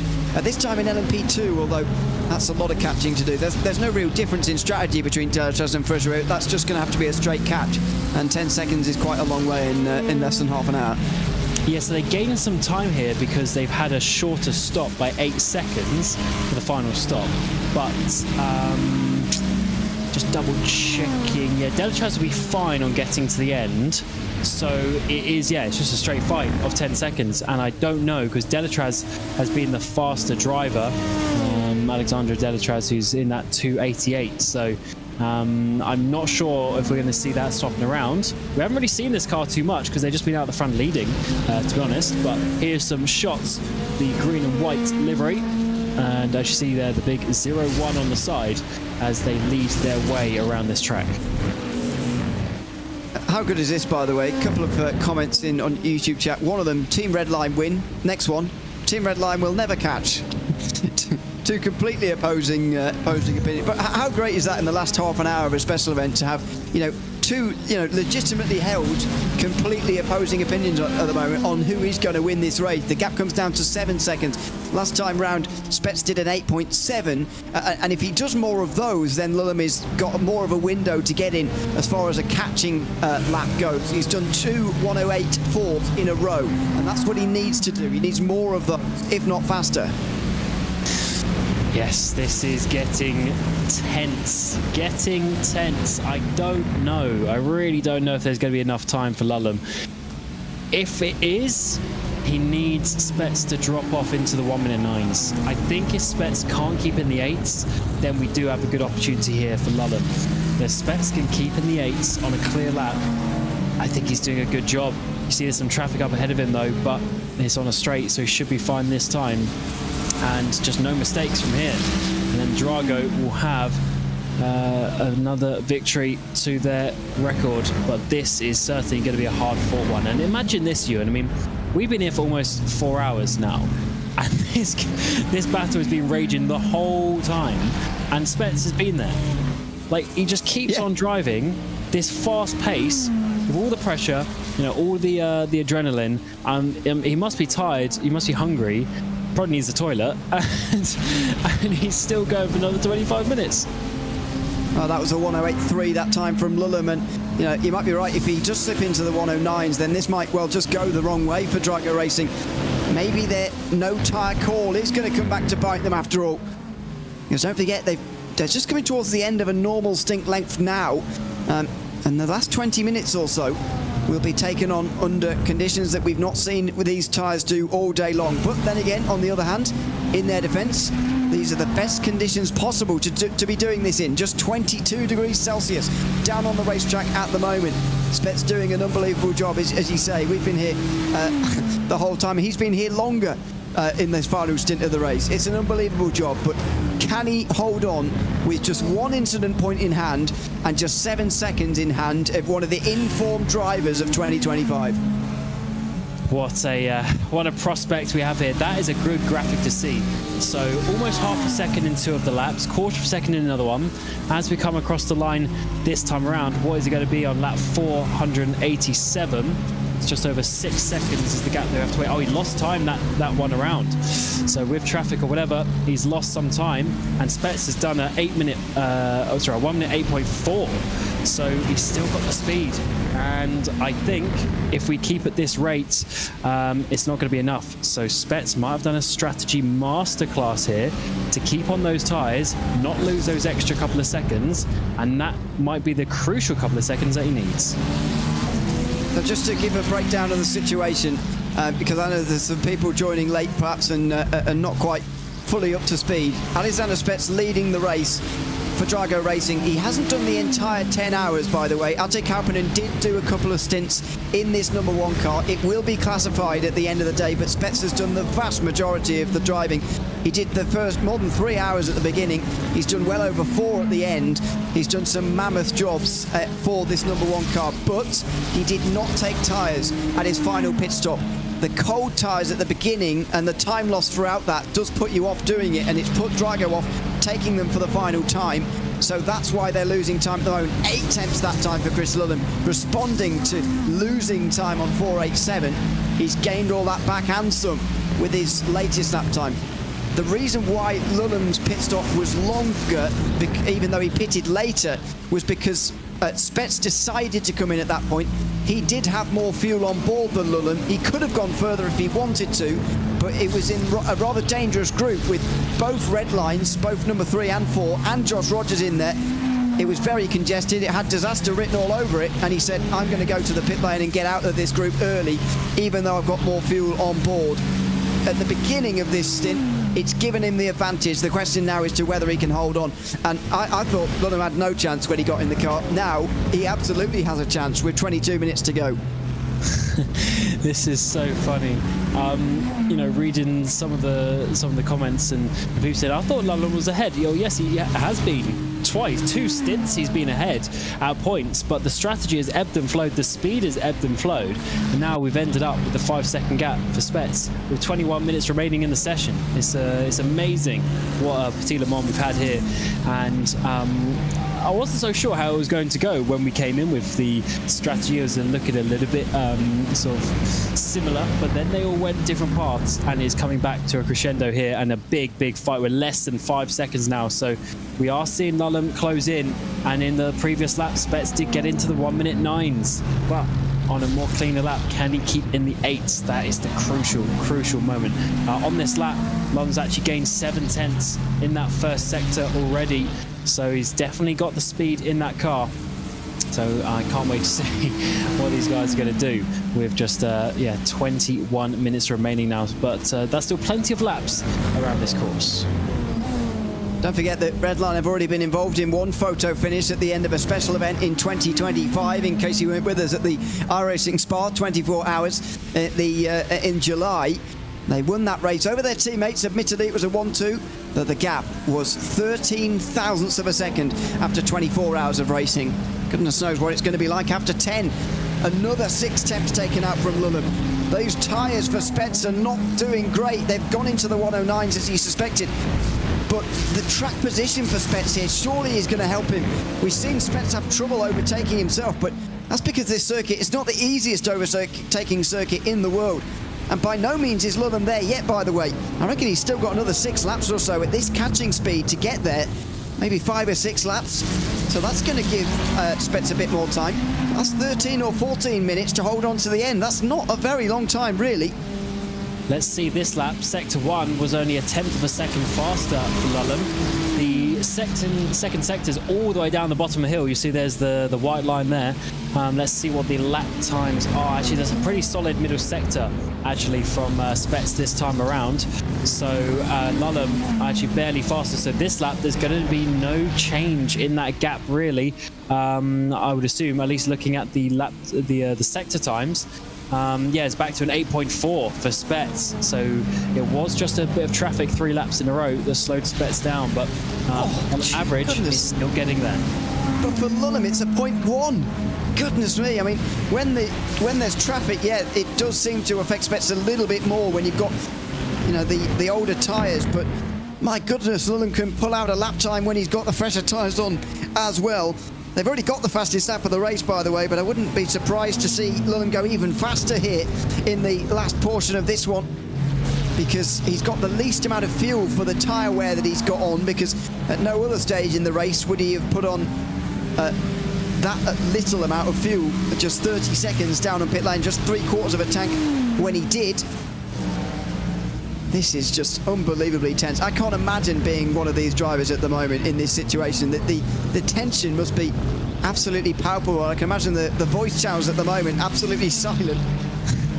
I would only... as he goes 3 wide, that is taking some risk. I wonder if he had to lift off. Is that it? He had his sister teammate there. Lulham comes through in the background. I think I would actually like to be in Lulham's position in terms of enjoyment, because for him, he's just pushing like a madman. He's just trying to do quali laps. But for Spets, he is thinking about every braking zone, every gear shift, trying to find a way in his brain to not make a mistake and not lose focus after being in the car for hours and hours on end. This is really a tough one. On that previous lap, it was barely a 1/10 of a second. So the last 2 laps, yes, he's not gained so much. And at this rate, I think Spets is going to be okay. It just depends where the traffic falls. One lap you think he's definitely finished, and the next lap he responds and I think he's going to win by miles. And Sector 1, Lulham's half a second slower this lap. So as he comes into Sector 2, wow, it's a half-decent middle sector again from Spets. What is Lulham going to be as he gets to that same point? He's slower again. So Lulham's going to lose time on this lap. And, I mean, as the seconds count down, this is getting so close. And you just wonder, is he going to run out of laps? And, of course, as well, Spets got through that traffic on the back straight there very, very easily. If Lulham catches that at a different point, and you'd imagine he will, that's going to be even more time lost through no fault of his own. So suddenly the gap goes over 5 seconds again. Where's oh, is that him in the background there, diving through the middle there of a potential free wide moment into the S's? He's nearly 6 seconds off the lead. Now look at this. Oh, it's terrible traffic for Chris Lulham here. He can't do anything about it. The gap goes to nearly 6 seconds here. The race is being snatched to and fro between Drago Racing and Team Redline at the moment. We just don't know where to look. We don't know who's going to win at this stage. This was sector 1. This is the traffic I was talking about. Spet's got a nice run through here. Lulham did not have a nice run through this bit. Yeah, this is not nice at all. Falcon Sim Racing up ahead, run the grid in go-karts. Oh, yeah, managed to get one, couldn't get two, then he had to sit there behind. And to be fair, he is being very patient. I thought he was going to be getting stuck behind because sometimes when you try and force it a little bit, you actually start losing time in traffic. It doesn't flow quite as nicely. You start catching them at awkward points because you don't meet them. And wow, that is a little flick to the side. That was a little bit late. He's probably not thinking that the Apex car was going to let him go there, but he did in towards turn 1. And now he needs to try because last lap again, he lost time. So the last 3 laps now, he's basically lost or not really gained any significant time. So he now has to regain everything that he lost in the last couple of laps. But he's got the speed to do it. It just remains how clear it is on the track ahead of him. There are some other battles going on around the circuit. Maniti Racing and Coanda Esports. This is for 13th position. Not seen very much of Maniti actually today, but they are in the race around 13th. But the drama is at the top of your screen between Spets and Lulham. Oh, it's at the bottom as well by the looks of it, down towards turn 1. Don't forget, Spets will have to pass these guys at least once more before the finish. And a battle in GT3 is the last thing you want to see as the leader in this situation. A slow LMP2 as well towards the final turn. Spets will have lost time on this lap for the first time in a while. Yeah, this is this is so funny how this ebbs and flows. One lap he has it, one lap he doesn't. But the issue is we're into 15 minutes to go now. Every lap that goes, funnily enough, there's 1 lap less in the race. So that's less time for Chris to be able to catch down this gap. And it is a tough gap. Once he's within a couple of seconds, I think Spets will start panicking a little bit. If it stays at 4 or 5 seconds, I think Spets is just chilling. I don't think he's under overwhelming pressure at this point. Obviously there's pressure of the situation, but I think he's still in a nice zone at this point. Yeah, I agree actually. I think he will be staying calm, and again he will have been in this situation before. He'll absolutely know the assignment, and at the moment he's just executing it. Last lap was slow because of traffic, but it was the slowest of any GTP still running, which is less ideal. And now he's into more traffic now as he comes into the final chicane here with just over 4 seconds of a gap in hand. Just under 14 minutes to go, and across the line he goes. We'll get another view on lap times here. It'll have to be better than at 1:09. There you go, an 8.7 is better, but Lulham could be really fast this time round looking at the sectors. What is the time going to be for him? It looked like an 8.2, I think, from Lulham. So half a second that time. He does need more of those, and now, though, more traffic. And LMP2 right in the way through the S's. Yeah, I think this is the Maradness one. Unfortunately, second place in class, but losing time. And he's actually... Whoa, did he make some contact? If not, I do not know how he hasn't made contact there. Now he's up behind the Sheza GT3, I should say, as he works his way through. And this is just losing him time once more. Look at that on the bottom left, though. He does a 9.4 on one lap and an 8.2 on another. It's so difficult. He needs those 8.2s if he wants to chase down anyway, because Spets is doing 8.7s on his good laps now. So he needs that half a second advantage at this point. And there's a bit more traffic into the final chicane where Lulham really didn't need it, but he did get a clear braking zone and a mostly clear chicane that time round. He will gain this time, but not enough, I don't think. With 12 and a half minutes to go, we'll get that difference again. Don't forget, this is the opposite way round now, so Spets in the green there, it would be, and there you go. There's an advantage that Lulham has. The GT3 red lines are getting right out of his way as he did just there, so that will play into the hands, and Spets gets bad traffic through the S's this time, below 4 seconds now. Oh, this is exciting. I love this. It's a 12-minute sprint race. Forget about the last 9 hours and 40-odd minutes of racing. It is all about a 12-minute sprint in the dark. at Road Atlanta. What a race we have to finish the evening here.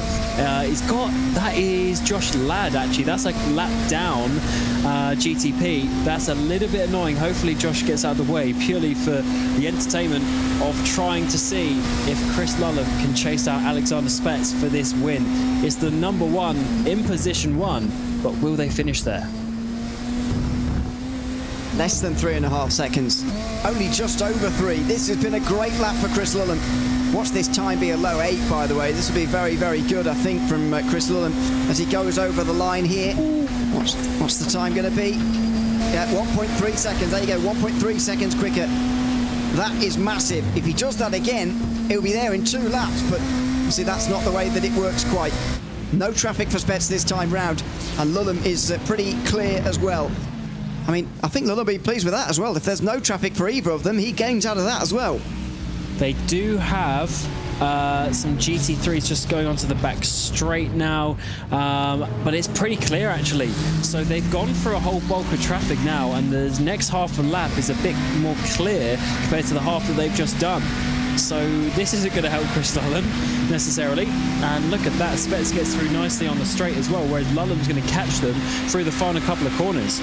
So that's just the ebb and flow of the traffic, and the issue is that he's not quite close enough where they get the traffic at the same time. He does get the traffic at a completely different point, and look at this, he's losing time compared to Spets going flat out on the straight past him. So this is really tense now between these drivers as we come across the line. Once again, it's half a second in the middle sector. That was almost close to contact, and across the line is only 0.3, but it's still a gain. And he needs more than 3 temps now, because we've got less than 10 laps to go. 3 temps a lap is going to be 3 seconds, but as I say, there's not enough laps for that. So 10 minutes to go, and he's got to be doing more than 3 temps a lap. It's becoming a big ask for Lullum now. If Spets continues to go at 8.8s and things like that, then he should be okay, but it's very difficult for him to keep that pace. As you mentioned, there's little traffic around at the moment, so this is helping Spets maybe in a way, but as you mentioned, that clump of traffic they've just come through, it is still all together there, and because there's 10 minutes in the race and this track's so short, they will catch them again before the end. That's a very good point on the length of the circuit. It's not like the Nordschleife up where you won't see them again for half an hour or even more. So let's see how this one works out. Inside the final 10 minutes now, 3 seconds remain on this lap. The sector times are still in the favour of Lullum. He's going to gain another couple of tenths this time around. This is going to be awkward actually with the Apex GT3, but he gets through that final corner and across the line once more. It's an 8-0. That is absolutely unbelievable. That's fastest lap of the race almost from him. We do have a 1:07 out there from Dane Warren, but almost fastest lap of the race. He's setting the purples basically as he tries to chase him down. Unbelievable. I said that 8.8 to be fine, but not if Lullum goes that quickly. A 1 minute 0.8. Sorry, 1 minute 8.080, I should say. And that is enough to strike fear into Drago Racing at the moment. Are they going to get there? Because don't forget, when you get less than a second, the slipstream games come into it and a whole different game begins. But there's not going to be many minutes remaining when/if Lullum gets there at this stage. That's what Spets has done a good job of here. He's not let this gap come down, crashing down, and sort of giving himself 20 minutes to defend. It's going to be a few laps if Lullum gets there at all. It's going to be another couple of tenths on this lap. But is it enough? Is it enough? 8 minutes. We need some traffic out there. Where are they on the track? Just trying to see on the map. Yes, there's some GT3s that they've got. They've got about 4 GT3s in the next quarter of a lap that they're going to be chasing. It just depends where they meet them. And I think actually Spets should get this one fairly nicely. The Coandakar. But where are the next ones? Yeah, he's going to get the next ones on the straight as well. So this is working out nicely in terms of the traffic management, or really just a little bit of the luck of where he's meeting them on the track. Yeah, that was okay, but I mean, Lullum got a very clear run through the S's, and he got him on that short straight before turn 6. So that singular car there benefited Lullum for sure. But only 2.5 tenths last time round. This, as you say, this will help. That's the Vulcan Sim Racing car that is passed on the straight very easily. And I think Lulham will have to outbrake him down here. Another one, a Green go-kart negotiated on the straight as well, so that's worked out for Spence. The first one doesn't hold up Lulham too much, and the second one may not either, unless he has to just hold back through the final corner here. Just watch it under the bridge and over the line. He's going to get away with this as well as Lulham, so this is a good lap for Chris Lulham. He switches to the inside, 1.6 seconds with less than 7 minutes remaining. It's an 8.2. He gained 0.7 of a second on that lap. And that was a fairly clean lap from for Drago as well. So this is so close now. And now that it's within this 2 seconds, this is when he can all see in his mirrors as well. This is really not ideal. And we're going to just have to hold our breath and see what is going to happen between these cars. And hopefully we keep the pictures to the end, because this is such an important battle. One of the most important races of the year as well, being a special event, the VCO Grand Slam. And we still don't know who's going to win. Yeah. You don't often get this at the end of a 10-hour race, that's for sure. Although, as I said earlier, we did get one of these close finishes at the end of a 24 as well, between two Redline teammates, admittedly, but it was still a close finish between those two BMWs that evening. So another couple of BMWs at the front here tonight as well. There was a Porsche front two-row lockout at the front with Porsche Coanda and Coanda Esports locking out the front positions. In the end, they're going to be a footnote on the podium of the story of this race. It's going to be remembered for the battle between Drago Racing and BMW M Team Redline at the finish here. Spets is not going to get the rub of the green through traffic this time. The gap's going to be under a second for the first time when there's just 5 minutes to go. Lulham will now start to pick up the slipstream on the straight. Oh, the Lamborghini's off! Oh, he's spent in front of Lulham. Goodness, he just avoids to the right-hand side. They get away with it. And Drago Racing again will have it through turn 6. There's going to be trouble here. Spence is going to get to the inside at 7. He has to do it, but Lulham's going to get the clear run. He might even do it straight away. Can he just come up to the back of him, hit him straight away and get ahead? He'll be in the slipstream here, Chris Lulham, with just 5 minutes to go. There could even be 5 laps left, maybe 4. Not too many for Team Redline to get through here. He's not close enough down into the chicane. It doesn't look like this time, but we've got a race on our hands in the final 5 minutes. And there's basically not much more that Spets could do. He did an 8.4 on the previous lap. That's as fast as he can go with these tyres in this situation. He's doing everything he can, but some of the traffic hasn't gone his way in the last 5 minutes, and Lulham is on an absolute charge. But what a job Spets is doing. He's been in the car for so long. He's at race-winning pace. He just needs to find a way of getting through these final 4 laps to win Petit Le Mans. But as we come through the S's, that's going to be an awkward place to meet some traffic, and once again he's slowed up. And Lulham is going to put the pressure on him outside and inside. And it's a red line car, would you have it, as he comes through the S's here. Lulham's going to get a good exit as well, so the gravel strewn across the circuit everywhere. He's not going to get a chance into turn 6 this time round, but the pressure is massive on Alexander Spets this time. He's got to do everything perfect from now until the finish, just as he pretty much has done all day long. He's got just 4 more minutes to hold on here. The choice of not taking tyres at that previous pit stop, is it coming back to bite them, or has it given them the track position that they needed to defend and win this race here tonight? Here comes Lulham. The traffic might well just halt him here. Spets, he defends to the inside, but not enough. Lulham goes straight through. He breaks later on the inside line, and Chris Lulham leads this race with 3.5 minutes to go. Have Team Redline just taken the Petit Le Mans victory here in 2025 with that move down the inside into the final chicane? And with a slightly clear track ahead, Lulham is going to be able to pull away as well. I don't know if Spets is going to be able to come back. He does have speed in that car. It's not completely over, but is there going to be one final opportunity? Chris Lulham, he always got taken out by a GT3 2 laps ago, and now he's leading this race, but Spets is going to give it everything he can to try and regain this lead. But unfortunately, there's just 3 minutes to go, just a couple of laps remaining at the end of this one. He's going to have to get almighty luck with traffic, is Spets, if he's going to get back to this in the final 3 minutes. He's got a little bit of it there, and it will slow Lulham by a 10th or 2 maybe, but he's almost overdriving now. You can see in the background as well, it goes to over 8/10 of a second. As I say, it's going to have to be almighty traffic for Spets to get back into this from here. The tyres just going away from him at this stage. A 1:10.4, although he was overtaken, is still not the lap time that was required at that stage. You can see why it was so important for him to keep Lulham at arm's length for as long as possible, because otherwise, that pass was going to happen very quickly. It was always going to happen very, very quickly, that pass. And so he had to keep him at arm's length, and in the end just couldn't do it for long enough. He'll get down the inside of the red line car into turn 1 here, but the gap will grow to more than a second. And especially as soon as he got within that 2 seconds, it was just game over for Spets. Unfortunately, he got such a bad run through the traffic on that lap, the crucial lap as well. Although Lulham probably has been the faster driver over the 4 stints that they've been driving, both of them on the track at the same time. But still, Spets has done such a good job. The strategy blinder as well, to keep it this long. I mean, to get within 3 minutes, 4 minutes of winning Petit Le Mans is such a good job considering the situation he's in. But yeah, Lulham has gone, actually, to be fair, that he is absolutely gone. And on the previous lap, he was 4 tenths fast. He was faster in that first sector as well. And Spets, I mean, he's going to have to do something. He's going to have to get lucky to win this race. Let's see if this is even coming up to the last lap, by the way, because it's very close, but I think Lulham is going to get 2 more. And there's no time for celebrating. He's got to continue to push on. 1:12 to go, and it will not be the last lap. Lulham will have to do 2 more.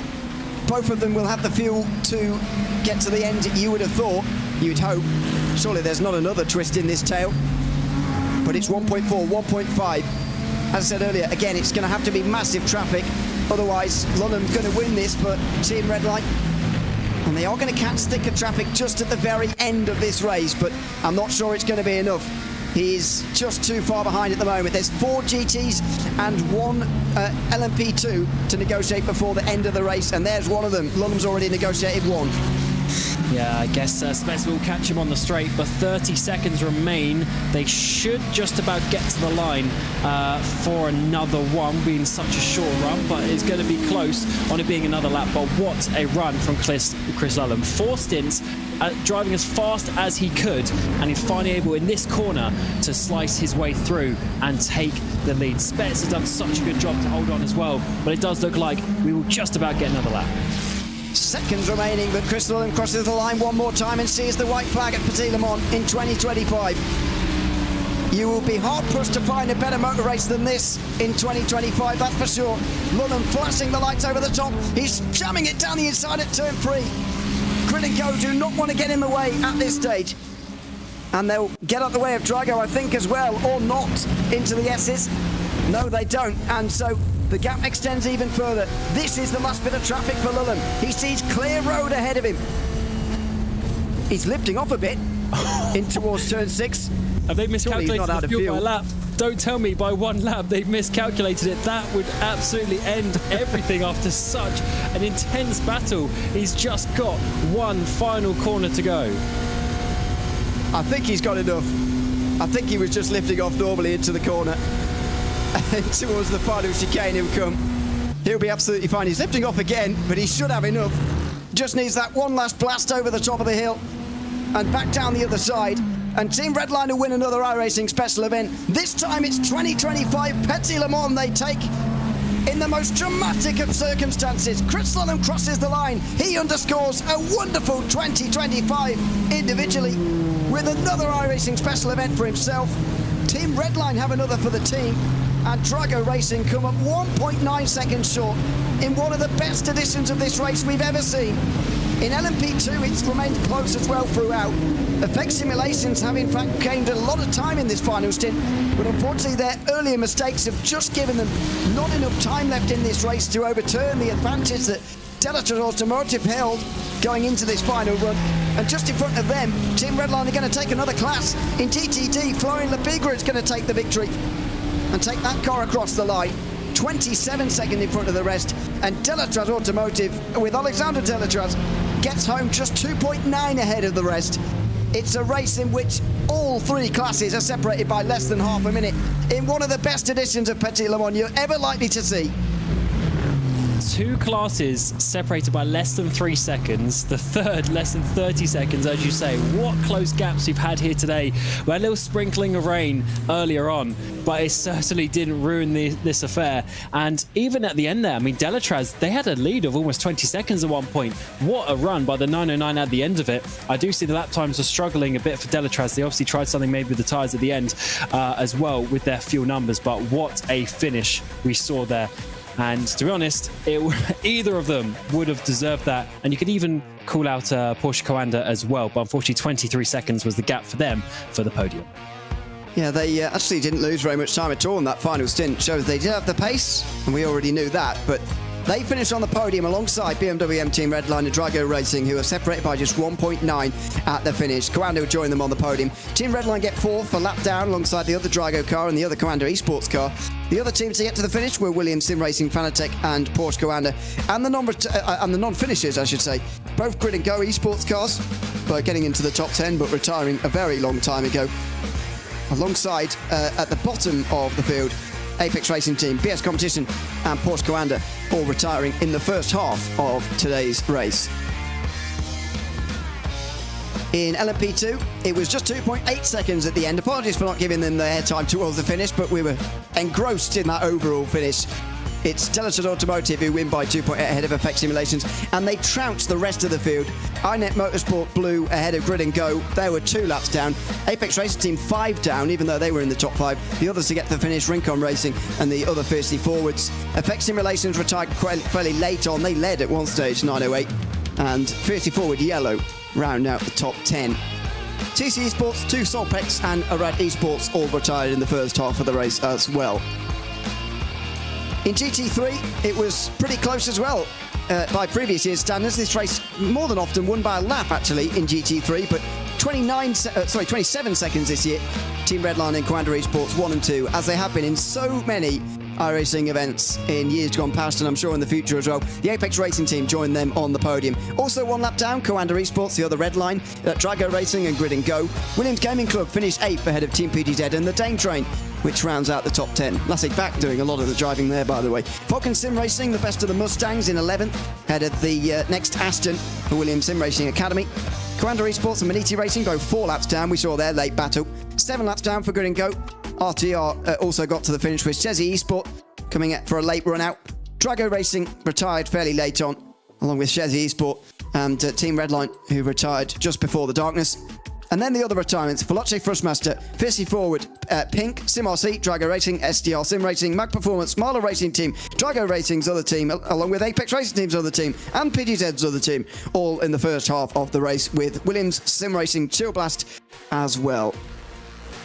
We'll just wait and hang on for a moment just to see if any of them will come to have a chat with us. But Cam, I mean, how do you sum up that race? 1.9 seconds between the top 2 at the end of 10 hours of racing. We cannot ask for more than that in a Petit Le Mans. What an edition of this great event.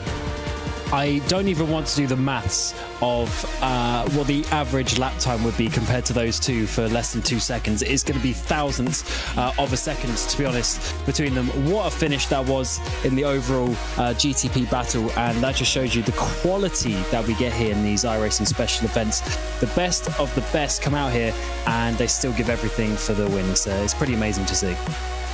And we'll take our hats off to the other class winners as well, who were very, very close finishes in their own right. Alexander Delatraz is waiting for an interview at the moment. We'll just bring him in briefly as well. Alexander, welcome in. Congratulations on winning Petit Le Mans in the LMP2 class here tonight. I mean, 2.8 seconds at the line is extraordinary. Extraordinary that wasn't even the closest of the class finishes in the first place, but 2.8 in your own right. You must have been nervous at the end of the race. How were you feeling? Mate, I'm so tired. I'm nervously tired. This race was completely crazy because the effect continued to push every time, and we can't just, chill ahead of the race. So we have to make the good strategy and to push the 10 hours of the race. And now I'm just, very, very, very happy because it's the first special event win for the team this year, but it's my first one for myself, so I'm very happy of this. And to do it at Petit Le Mans as well. I mean, talk to us about being an LMP2 driver in this race with GTPs coming past you all the time and over 30 GT cars for you to pass in your class at the same time. Yeah, to be honest, it was pretty clean. I mean, our side, we didn't see crazy things. It was very respectful and intelligent from every driver of every category. We will never be scared with a GTP overtake or a GT3 reaction. So yes, if the driver hears us today, just thank you, because yeah, it was super clean and it was a real pleasure to drive with all of these people.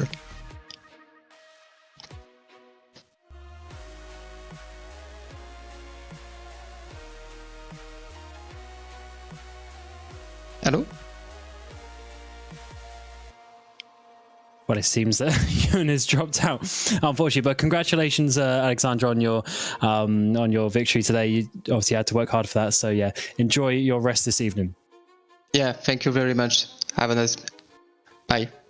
Perfect. And unfortunately, it looks like we've lost Ewan O'Leary to join the celebrations for this evening. But of course, the special events are not done for this year, as it may be in terms of the endurance racing, but we still have some other ones to come. Of course, we got the Suzuka 1,000 kilometers as well. We'll be bringing out some of the GT3 machinery. We've still got the Chili Bowl to look forward to as well, along with others to go between now and December. So, of course, thank you for watching here on RaceSpot TV and across the iRacing network channels. It's been a really good fun Petit Le Mans for 2025 to finish off the VSO Grand Slam as well. So we look forward to the IMSA Sports Championship starting fairly shortly as well. Of course, the invitation to the winners today. But from myself, Cam Roger, Ewan O'Leary alongside me to end the final few hours here, we wish you a very warm goodbye.